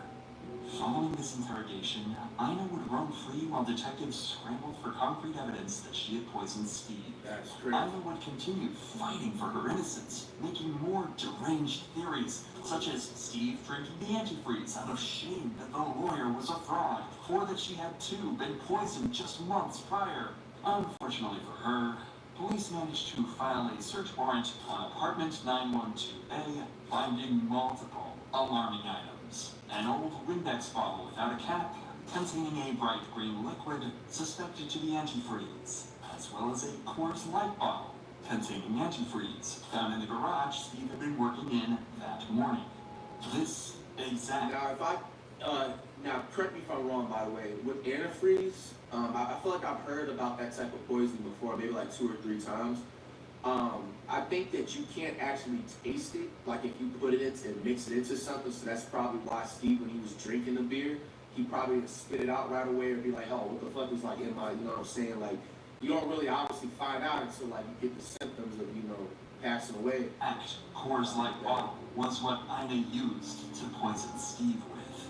Antifreeze contains ethylene glycol, an ingredient that makes the liquid taste sweet. By mixing this with tea, Steve was fully unable to tell this fatal substance apart from his typical morning tea. Additionally, by hiding the liquids in the dark Coors Light bottle, Steve was unable to see the bright green color of this drink. With all of this newfound, completely incriminating evidence, as well as the numerous lies and false claims Ina had told law enforcement, she would finally be arrested on October 30th, 2024. Who's that? I don't know. Please walk to my house. You're good.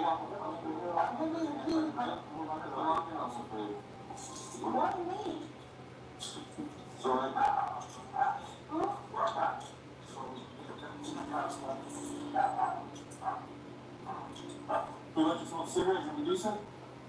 I never done with you, so it's on. I've never arrested before. I've never done anything. I haven't done anything. As soon as I found my eating stick up, you know, I am an eating stick up. However, if I was gonna kill him, I would kill him. The day he fights me and I found out he was doing drugs. Well, so it's not drugs and honestly won't fall, right? And I was done physically, not physically. Yeah, I'm not fucking. Yo, this bitch gotta be the most weirdest, dumbest, psychotic psychopath I've ever, like, damn near put my eyes on. You're saying this in front of Cho, bro? Like, you're making their job easy as hell. Like, you're just, this is a weird ass shit, man. Watch y'all sleep with, man. And laughing at her straight. Just you? No friends or anything? You have any friends at work that would take them? There's all of them dying, right? We don't know. So whatever option, grab the dogs, we'll put a hold on them, alright? For 6 months following Ina's arrest, she would sit down in the courtroom for one final time, accepting a plea deal for the murder of Steve Riley. It had been a matter of principle for Ina throughout this entire investigation, staying true to her word no matter how delusional it sounded.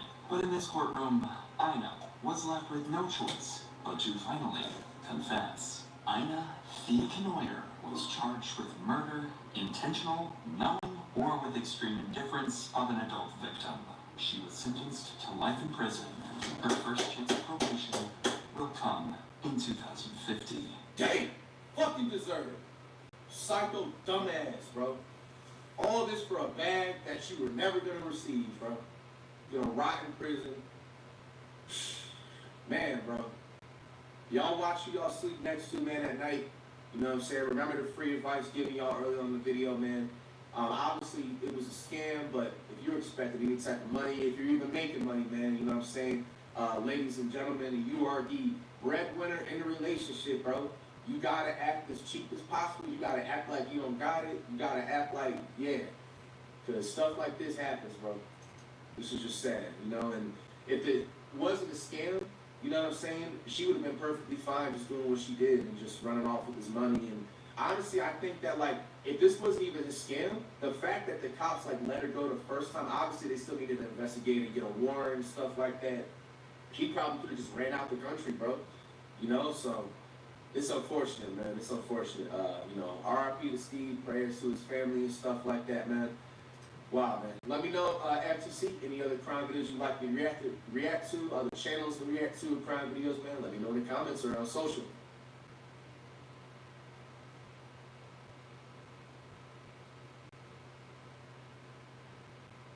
Canada, America. Do not enter. And the Canadians shut it down, right? Yeah, you still can jump it. That's what, 20 grand to the cartel these days? Roughly 500 people a week just for the second. That's all new, huh? They're probably out there now.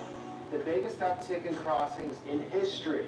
I just find it funny how we get New York City taxis to pick these guys up. Oh wow, this is post-apocalyptic. How you feel about it? The truth no longer matters. It's who's fastest. And then the truth will come out eventually, but the truth will be a footnote to page 9. There would be law enforcement here and people would illegally go to enter and then can't you stop? Like, no, we don't have the laws to do that. So just cat and mouse. Different than the Southern, much different feeling. Major, how far are we from the border right now? Probably about 1.5 miles from the border.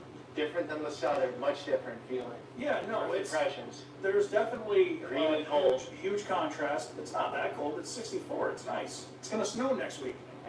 It's definitely going to be a stark contrast to the Southwest. I mean, there's still the same type of people, the good people that want to live their normal daily lives. But up here, the population is probably a little bit less.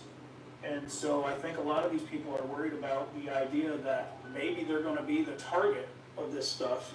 And so what's great about the sheriff departments is that Customs and Border Protection won't speak on camera. Yeah. Police departments, I've gotten in with one in the last 4 years after a lot of trying. Well, I think They're not gonna speak on camera. they're at will. Everybody has to get approval to speak. Not sheriffs. That's the difference. The sheriff was elected by the people. He answers to the people. So you think in Clinton County here, a lot of people don't know what's going on? I think they're well versed with Okay. what's going on. They don't understand the totality of it. I think Yeah. a lot of people don't. I think a lot of people in the state don't really understand. If you pose it whether it's an immigration issue, a lot of people here don't know what's really going on.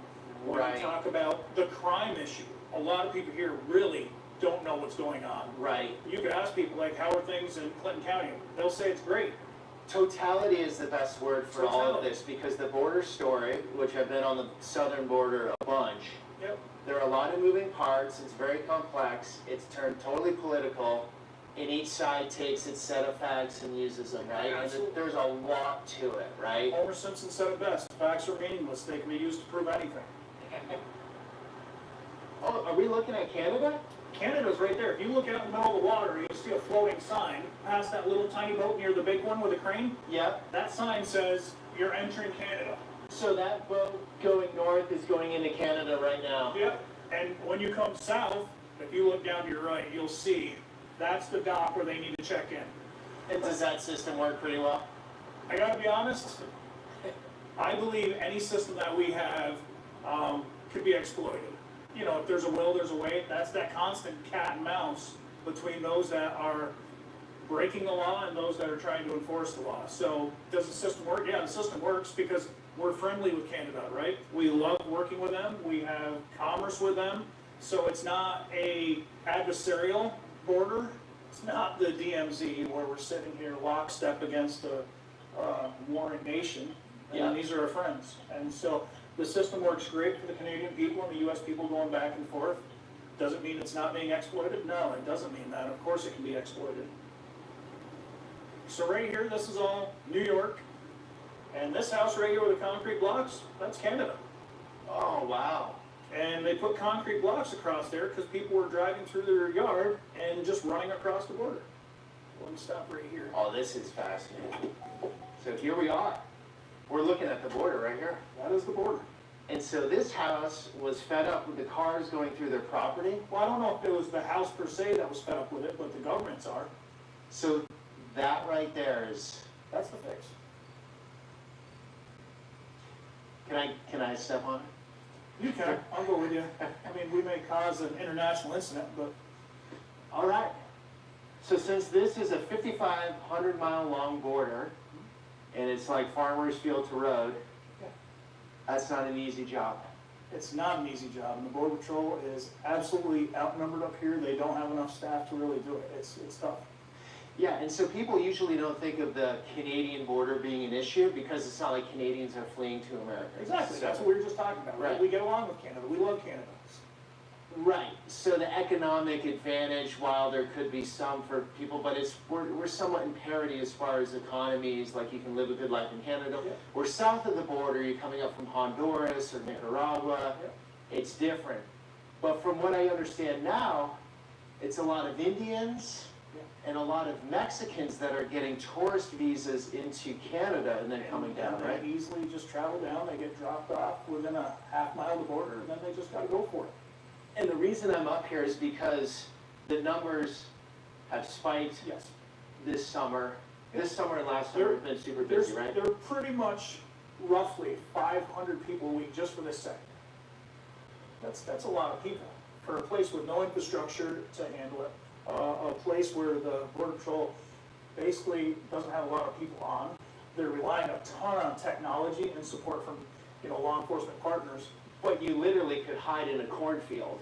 They do. And run across. Yes, they do. Like, just hang out in the corn. Yeah. Look both ways. Okay, no cars coming. Yeah. Now, there's a lot of people that are giving themselves up. Those people that want to come here, they want to get processed, they want to get a court date in 5 years or so. They absolutely will give themselves up. So those people are. You'll get a 911 call. We're dealing with that right now. Hey, I'm tired. Come get me. And so, the county here since June had close to 1,200 911 calls for people saying, oh, I'm in the woods, come get me. And those people want to get picked up by Border Patrol, they want to get processed. The problem is, there's people that don't. And that's the concern for us. There's groups of people that are low crawling through the fields, the people that are carrying things, the people that are smuggling the drugs and stuff back and forth. They don't want to get caught. And if you're coming into the country and you don't want to get caught, why? Right, okay, so yeah, I should have unpacked that better.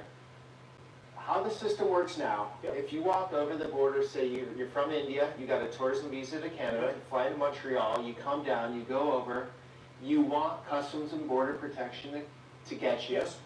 Because you get, you claim asylum, whether that's legitimate or not, and then the courts are so backed up, that case is not going to be processed for years. You're technically legal to be in the United States. A lot of them get released. They get released into the U.S., and we're going to go into sort of the root of that, right? Because they're not hanging out here, they're going to New York City. Yeah, absolutely. Okay.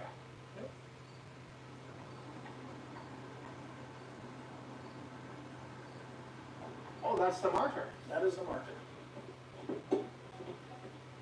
We probably got some poison ivy here, right? Probably. Okay.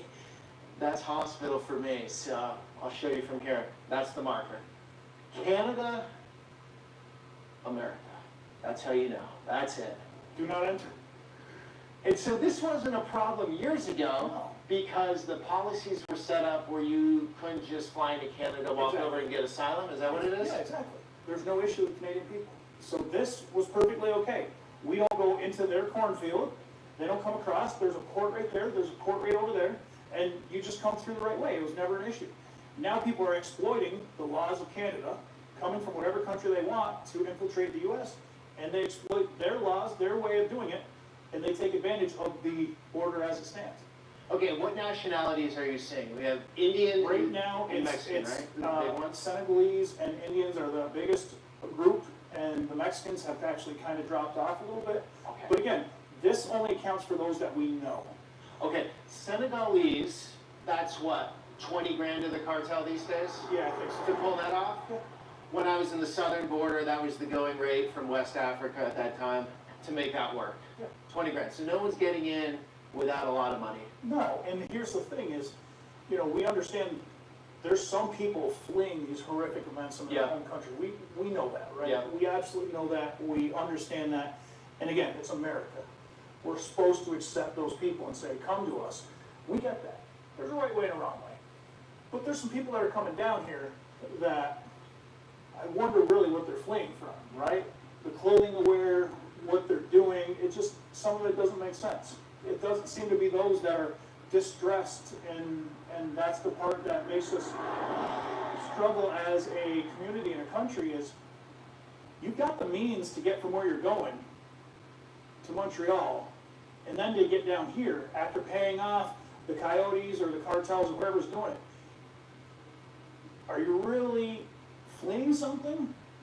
And so that's the question that keeps coming up to some people. It's just wondering how it is you have the means to do that, but you're still in such distress that you have to come into the country this way.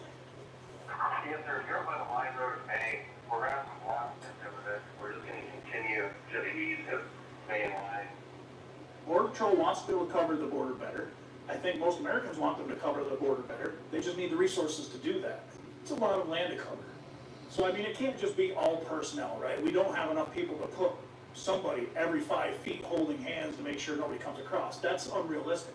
But a combination of the technology and the personnel and the patrols, yeah, I think they can do a different job as long as their administration lets them. Right. And I do want to drop some of the numbers because I did some research last night on the northern border. Northern border, 163,000 apprehensions this year so far. Last year, 2023, 189,000 apprehensions. 2022, 109,000 apprehensions. 2021, 27,000 apprehensions. So it's really just ticked up, huh? Yeah, absolutely. Yeah. There's no other way around it. The numbers speak for themselves, and you can spin it any way you want. This is Customs Border, this is CBP's website and numbers on this. Southern border right now, this year, 1,926,000 apprehensions. And so that's where there's been physical contact or visual contact, right? But it's the gotaways that is the unknown number, right? Yeah, so that's the number of apprehensions. Yeah. That does not include the amount of times where there's been a group of suspected migrants come through and they fled, and then people did not chase them. This is not the amount of people where they've seen them, where they have intelligence or they have technology that states that there's people there and then they don't find them. Yeah, those people we can't account for. That's the biggest concern is, yeah, we have a huge amount of apprehensions, but the ever-present fear is those that we don't know who they are. There is evil people that are lurking. There's people that have intent to do harm to the U.S. and the citizens of the U.S., and they're going to find the easiest way in, and right now, this may be it. So we talk about this creation of the boogeyman where we're embellishing stories and trying to make it look worse and stuff like that. I don't know. I think that's maybe something that people that don't want to admit that the boogeyman actually exists, because you can't vet who those people are. You don't know if they're families. You don't know if they're gang members. You don't know if they're foreign agents. You don't know who they are because they got away. That should make you a little nervous. That should make you wonder why it is they're doing that. Why are they trying so hard to avoid detection when these other people are giving themselves up? That should really make you give pause and say, okay, we should probably talk about that. It's not creating the boogeyman, it's talking about the reality.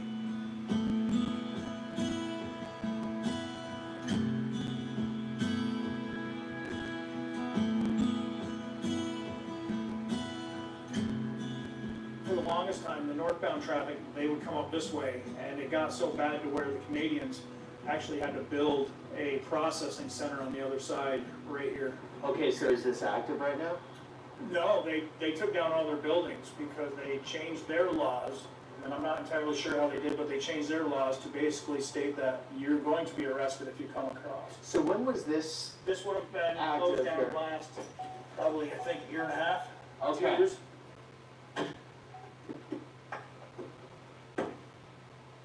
There we go. So they'd come down the road here in Canada. They would come here to go here. They're going from America to This was, yes. And that's where they set this up. They had a whole encampment here. Yeah. So there is some of that going on too. This was huge a couple years ago, yeah. Going from the U.S. to Canada. Yeah. The difference is Canadian officials, they can actually stop you from entering America. They have a law against that. Whereas the Americans, we don't have a law that allows us to stop people from trying to illegally enter Canada. Okay. So the Canadians, their border officials were quite upset with that because there would be law enforcement here occasionally and people would illegally go to enter and they're like, can't you stop them? No, we don't have the laws to do that. So sort of like our southern border, they're frustrated with the Mexican government not stopping them Yes. coming into the U.S.? Yeah. Okay. That's interesting. So the Canadians put the kibosh on this. Yep. I mean, it's still pretty easy to get over, though. It is, and I mean, there's just so It's many gotta run. races. There it is. Okay, so, I mean, technically, if I ran over there right now, Yeah. let's just do a hypothetical. Yeah. I'm going down that street and I come back, what would you do as law enforcement?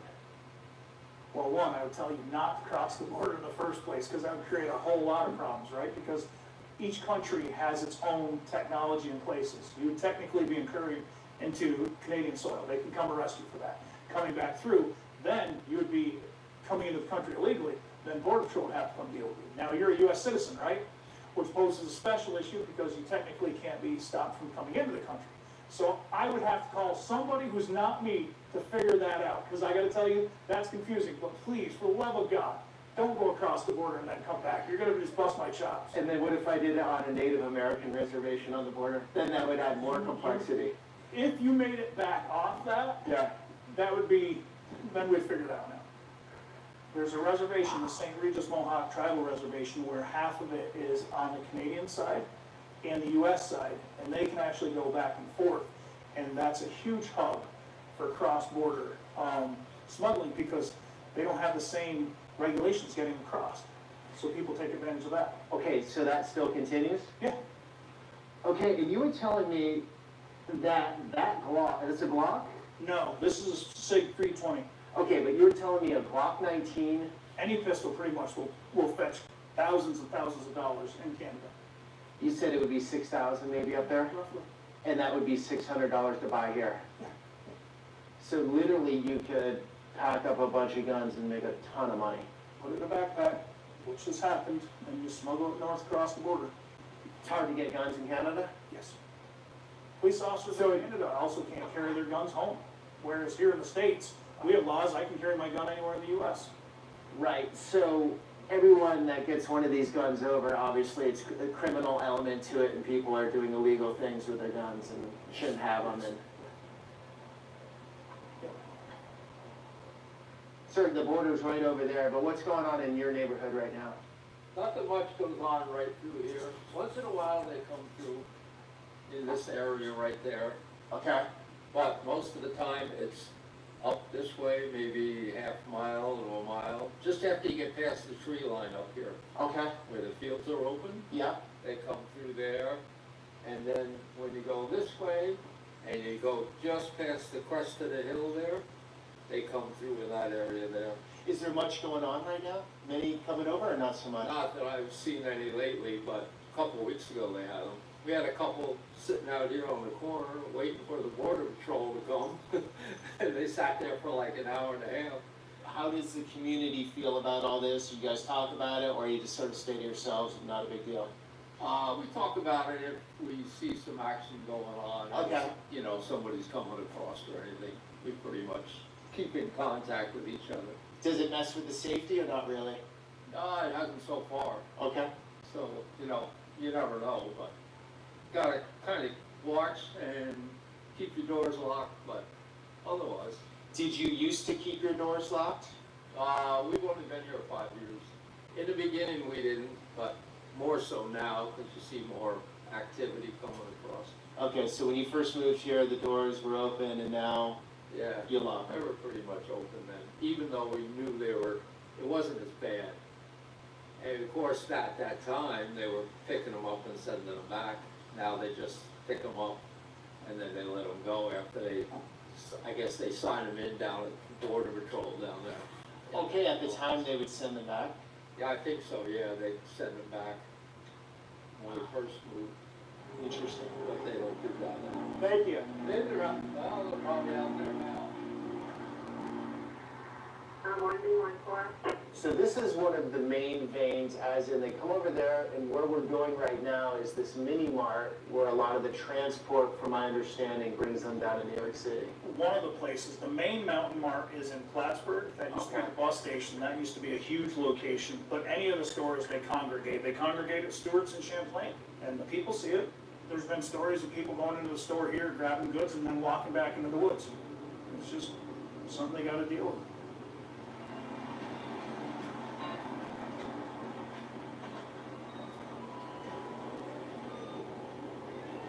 You work here. Yep. What's it like these days? It's actually like a little quiet compared to earlier. Earlier as in when? About a month ago. A month ago it was busy? Oh yeah. We'd pull in at 4 in the morning and they'd be sitting on the back lawn, a whole bunch of them. And then what, waiting for you to open or what? Yeah, that, waiting to find a ride. Okay, so the rides were coming up here and then bringing them where? We never call for rides. The only people we call for is the sheriffs. So how do you feel about it? I don't want to say because it may not be very Because good. it's such a triggering issue for so many Yeah. people. Don't feel safe. You don't feel safe. I think most Americans are like, we're all for immigration, but just an orderly, safer way to do it than having to show up at work at 4 in the morning and have to wonder. Especially because you gotta lock your doors now. You lock your doors now? Oh yeah. At your house? Yep. Vehicles, everything, because we get some that go in our woods and try to put up tents. I used to work the Ruby shift, they were always here, but Yeah. So it's stopped though. it's actually, yeah, calmed down quite a bit. That's great news. Yep. So do you know why it's calmed down? Because of those guys right there in the border. They're doing their jobs. Oh yeah, they're cracking down. So you guys really support the sheriff's here? Oh yeah. Because the instant we call, they're instantly here. They're here. Yep. Sweet. Good guys. Oh, yeah. That's what you want. You? We did sheriffs, we did border, we did custom all the time in the store. They're always coming in and grab something, so we're pretty protected here. What about you guys? You should be scared of you or no? No, I worked in a plastic store for back up when they did down there, so I dealt with most of the immigrants that were sent there. Okay, so what's your experience? I hated them. Why? They were mean and with the bathroom. Otherwise, like, you would put out the border to get to clean it. They didn't care. They'd go in there. Like, when you're only one person on shift, you can't clean the bathroom and try to run the register at the same time. I didn't like being there as a girl by myself, but What's the feeling of people in Morris right now? they're worried about what they're going to do with the border. All these people just walking in their backyards. Because you shouldn't have to feel like when we're coming to work in the morning, we shouldn't have to watch what we were doing.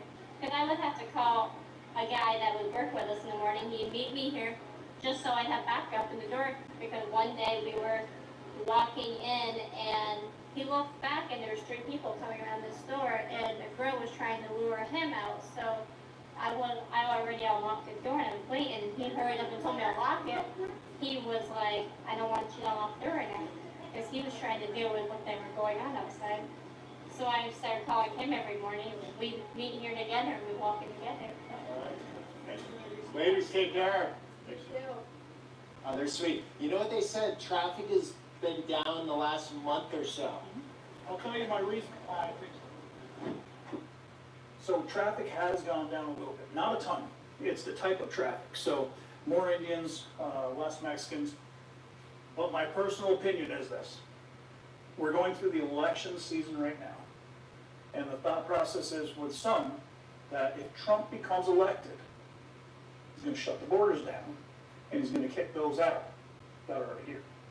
So now would not be the time to come in because you're just going to get booted, right? They can go through the backlog, but I think it's highly unlikely. I believe our election has a huge impact on what's going on with the numbers. Okay, what about the theory that, well, now you can still pull it off, and if Trump gets into office, maybe the border becomes, the policies become much firmer and it's harder to get over. What about that? Well, it may be harder to get over, but are you going to risk $20,000 to come here just for a month or two and then potentially get caught and shipped out? It could also be the law changes in Canada, the visa program. It could be a lot of things. And also the cartels, usually, you know, the path of least resistance. So on the southern border, some sectors are busy at times, others are quiet, and then it always sort of changes. Yeah. Well, I mean, for them, it's become more of a business, and maybe they are looking for a new chance, new opportunity, but it's that cat and mouse game. They're just going to constantly probe new areas. The only reason it's so lucrative and easy here is because of the border roads in Canada being near our roads. If you go out west, you may not find them to be in such close proximity. Yeah, and you have a big city to fly into. Yeah. So that's the state police going to a complaint locally. About what? It looks like somebody kicked in a door, but it's probably a domestic type thing. Is that what most of the crime is, domestic stuff? Not so much most, but there's a lot of it. There's definitely a lot of domestic issues up here. Any area, you're going to find pockets of economically depressed groups. You're going to find people that are poor, right? You're going to find people that have problems with alcohol. You're going to have people that have problems with drugs. And all those situations bring about further complications with the law. Property crimes, domestics, I mean robberies. I mean that stuff happens. So it's really a socioeconomic issue? Yeah, I think that's a huge part of it. You can be rich and be into drugs, sure, absolutely. But what you're willing to do to get those drugs, probably not the same as those people that are poor that want the drugs. Because the people that are poor that want the drugs don't have the finances, don't have the means. So they're willing to break the law and do other things in order to get that. And that is what compounds and it just keeps expanding. So what are you seeing in law enforcement, you know, from your perspective now versus 5 years ago? Like, what are you dealing with? A lot of people don't get your guys' perspective, so. It's funny, when I came on the job, 2005, I got hired. And I was once told by the current undersheriff of the next county where I used to work that I would never draw my weapon. And I still remember those words, and Part of me wishes he was right, because that's not the case. The world's changed. We see people carrying guns. We see people that are willing to do some pretty brutal things. I don't want to say that the criminal element is so bad to where you can't walk on the street. I'm not trying to paint that picture, but there's enough bad stuff going on up here to where people have no idea, right? Even up here, we're pretty rural. Yeah. So we're talking Plattsburgh, right? Yeah, Plattsburgh. Which is what, 20,000, 30,000 people? The city of Plattsburgh is about 20. Clinton County as a whole is about 82, 84. If you subscribe to the broken window theory, it's the idea that these lesser crimes that we're allowing to happen because of, bail reform, law changes, we're allowing these kids, because of raise the age, to do things that we didn't let them do. And that emboldens them, and they go out and they do these other crimes, and we're not addressing it, and it just grows and grows. The same idea of the broken window theory is, somebody can come along and break a window in a nice house, and if you don't address that window, then everybody thinks it's okay to break the next window, and then the next window, and in the end, the house is completely destroyed, because you're not addressing that smaller problem. We've had some sort of movement in law enforcement the last 4 or 5 years to where overnight law enforcement became the bad guy. Right. And we're now the problem.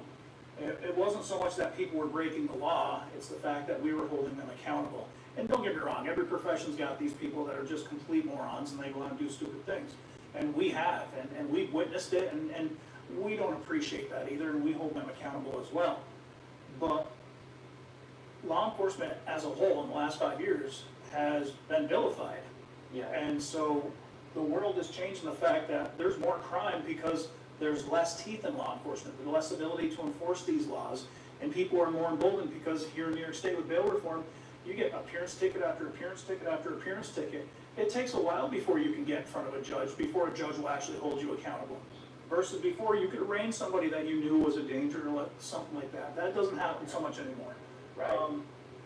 So there's more crime, there's more willingness to break the law, and there's less immediate repercussions, so therefore these people will continue to do it. Right. What's raise the age?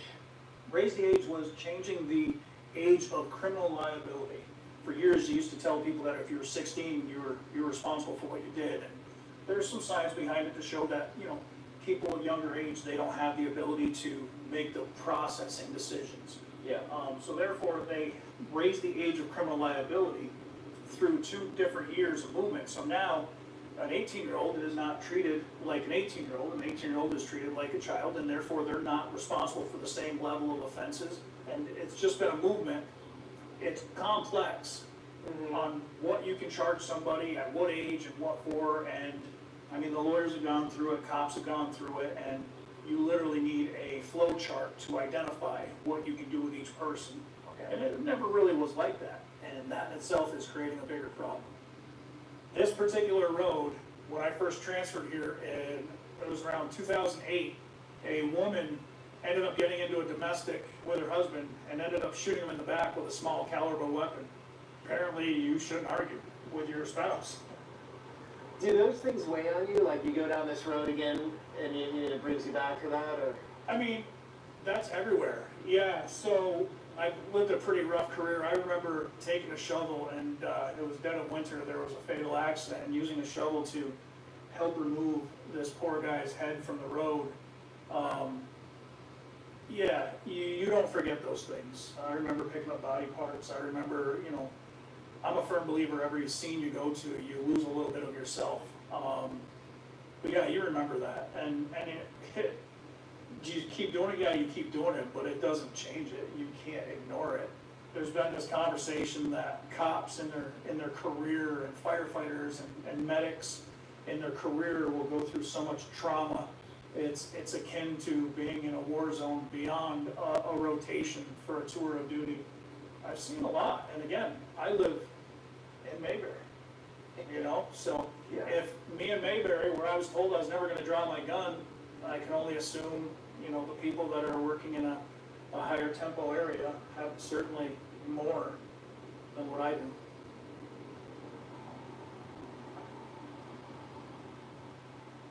Right here is one of the areas where migrants like to come down through.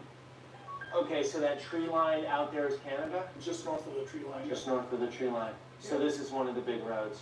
It is. Is it a daytime thing, a nighttime thing, or it doesn't matter? It really used to be just nighttime. Now there's a group that doesn't mind coming across, giving themselves up. So what we're running into now is the groups of people that are coming down, and as soon as they get across the border, they're calling 911 saying, hey, I'm here, come get me. Yeah, and so that's where it gets confusing, and unfortunately most of our media hasn't unpacked the entirety, and I can't do it in one video because there's a lot to it. But that's the big sticking point, right? Most people, from my understanding, can claim asylum. Now, is that a real asylum place or not is the question, right? So in certain jurisdictions that I've been at on the southern border, the authorities I've spoken with, the vast majority are economic migrants. They're coming for the opportunity, which, hey, if the green light's on, I'm gonna do it too if I'm in that position, right? Courts are backed up for years, so they get in, they're quasi-legal, but in some instances, and actually many, they can't work. They don't have papers to work. So that's when you have a New York situation, or I'm going to Massachusetts soon, where there are hotels filled with migrants, paid for by the taxpayer, food, health care, everything, shelter. And that's where a lot of the friction lies, and it's a frustration for everyone, because why does the local citizen have to pay for that? We have enough problems with homeless in the country. We're incentivizing more to come, and a lot of these people coming just want to work. There's bad apples, of course. I don't agree with the whole, like, it's some army that's going to assemble on the U.S. side. I've seen most of these people are just like, they just want to work and an opportunity. There we go. The squirrel's making the run from Canada. There it goes. And so that's where the sticking point lies. I don't think either side of the media will really unpack that clearly. It's easy to say everyone is coming from the worst conditions ever and we should accept everyone in, but that's not honest. It's not what's happening, right? And as we talked about earlier, you're coming from West Africa, you need 20 grand. At least you did. You need a lot. And at the time I was in the southern border from Honduras and up, it was 6 grand. Nobody just gets in. No. You're paying off. You're paying people off. Then the darkness of it comes when you have the guy that paid 6 grand, doesn't have the folks 6 grand. The cartel said, okay, you can pay me in installments through Western Union or whatever. And then the family is sort of hostage back in the home country until he pays up. So he's almost like living this slavery type life in the U.S. where you can't work legally, you have to be under the table, you might have to take horrible conditions to do so. So the whole point, a fraction of what somebody else who was doing that job would actually make if it was above the table. And then it puts pressure on the lower end of American society because it lowers the wages. And also the migrants are going to communities where the poor people live, and so the rent prices go up because you have more heads in the community. It doesn't affect the rich people. So these are just like some basics that don't really get explained. And everything compounds. And everything compounds. And we're at this this point where people are just, if they're dealing with it firsthand, they're really fed up. Understandably so. Yeah, and I mean, if you look at anybody who's reporting on it, look at the issues of all these people that fluctuate into the country, and they're going to these locations where you're talking about. One of the things they're not really talking a lot about is the crime that comes from putting those people in the same areas. I mean, New York City's facing that left and right. They have homicides, they have fights, they have all these different things that are happening, and they can happen anywhere. But the point is, they're happening very much around these migrant centers. And people have to ask the question, well, why is that happening? And the same thing I brought up with you about the drug trade here. If people don't have the means to get what they need or want, they're going to find a way to do that. And oftentimes that's through crime. If we're letting them come into the country, but we're not giving them the means to earn while being here, while they wait, they're going to do things to get the things they need. Whether it's stealing from the store, whether it's robbing somebody else, whether it's finding other ways. I mean, selling food, the open air markets that are happening, granted, not here locally, but in the bigger metropolitan areas, it's going to keep causing these problems. It's going to keep creating these little nuances that are going to affect the daily life of the people that live in the area, like you said, and the people that have to go through it. And they're told by the cartels that here's all this opportunity, you're going to work. Yep. And a lot of times they can't. And so it's illegal work. It could be prostitution. Yep. I mean, what goes on at the southern border, I don't know if it's happening here, but, they flood the zone. The cartel floods the zone in one area. Our Customs Border Protection gets on it. A quarter mile down, That's when the fentanyl goes through, Yeah, the so, I sex mean, it's- trafficking, all the dark stuff. It's the same, They- the same stuff happens here. I mean, Okay. if you get a pickup load where Border Patrol moves in and local law enforcement, you're inevitably tying up resources. There's nothing you can do about it. Those resources are tied up, and then you're going to get other groups trying to cross. And then for your residents that live here, maybe there's an emergency and you guys are more tied up dealing with these issues you shouldn't have to be dealing with. It's just vastness. That's all you can think about if you look at the border. I mean, just look as far as you can see. It is huge. You have to think about that and the magnitude of how do you police it. I mean, there's ways to do it, and it's being done, right? Technology is a huge friend, but that's pretty daunting. And imagine trying to do that with reduced staffing in an age when nobody wants to get in law enforcement, and everybody's trying to hire, and you just don't get people. So you gotta fight those battles too. Is that the case here? I think it's the case anywhere. I mean, I think there's very few agencies that across the country that are not struggling to hire people. Very few. So they just don't want to get into it because over the last few years, they've been put under the bus to some degree. You know, it's a lot of pressure. I mean, I can't imagine going out and dealing with the heaviness of society. Say you have a family, you got to leave and deal with that every day, and then you might not get admiration or respect for doing the hard It's not yards. even the admiration or the respect, it's the fair shake, right? There's no fair shake anymore. In law enforcement, you can't make a mistake. And we've removed the idea that police are human, right? You have to be perfect. And don't get me wrong, there have been some absolutely heinous acts by people in uniform, right? Complete scumbags. We know that. But in law enforcement now, they feel like we're out to get them.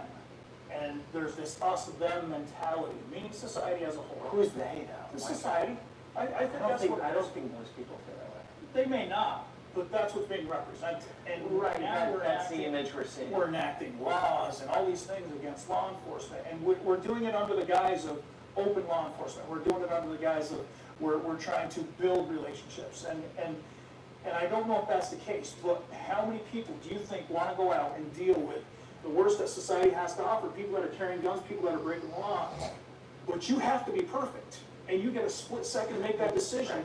The same decision that it's going to take lawyers and other people weeks to determine whether you were right or wrong, and you get 30 seconds.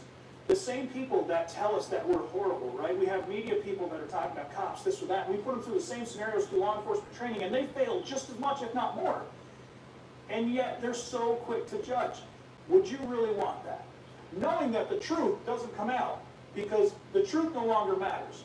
It's who's fastest, who gets it out quick, who's the first. And then the truth will come out eventually, but the truth will be a footnote to the page 9. And do you really want to get into that? No, that's why nobody wants to be a cop. So we're going to attract the worst officers. I don't think we're going to attract the worst, but we're certainly dropping our standards. Look, when Fill you the ranks. say you have to fill 10 positions and you have 500 applicants, you can take the best of those 500. If you have 10 positions and you have 10 applicants, You are gotta- definitely hiring people now that you want to hire 10 years ago. That's my point. And here's the thing, we talked about law enforcement being overburdened before, and all these other things. You know what we're doing now? We're doing the same job, plus more, but we're doing it with less people, working more hours, which is exactly what they said they didn't want to happen. Which is going to burn them out. Yes. And if I've been dealing with, I had a BS day all day long, You're gonna make a bad and then choice. say, you know, you have a fight with your wife in the morning, whatever it might be, you're going into work with stress, you're dealing with the dregs of society, the last part of the day, someone comes at you physically, I don't know how you do it. I mean, you try to do it the right way. Luckily, Of we course, work with a lot of people that are doing the job for the right reasons, and we're doing it out here because we're trying to save the world, right? You've been in my office, you saw Superman everywhere. The whole point is because I think I can save the world, and that's what I want, is I want people to It's like purpose and meaning, that's what you Yeah. get in your work. Yeah. So most people a lot of people don't have that in their lives. Some You people can get think I'm that. mentally ill because of the dedication that I have to the agency and to the job. But at the same point, I've been on the other side, right? I've lived a life where I grew up poor, single mother. I've been in jail before I got out of high school. You've been in jail? Absolutely 100%. For what? I broke into a bunch of summer camps.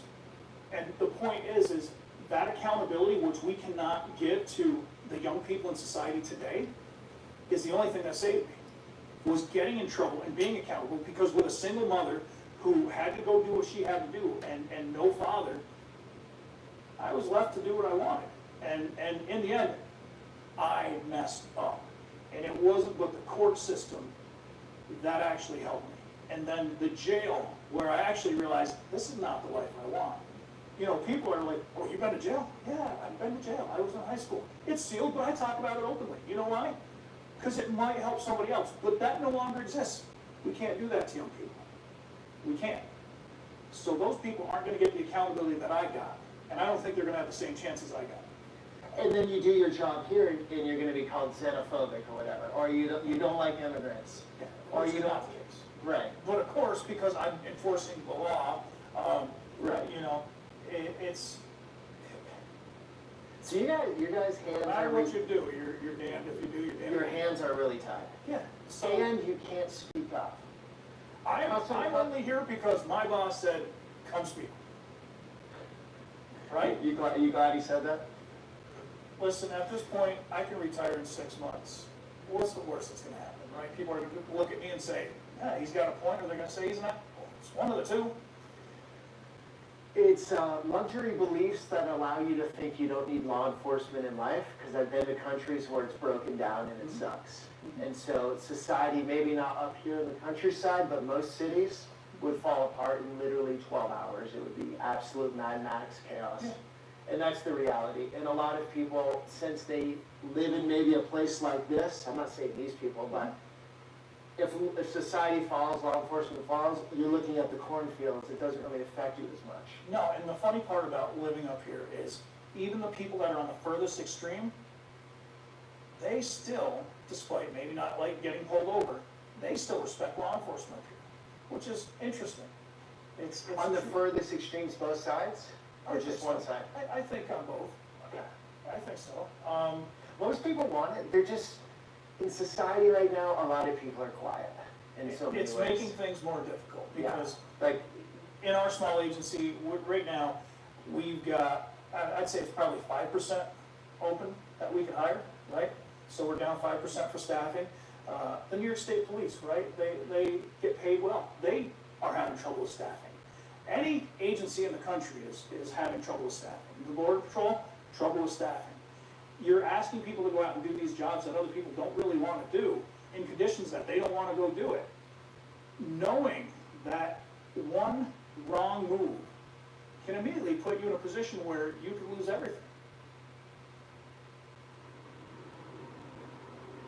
looks like a new crossing, huh? Yeah, they've done some work on it. So up here at this sector, you have a lot of small crossings, huh? Yeah. There's a lot of this going on. Yep. There's so many different roads that intersect so many towns on each side. Right. That to make it one point, you're talking about going 40 miles just to get to a border crossing to come back 40 miles when all the roads are right here. So it's a matter of convenience for the American and Canadian people to have these. So much activity here, are you seeing, or not really? No. This is where it should be. Yeah. Right? This is where it should be, but it's not. Do you think a lot of people are working over the border? I don't think that's necessarily the case. I'm sure there's some, but I don't think it's a huge cross-border employment kind of like on the south.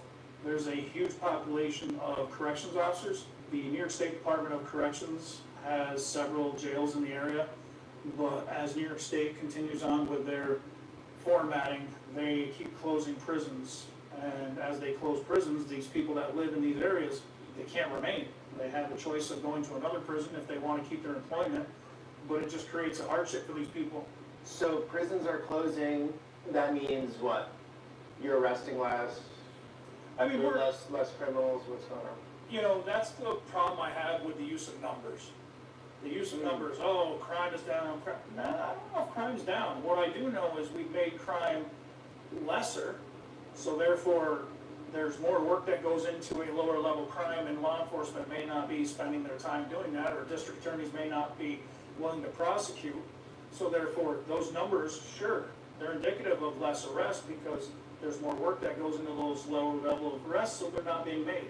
I'm not the smart guy. There's other people a lot smarter than I am, but I'm just out here giving. What's it take for me to go to prison these days? Oh, I think a lot. I mean, you can Okay, be, what if I, in front of the mini mart, I attack somebody? yeah, no, you're gonna get a ticket. A ticket? Yeah. What do you mean? I'm gonna bring it to my office, I'm gonna say you're under arrest, here's your ticket, go to court. And then you're gonna go home. I'm not going to jail. No, you would have to really hurt somebody, yeah. I punched someone in the face. No, that's a harassment. That in itself is a ticket on scene. Was there a time when it wasn't a ticket on scene? So punching somebody in the face, that's a harassment, that's a violation level of offense. Now, if you cause injury, then you're getting into the assaults, but even then, we used to be able to bring you in front of a judge and arraign you, and that's all changed. There's a huge list of all the different offenses where you can no longer bring somebody in front of a judge, you just have to give them an appearance ticket. Okay, so I go to the mini mart, I punch someone in the face, I give them a bloody nose. Yep. You're giving me a little ticket and sending me on my way. Yeah, probably. So there's no consequences, so if Oh, I'm that's designed like that, then I'm gonna do more of it. Of course, and that's the whole point that I was trying to bring about, is the consequences are not immediate, right? You used to be afraid of getting arrested because you could potentially go in front of a judge and go to jail. Now, it doesn't matter because you're not going in front of a judge, you're not going to jail. You're getting a ticket. The ticket in itself is not scary. How much is it? Something like that? Oh, I mean, you could still potentially, if you had a huge record, you could potentially face a couple days of jail, but it's not likely. So you're facing a fine, and it really depends on the judge, depends on the jurisdiction. So if you break the law and you thought you were gonna get arrested and go to the judge, but instead you get a ticket, where's the consequence in that? The consequence may come later, but it's not immediate. So therefore, there's a higher likelihood that you may rack up several arrests prior to any consequences being levied against you. Do people know that? I guess they don't, because I'm asking the question. I didn't really know how it worked either. Yeah, I mean, in New York State, people are a little shocked when they hear about it. People are like, why aren't cops doing anything? Oh, they are. Well, he punched somebody and he got released. Well, no, he actually punched somebody. He got what we're required to do. We're required to give him an appearance ticket, and he's going to go to court at a later date. That's just the way it is. What was this down here? This used to be an old shopping mall. When did this close down? Oh, years ago. Occasionally, we get information that there will be some that'll hide out here until they get picked up. So you have a bunch of clothes out there. Yeah, let's stop there. That's post-apocalyptic.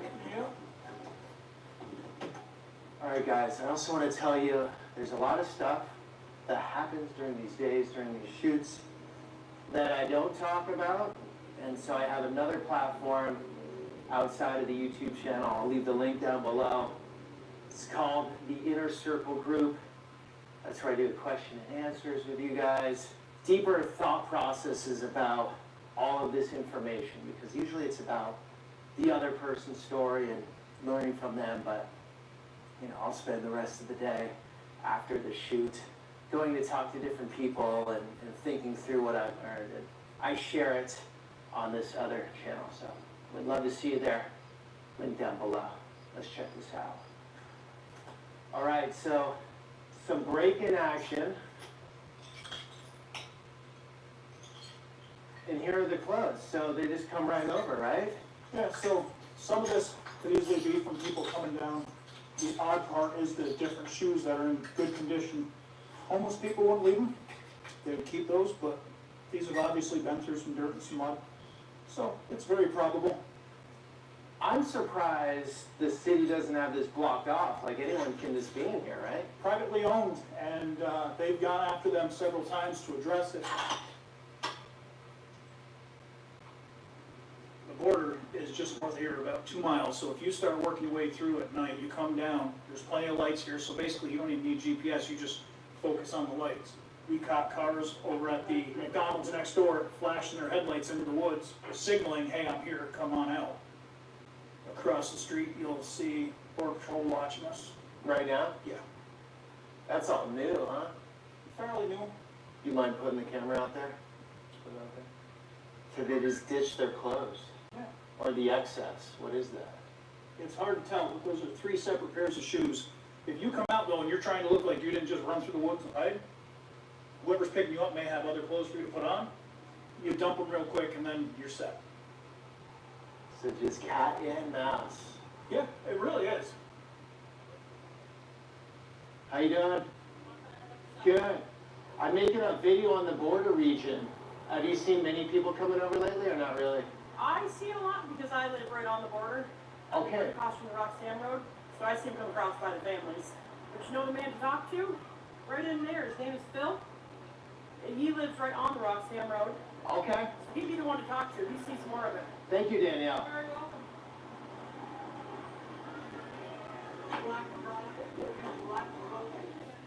All right, so Phil, give us the story for those that don't live at the northern border. Uptick in crossings, or has it gotten chiller, or what's going on? It's pretty chill. It's slowing down.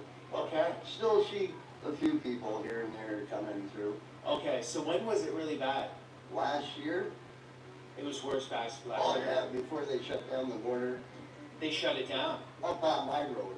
And the Canadians shut it down, right? Yeah, but you still can jump it and get over it. Oh, it's easy. Yeah. Okay. And then what's the trajectory? Most come in here and then go to New York City, or what's Yeah, the story? they go like to New York City and stuff and all. So they'll have people pick them up here, Yeah. go south. Yeah.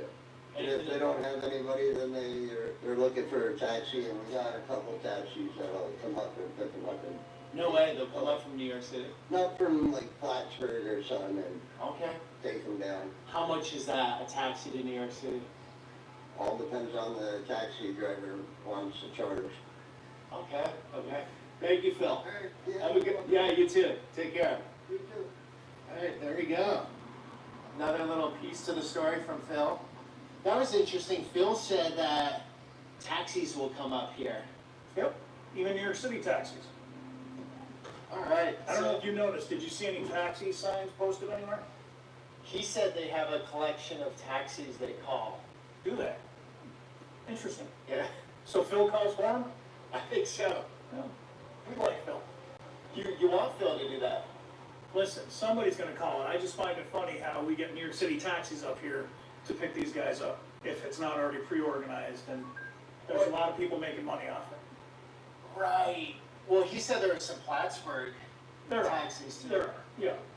But that's not, it's just an opportunity, right? So, depending on who Phil is speaking about, is he talking about those that are already released from the Border Patrol station over here? Or is he talking about those that just snuck across the border Yeah. that have not yet been I processed? didn't hit him on that, and I don't know if he'd want to answer that one. Yeah, so I'm assuming, because the Border Patrol station is, well, it's that building right there. Right by the big sign that we can't see, that's the building right there. Yeah. So they literally go to this store or that store, and they get a ride.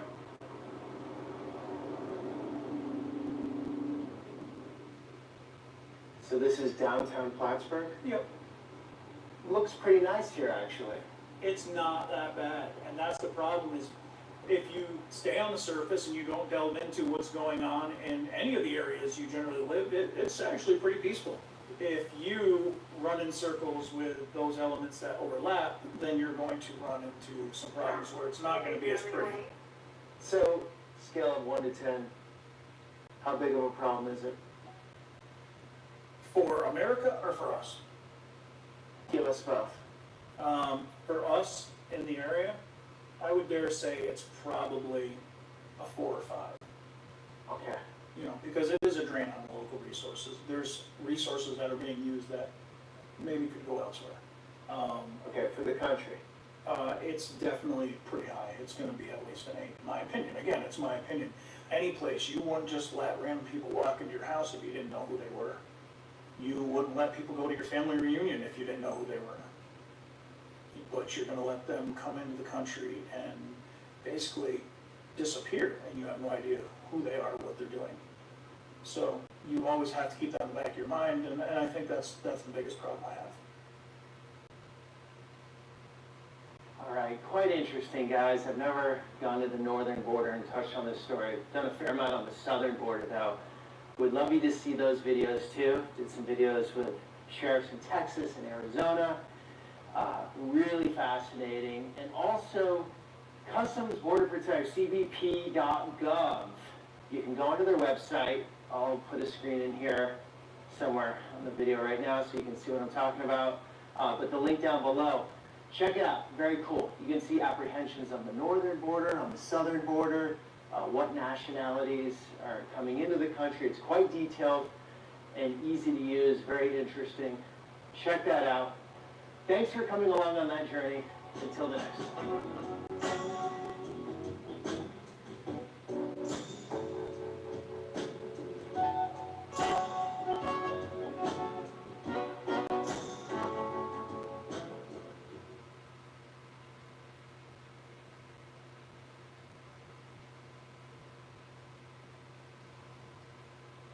A lot of this is new to you. It's good to see you again, Trevette.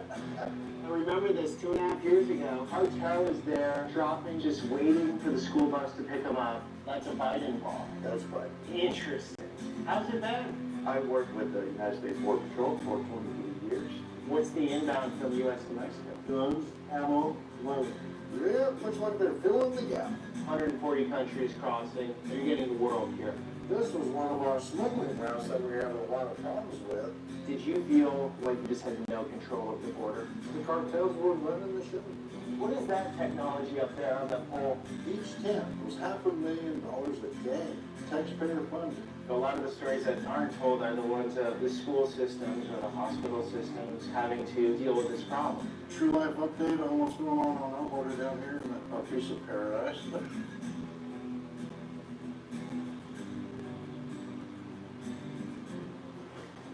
Trevette, welcome back. Round two. Round number 2. I was looking at the video we posted. It was just over 2 years, like 2 years and 2 months ago. A lot of changes that have happened here lately. I put on my seatbelt. We won't want to break the law.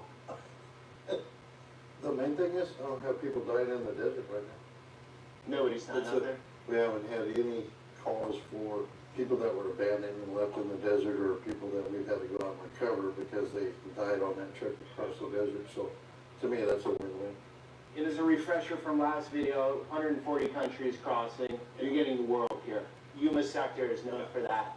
Getting Russians, getting Middle Easterners, getting Indians. We saw the Indians last time. Yeah, we right had on the desert. Hospitals, the family advocacy centers, the mission. They were all impacted with all of that. So now their focus is turned back to the community, the folks that need it here locally. And the food. 90% of the leafy greens for the whole of the United States comes from Yuma during the winter. Lettuce, celery, you name it.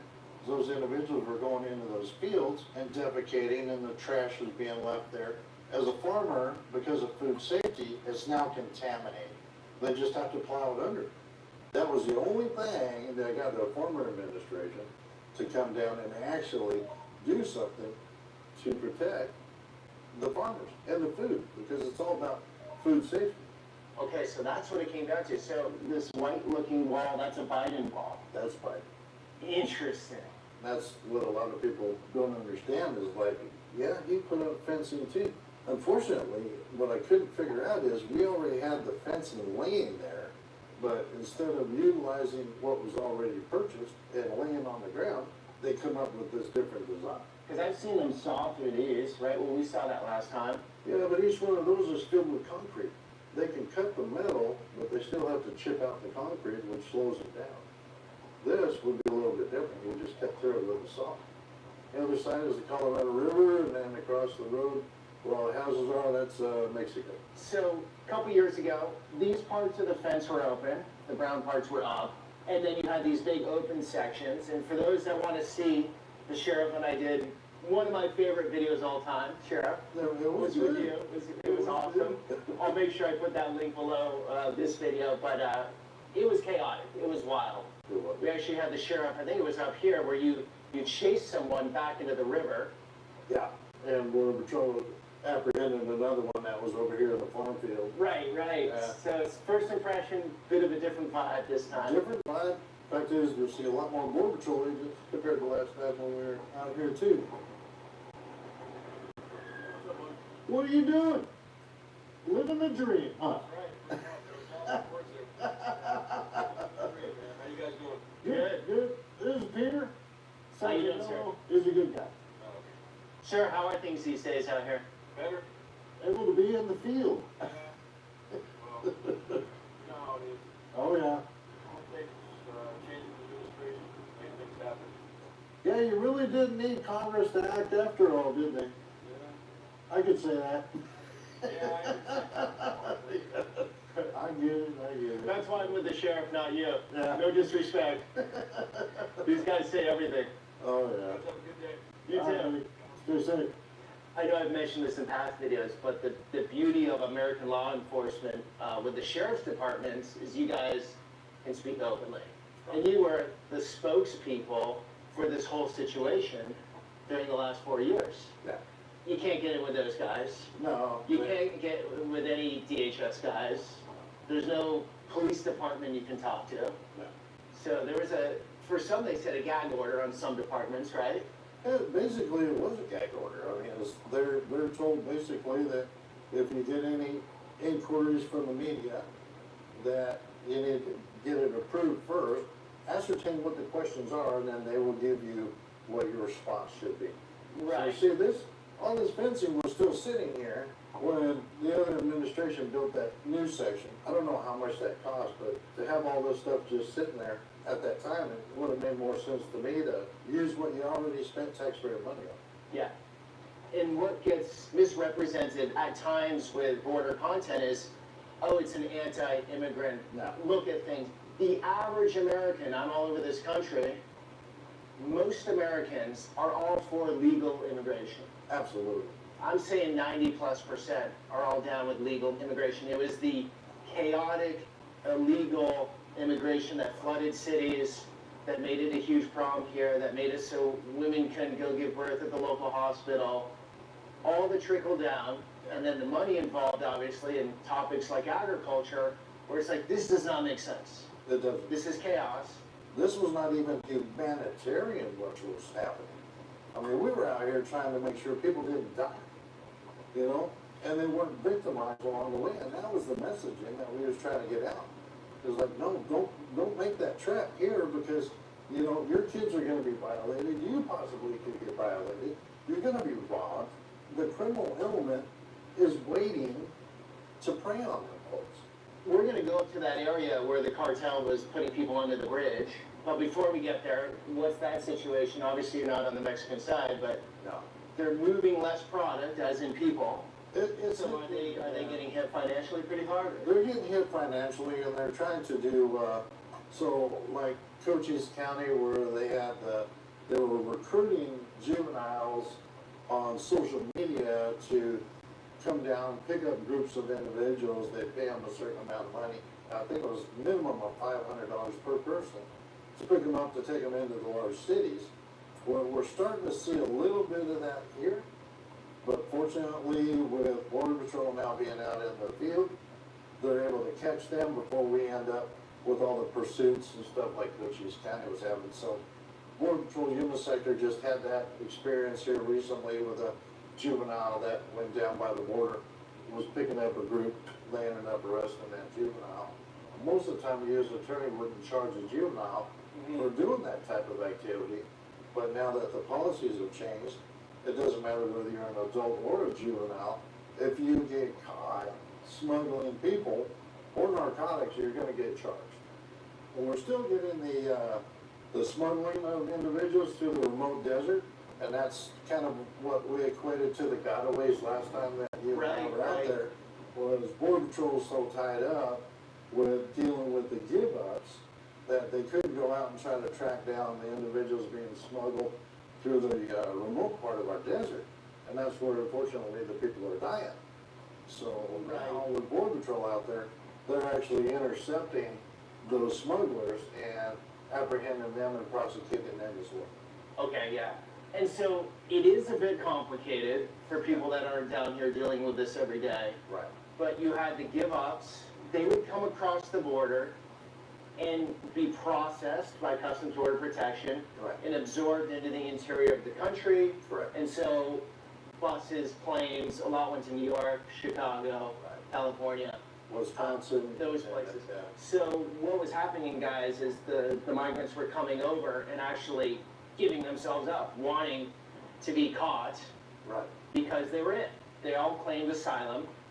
Nobody knows for sure, but all the research I've done, all the people that I know that know this topic very well said 1 in 10 were legitimate asylum claims. And we've heard that from not only the previous administration, but this one. Okay. So that number's confirmed. 1 in 10 was legitimate. Right. So most were economic migrants saying, I live in Honduras, I'm making $6,000 a year, I can live in America and make $38,000 a year. Why am I not going to do this? If I just walk over the border, they take me in. Right. So it was an incentive to come here. And then the gotaways are the ones that know they will be sent back because they have a criminal record, right? Or they're from Mexico. There was an other than Mexico policy. Mexicans couldn't just come over and absorb into the country. They were sent back. They were sent back. So they were repatriated. Repatriated, yeah. There's sort of two groups, the gotaways and the give-ups. And now the give-ups, that door's been closed. The cartel can't set them up at a gap in the wall up here and send them over and we're going to take them in. They're getting repatriated immediately, right? Right. Okay. It's complicated, and so like, and it gets pulled apart. Whatever side someone's on, the information gets cherry-picked, and then you make your case. And the story we're not getting today is the migrant story. Like we're not meeting up with a migrant, and there's a perspective on that story too. Right. Well, you know, all the ones that I talked to, whenever we would run into them down here, the majority of the folks that were coming here, when you talk to them, they weren't fleeing violence. They wanted a better way of life and to be able to make money to help their families out back home. And that is not a legitimate asylum claim. Yeah. And that's what they wanted, was to come here. They knew it was an open door, because once one person comes across, if they're able to do that, and they see there's no consequence, and then you're given a plane ticket to go to wherever you want to go in the U.S., that word travels fast. Now, if you were from Mexico and you were caught, you'd be sent back right away. That's why we were picking up a lot of the passports and the identification cards last time, is because those individuals had already left the country of violence, and Mexico was allowing them to live and work in Mexico.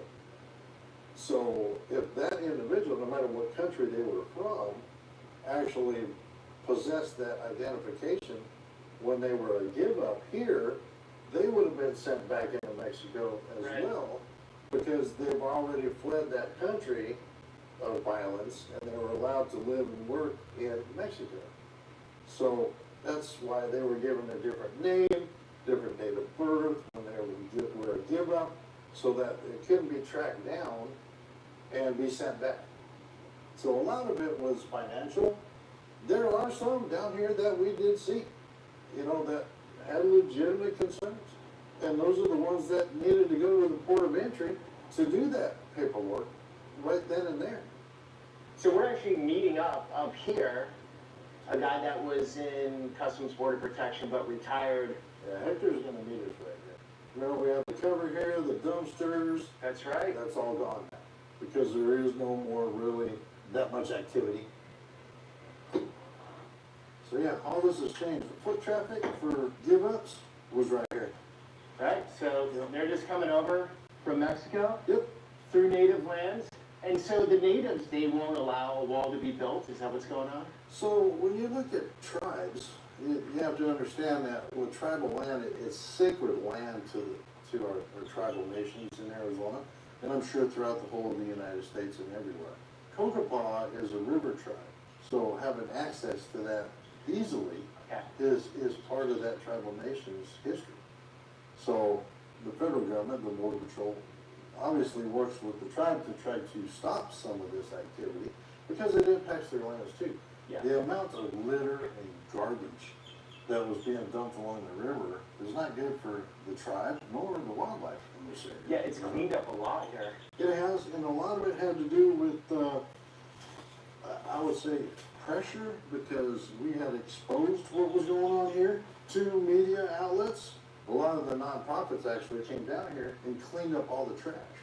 But you also had all the litter down here and all the pharmaceuticals that were being dumped down here along the riverway. Well, this is where a lot of wildlife is. So you don't need pharmaceuticals from all over the world being dumped on the ground. Yeah, and look at this, compared to last time. Last time there were all those IDs in the dirt, there was the money, the euros.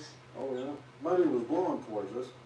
And I mentioned the fact that, you know, I had not seen any money from Russia. We had two people, one from back east and one from California, sent me Russian rubles. So thank you for sending me some Russian rubles to add to that. You have a money collection. Yeah, no kidding. So how does this make you feel as someone that lives here? You've been a sheriff for a long time here. What are your feelings right now? Well, it's nice to see that law enforcement can get back to doing what they need to do to improve the quality of life of the people we serve, and not have to try to battle this problem as well on the border, which that's not part of our responsibility, immigration. That's federal government's responsibility. They said it, the judges have said it. The judges don't even allow us to even enforce any of that. All the way up to the United States Supreme Court says anything to do with immigration, federal government's responsibility, not local law enforcement, you're not allowed to do it.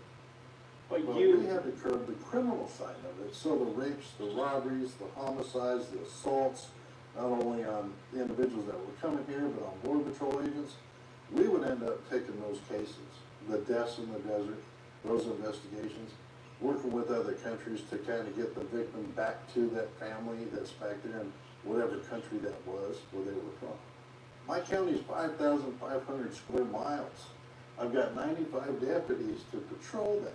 Right. So when you add on this added amount of work onto whatever, you're already full caseload.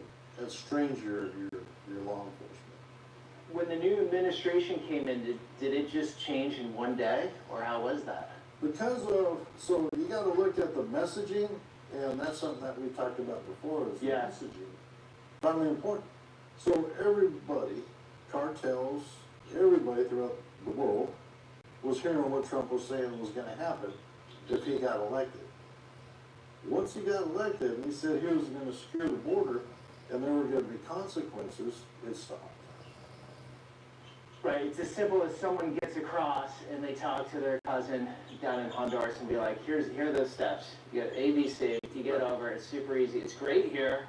I got a job day one, getting some free stuff too. Healthcare is awesome. And then why wouldn't you? The incentive is there. Keep coming. Is it super frustrating for you that it was really that easy? Like you guys had to endure some chaos for 4 Very years? frustrating because it's hard for us in law enforcement that we know what works and what doesn't work.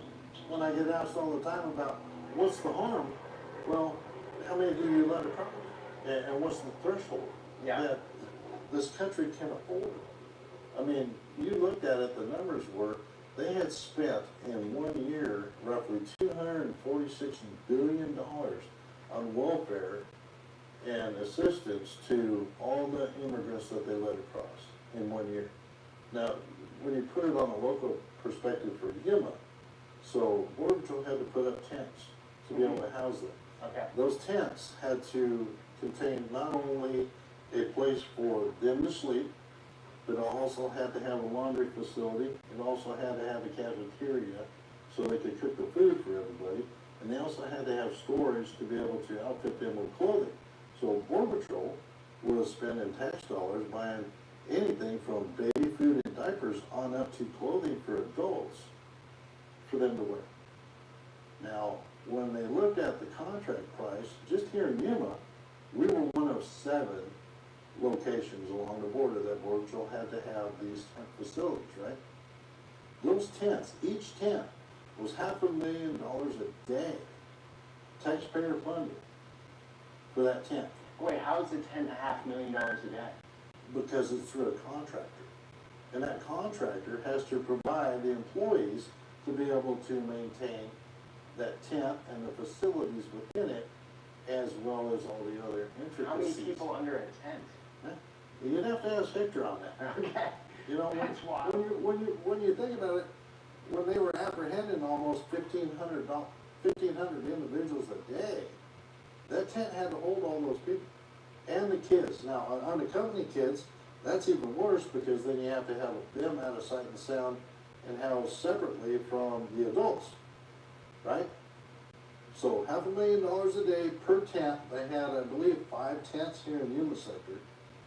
So, and because the electrical grid at Border Patrol could not handle the power that was needed to run those, they had to run that facility on generators, which was over $100,000 a week in diesel fuel. So Doesn't it? So when you look at all these numbers, we don't spend that kind of money for our veterans, and why not?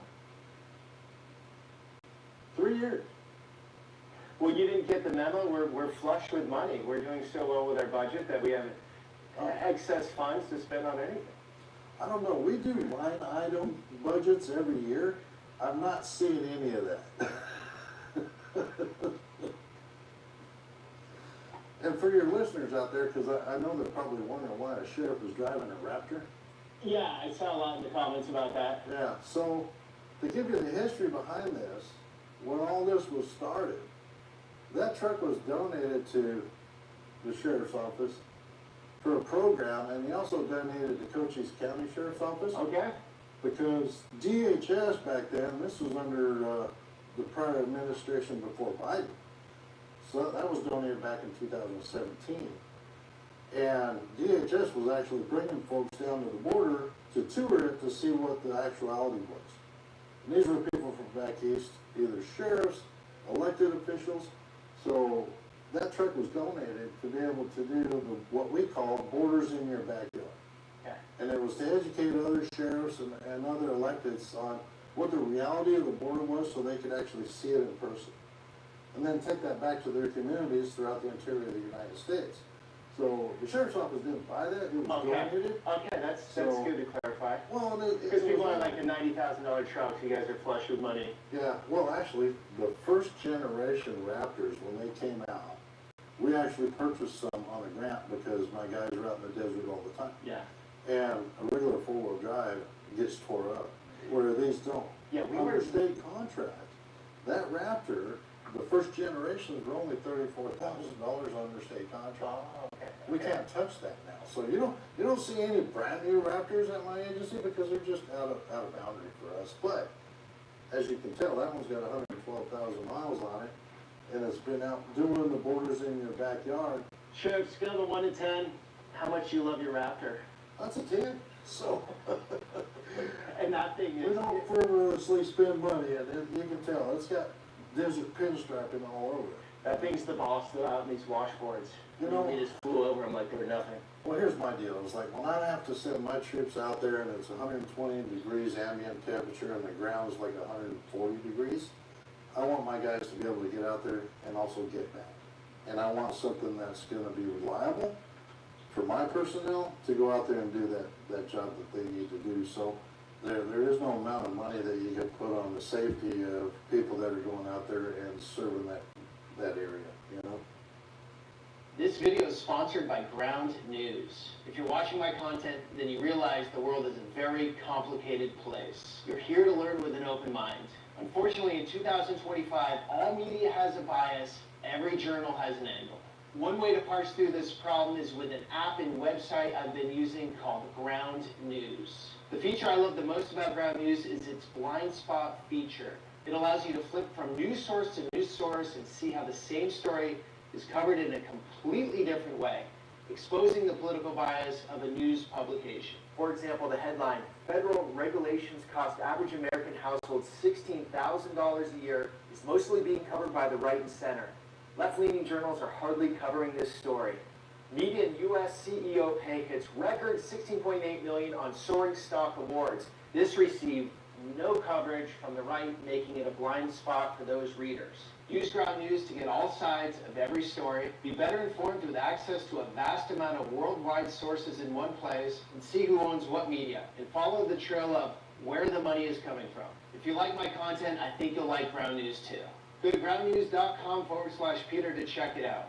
Subscribe through my link down below in the description to get 40% off unlimited access. Now back to the story.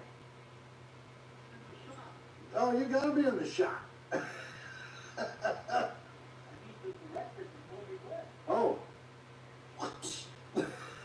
Sheriff's a pro at this. He is the new director. Let's see if he'll do that Border Patrol jump, or is he gonna walk around like I did? Oh, he's gonna, yeah, he has to. look at you. Oh, I got hurt, actually. Oh, is that right? How you doing, Hector? Yeah. Thanks for meeting up. It's great meeting you. It's a very rare, well, at least for me, I haven't had any luck getting through with Customs Border Protection people. Definitely not on the job, but you're recently retired, so you can speak openly. Is that what that is? Absolutely. Okay, cool. Cool. Sheriff, I hate to do this to you, but I'm gonna take the cake. Unlike me, I'll go in the background. Get a break from me? Yeah. Why don't we can walk this way, Hector, does that work? Because that's in the shade, it's sort of nice. Absolutely. Yeah. All right. Sheriff, will we come back in a couple minutes, is that cool? You take your time. All right. Yeah, it's been a while since the last time I was here. I worked for 23 years. Oh, wow. Started out in Texas, Eagle Pass Station. Shout out to my Eagle Pass people. And in 2005, I transferred here when started getting really busy down here. I retired in 2021 with 23 years. My plan was to go 25. Okay. But I just couldn't do it. I mean, it took less than a year for me to realize that I wasn't doing what I was supposed to do. I wasn't fulfilling my obligations, when I swore my oath. And yeah, I started, I couldn't take it.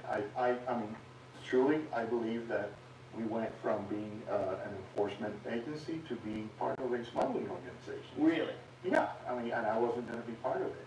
And I feel bad for the people that didn't have the opportunity to leave like I did, because they still have years to go before they can retire.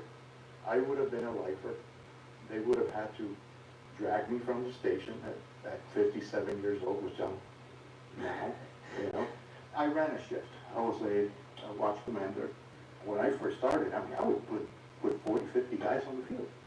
And then, start getting smaller and smaller, the amount of people that I could put in.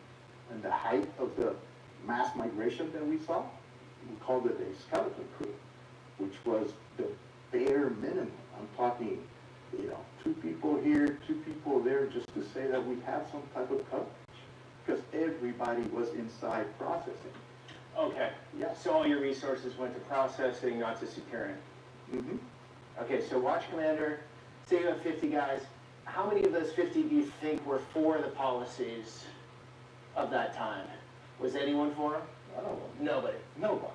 Oh, no. Okay. Oh, no, nobody. And that brings another issue, another subject. You have 4 years of guys not being properly trained in field. So that takes a toll on Border Patrol operations and Border Patrol culture. You're a trainee, you have your journeyman, he takes you out, he shows you around, he shows you how to work traffic, but when all you know as a Border Patrol agent, all you know is to sit around at the station, wait for the next call of, hey, we have 100 people waiting down by, in San Luis. These people are not there to run, they're just waiting to get picked up. Yeah, I shot that video a little over 2 years ago here. Mm-hmm. We were way out in the desert, the sheriff and I, and there was this Indian family out there, looking like they just got out of the shopping mall, because they probably did. From my understanding, they flew Delhi, Mexico City, Mexicali. Cartel arranged their ride to the gap in the fence, where there was a gap, sent them on their way to the American side, gave them a phone, said call 911 when you get there.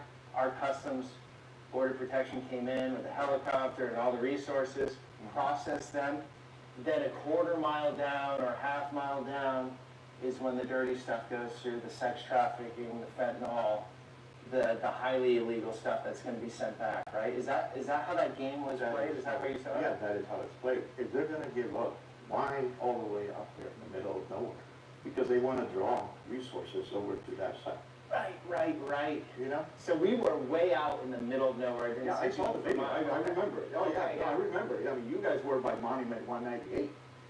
That's way out there. Yeah. So draw resources from the urban closer, where it's a quick jump and they're in the houses, they don't want you close to that, you know? They want you out there so you can respond to what's going on in the urban area. Okay, so did you guys, when you were working, right before you retired, did you feel like you just had no control of the border? Definitely not. Definitely not, you know, because you're supposed to dictate the operations. Operations were being dictated by the illegal aliens. I'm the watch commander. I tell my guys, you're going to be here, here, and here. But I couldn't do that as a watch commander because they would do their thing, and then, you know, like operations had to move wherever they, so they were dictating our operations, which is crazy. And one of the big reasons why I said I can't do this anymore. During that time, I got a call in from the United Cajun Navy to go down to the border in Texas, and that was 4 years ago, right? Okay. And I, as your average American, I had no clue what was going on at the border. Right. Or understanding of the border at all, right? So what's the why? I'll preface this real quickly here. I saw in Charleroi, Pennsylvania, Mon Valley, a lot of Haitians there. Their chicken, I think it was chicken. It might be chicken or something else. They need workers really bad. South Florida, sugar, big sugar, needs cheap labor. So it's not just the types that are like, we need no borders in this world, everyone is human, nations don't mean anything. It's actually big business interests too. So it's coming from both sides, from what I've seen. Right.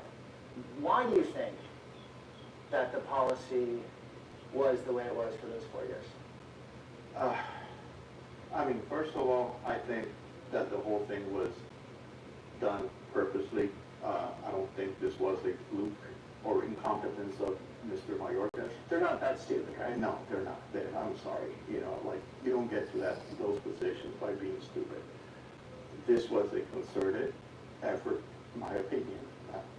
Works when I'm even working for Georgia, but it was a concerted effort to do, I mean, the candidate, when he was candidate, President Biden said it, you know, this is what I want, you know, and it happened, you know, and it's, as far as the, you mentioned the American people, I have to apologize to the American people on behalf of Border Patrol when I was in there, because when I saw your video with the sheriff 2 years ago, I remember him talking about the possible things that could happen. I remember him saying something specifically like, this is going to your kennel. Yeah. And then you have the late varieties. And you have all this crime. And I hate when I hear people, well, not all illegal aliens are, you know, most crime is committed by U.S. citizens. Okay, I understand that, but we have U.S. citizens committing crime. Do we need to import more?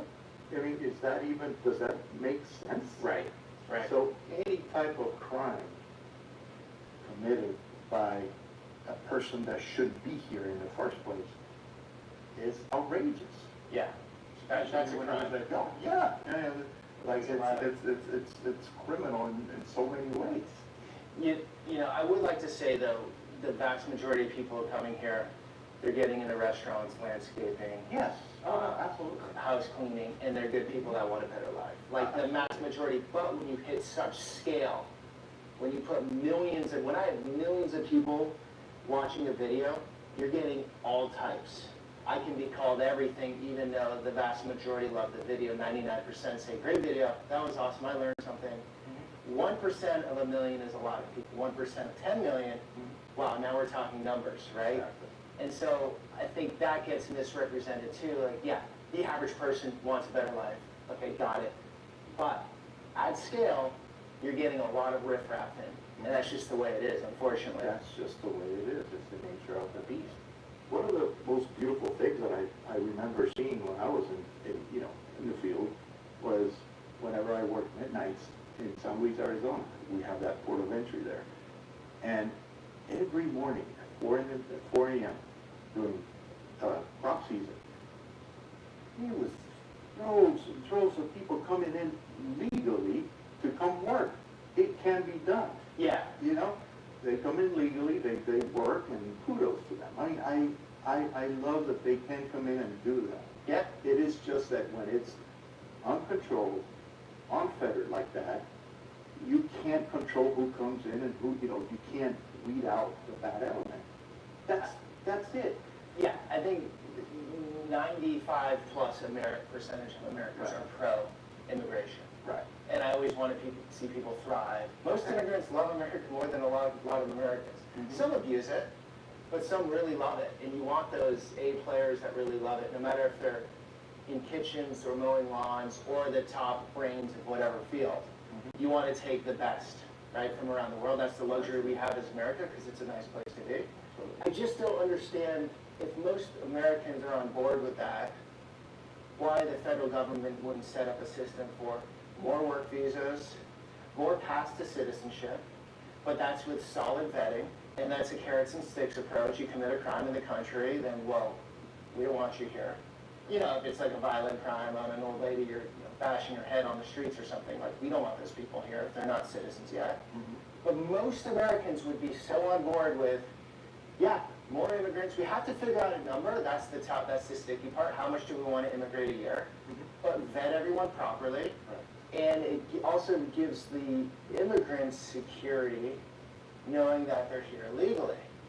And also, they're not paying off the cartel, right? A lot of these people, what people didn't get, and if for some of you that didn't see my earlier videos on the border, no one just gets over the border, right? How much were they paying to get here from, say, Honduras back in the day? It was like 6,000 I remember when I was here. 6,000, and they enforce that. You know, you try to come in without going through them, you're in trouble. I mean, you're going to get robbed. You're going to get, you're going to get killed. Yeah. You know, by the cartels. You know, so they control the border. They have what they call the plazas, and each plaza has a plaza boss, and they set. What's the plaza? Territory? Plaza is a territory. Yeah. So Yuma sector, how many plazas? I don't know. Plazas are subdivisions of whatever cartel is the one dominant on the Mexican side, and the plazas are little subdivisions of that main cartel.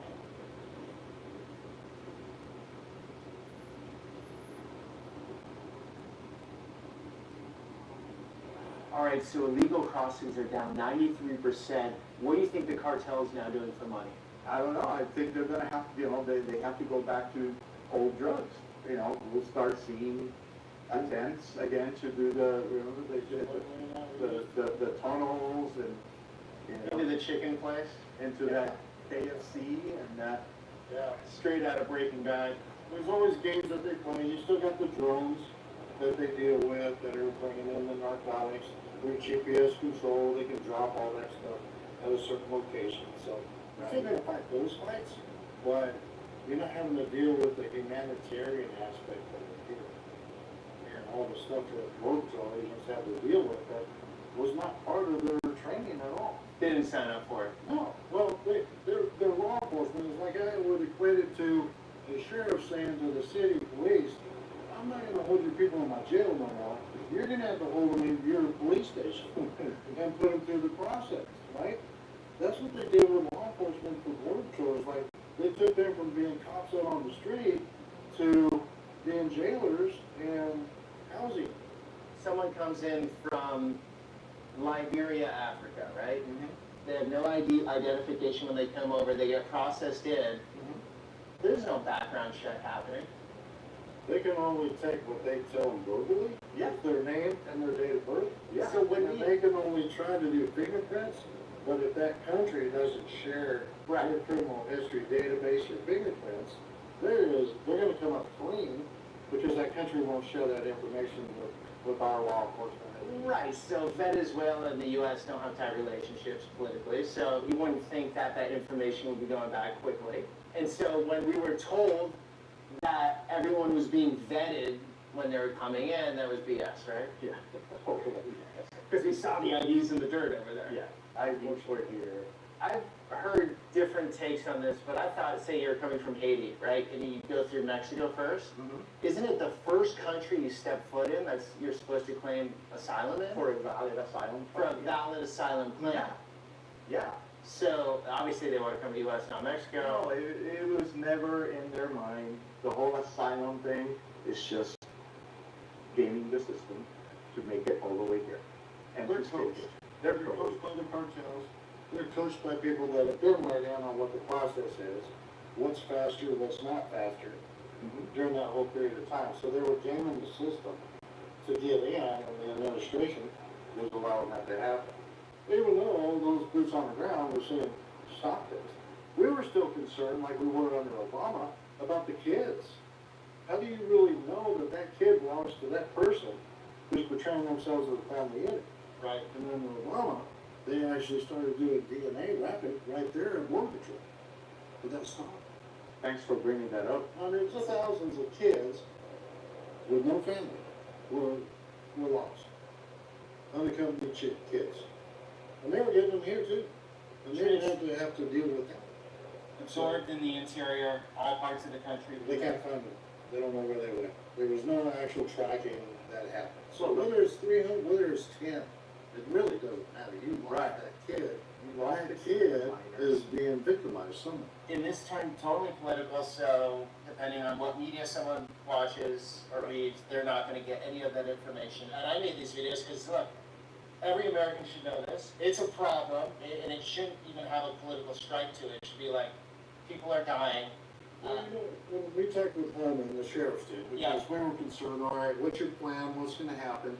And Holman met with us down there in Cochise County. And he mapped it out. He goes, look, we have already 1.5 million people that have gone through the system, through the courts. The courts have told them they are to be removed from the country. They didn't have a legitimate asylum claim. Mayorkas, during that period of time, didn't deport them.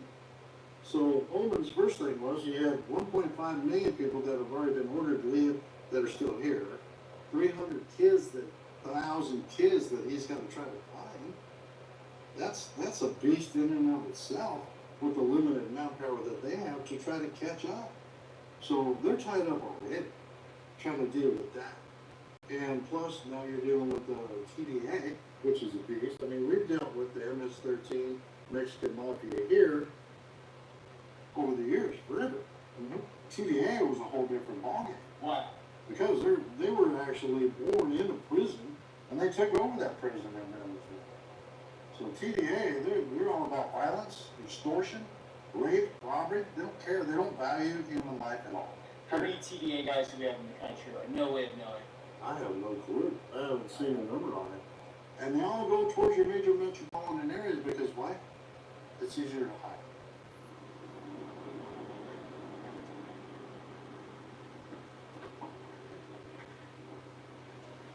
Good guy. He's down to earth, solid, and he doesn't have an agenda. It's all about doing what's right. You have to be fortunate to be in your branch of law enforcement where you could do your job the whole time, even though you were stretched thin and put out on this stuff.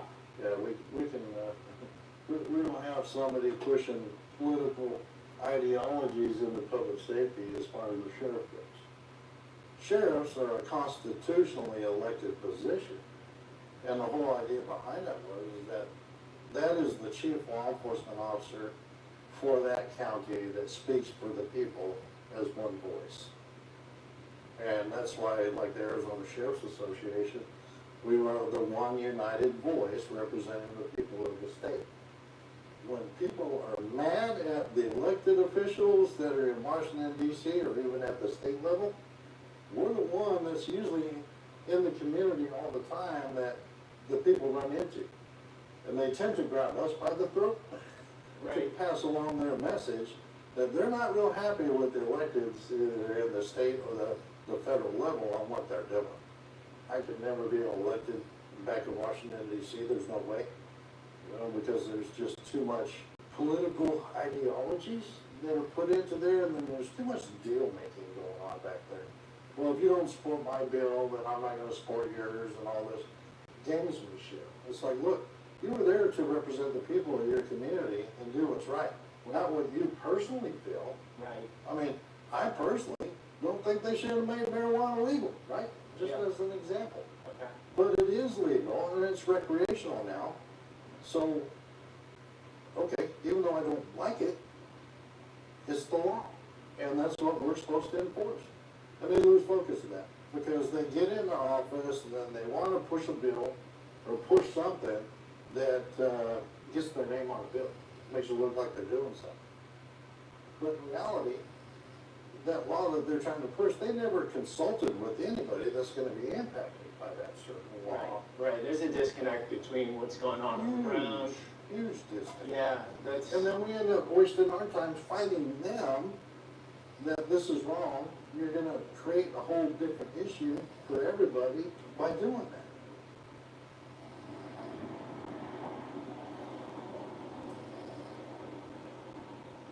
So even though we're on the Mexican side of the wall now, we're still in the US. Right. But Mexico is way over yonder. Okay, but it's easy to walk over to here. Oh yeah, you can walk right across right there. Right. The only reason why this was put here is because anything on the right side of this levee is in the floodplain. Okay. And we have had those 100-year floods where excess water, they've had to release from Morales Dam down this way, and the river could come up to this level. Gotcha. That's why you'll see fencing put in different areas, even though this is the U.S. When you look at the heritage, right, of the Hispanic, it's all about hard work, dedication to the family, right? That's what their main focus is. When you hear about democracy, right, a lot of that, I'm told, anyway, from some folks, they assume that democracy, What's your mirror? Okay. I'm here because I believe in democracy and hard work and taking care of family, then it should be a Democrat. The old Democratic regime is now being pushed out by liberal thought, right? You got this new everything for free type thing, and you don't have to earn it. They should just give it to you. The government should take care of you. That was in response to this off camera, but you said Yuma County traditionally was very blue, and now it's gone red. And it's very Latino driven here, right? Oh, yeah, absolutely. So the Latinos here, sort of like Starr County, Texas, I think that was 95, don't quote me on this, but 94, 96% Hispanic. One heavily red. And I think it's because of what you're saying, right? They most of them want to work hard, take care of their family, and be left alone. Oh, Especially exactly. the Cubans came from a system where the state controlled everything, and they want the opposite of that. Right. I think they're looking at the new policies in the direction of the party is not the direction that they truly believe in. They think it should be the other way. And unfortunately, those electeds aren't listening. Yeah, it's interesting how the parties have changed in so many ways. And don't get me wrong, I mean, I don't vote party. Me neither. I've always been an independent. I vote for policies. I vote for policies. It's like the former sheriffs that hired me, they were both Democrat, you know? I've always been a Republican. Okay. But, you know, in my line of work, it's not about party, it's about character of the person. I can care less about race, religion, any of that. What we care about is the character of the person that's out there doing what we do each and every day. And I think Martin Luther King is the one that actually put that in his speech. Right. When I went to the FBI National Academy, I don't know if you've had a chance to read his speech. Wow, that guy was a visionary. And he listened to, I mean, the media used to talk to his niece, and then they slowly, because it didn't meet their narrative, the media started walking away. Do you notice that? It's a shame. Well, there's this battle between color blindness, which is the MLK vision, content of character, not color of skin. Right, exactly. And then there's identity politics on the other side, which is all about the color of your skin and your identity. And you have to identify with your group. And we have to pit groups against one another. You know, and I'm sure there's a lot of people that are in the major metropolitan areas, but rural communities, we all work together. Right, yeah. We're with each other all the time. We don't care about the color of your skin. We care about doing what's right and making things happen. Yeah, like the sweet little lady working for you in your office. Yeah. That you said she was unbelievable. Couldn't imagine working without her. Oh, yeah, Anna. Yeah. Oh, my gosh, yeah. I mean, she runs that jail. And I put 100% faith in her. Yeah. Because of her work ethic. Yeah. And she believes in honor, integrity, and honesty. You know what I mean? Okay, so where were we last time, Sheriff? That road was closed, but we were out there? You know, on the corner? I'm gonna take her down that way. Okay, cool. I remember this 2.5 years ago. We're on the other side of the fence here, but you were saying the cartel was letting migrants out under that bridge, right? Mm-hmm. Yeah, they were doing it right up to the last day. Right up to the last day. Right up to when the election happened and they named who the new president of the United States would be, and then it stopped. And then over here, there was a tent. There's a cover where that blue barrel is. Remember, there used to be a shade structure there. And that's where they would all pile up to be processed and then transported from here to Border Patrol's headquarters. Right, and then I remember the buses. There were all these school buses coming down, up and down this road to transport everyone in. Yeah, that's what processing. This gate was actually used most of the time to bring in the bus, load it up, and then take it back out and close the gate. I remember just having this weird visceral feeling of something's really wrong about this. Cartel is there, dropping, coming over, just waiting for the school bus to pick them up. And then they're off to interior, wherever in America. Well, the ones that would come around the corner down here, if you remember, the cartel guys would actually videotape the people getting across and then going to Border Patrol. Right. Because that was their proof, because it was like a travel agent. Right. Sending that video to the family members going, hey, I got your family member into the United States, so now you need to pay. And that's how bad it was down here. So yeah, it was all contrary to the rule of law. You know, I remember you saying, like, you know, you feel sympathy for these people, and I also remember I said, don't litter here because there's litter on the ground. I said, we're in America now, don't just throw your trash on the ground. Right, yeah. Oh, wow. Well, interesting to see that development. It was a week after the election, and I just happened to ask the deputy chief, I said, so how many, you know, what's the impact now? And they said, I think we got 9 in custody. Versus they'd have 2, 3, 4, up to 1,500 a day. They were down to 9 apprehension. That's quite the drop. That's huge. Yeah. And that water set up there is for the workers out here on that road, right? Not for migrants. Well, they still do get a few that come across. Okay. They still do get a few. Okay. So you don't want to stop that. Right. Right. You don't want people getting hurt or. How's it been? Pretty quiet?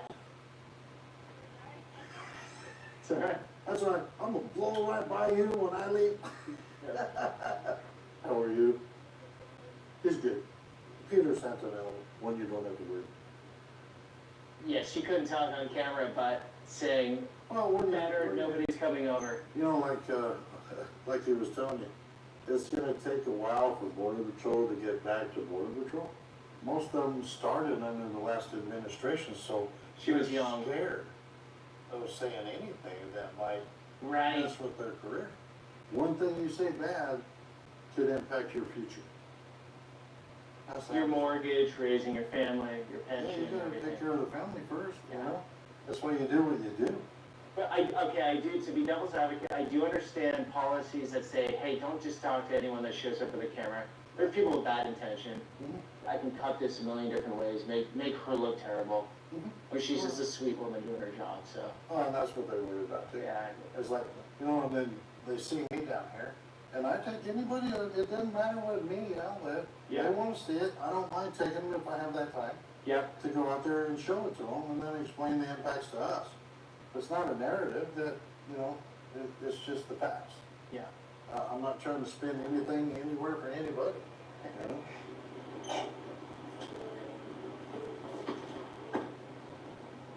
So these are new, these shade structures for the trucks. No, they were there were just no trucks. There were no trucks, yeah, that's right. That's why it didn't stick out compared to now. All this was all here, they just didn't have anybody that they could put out here to man it. You said the cartel had a tunnel going under into the chicken restaurants. Right. That's on the first video. That's a major undertaking to build a tunnel underneath all this. Right. That would come out into the kitchen.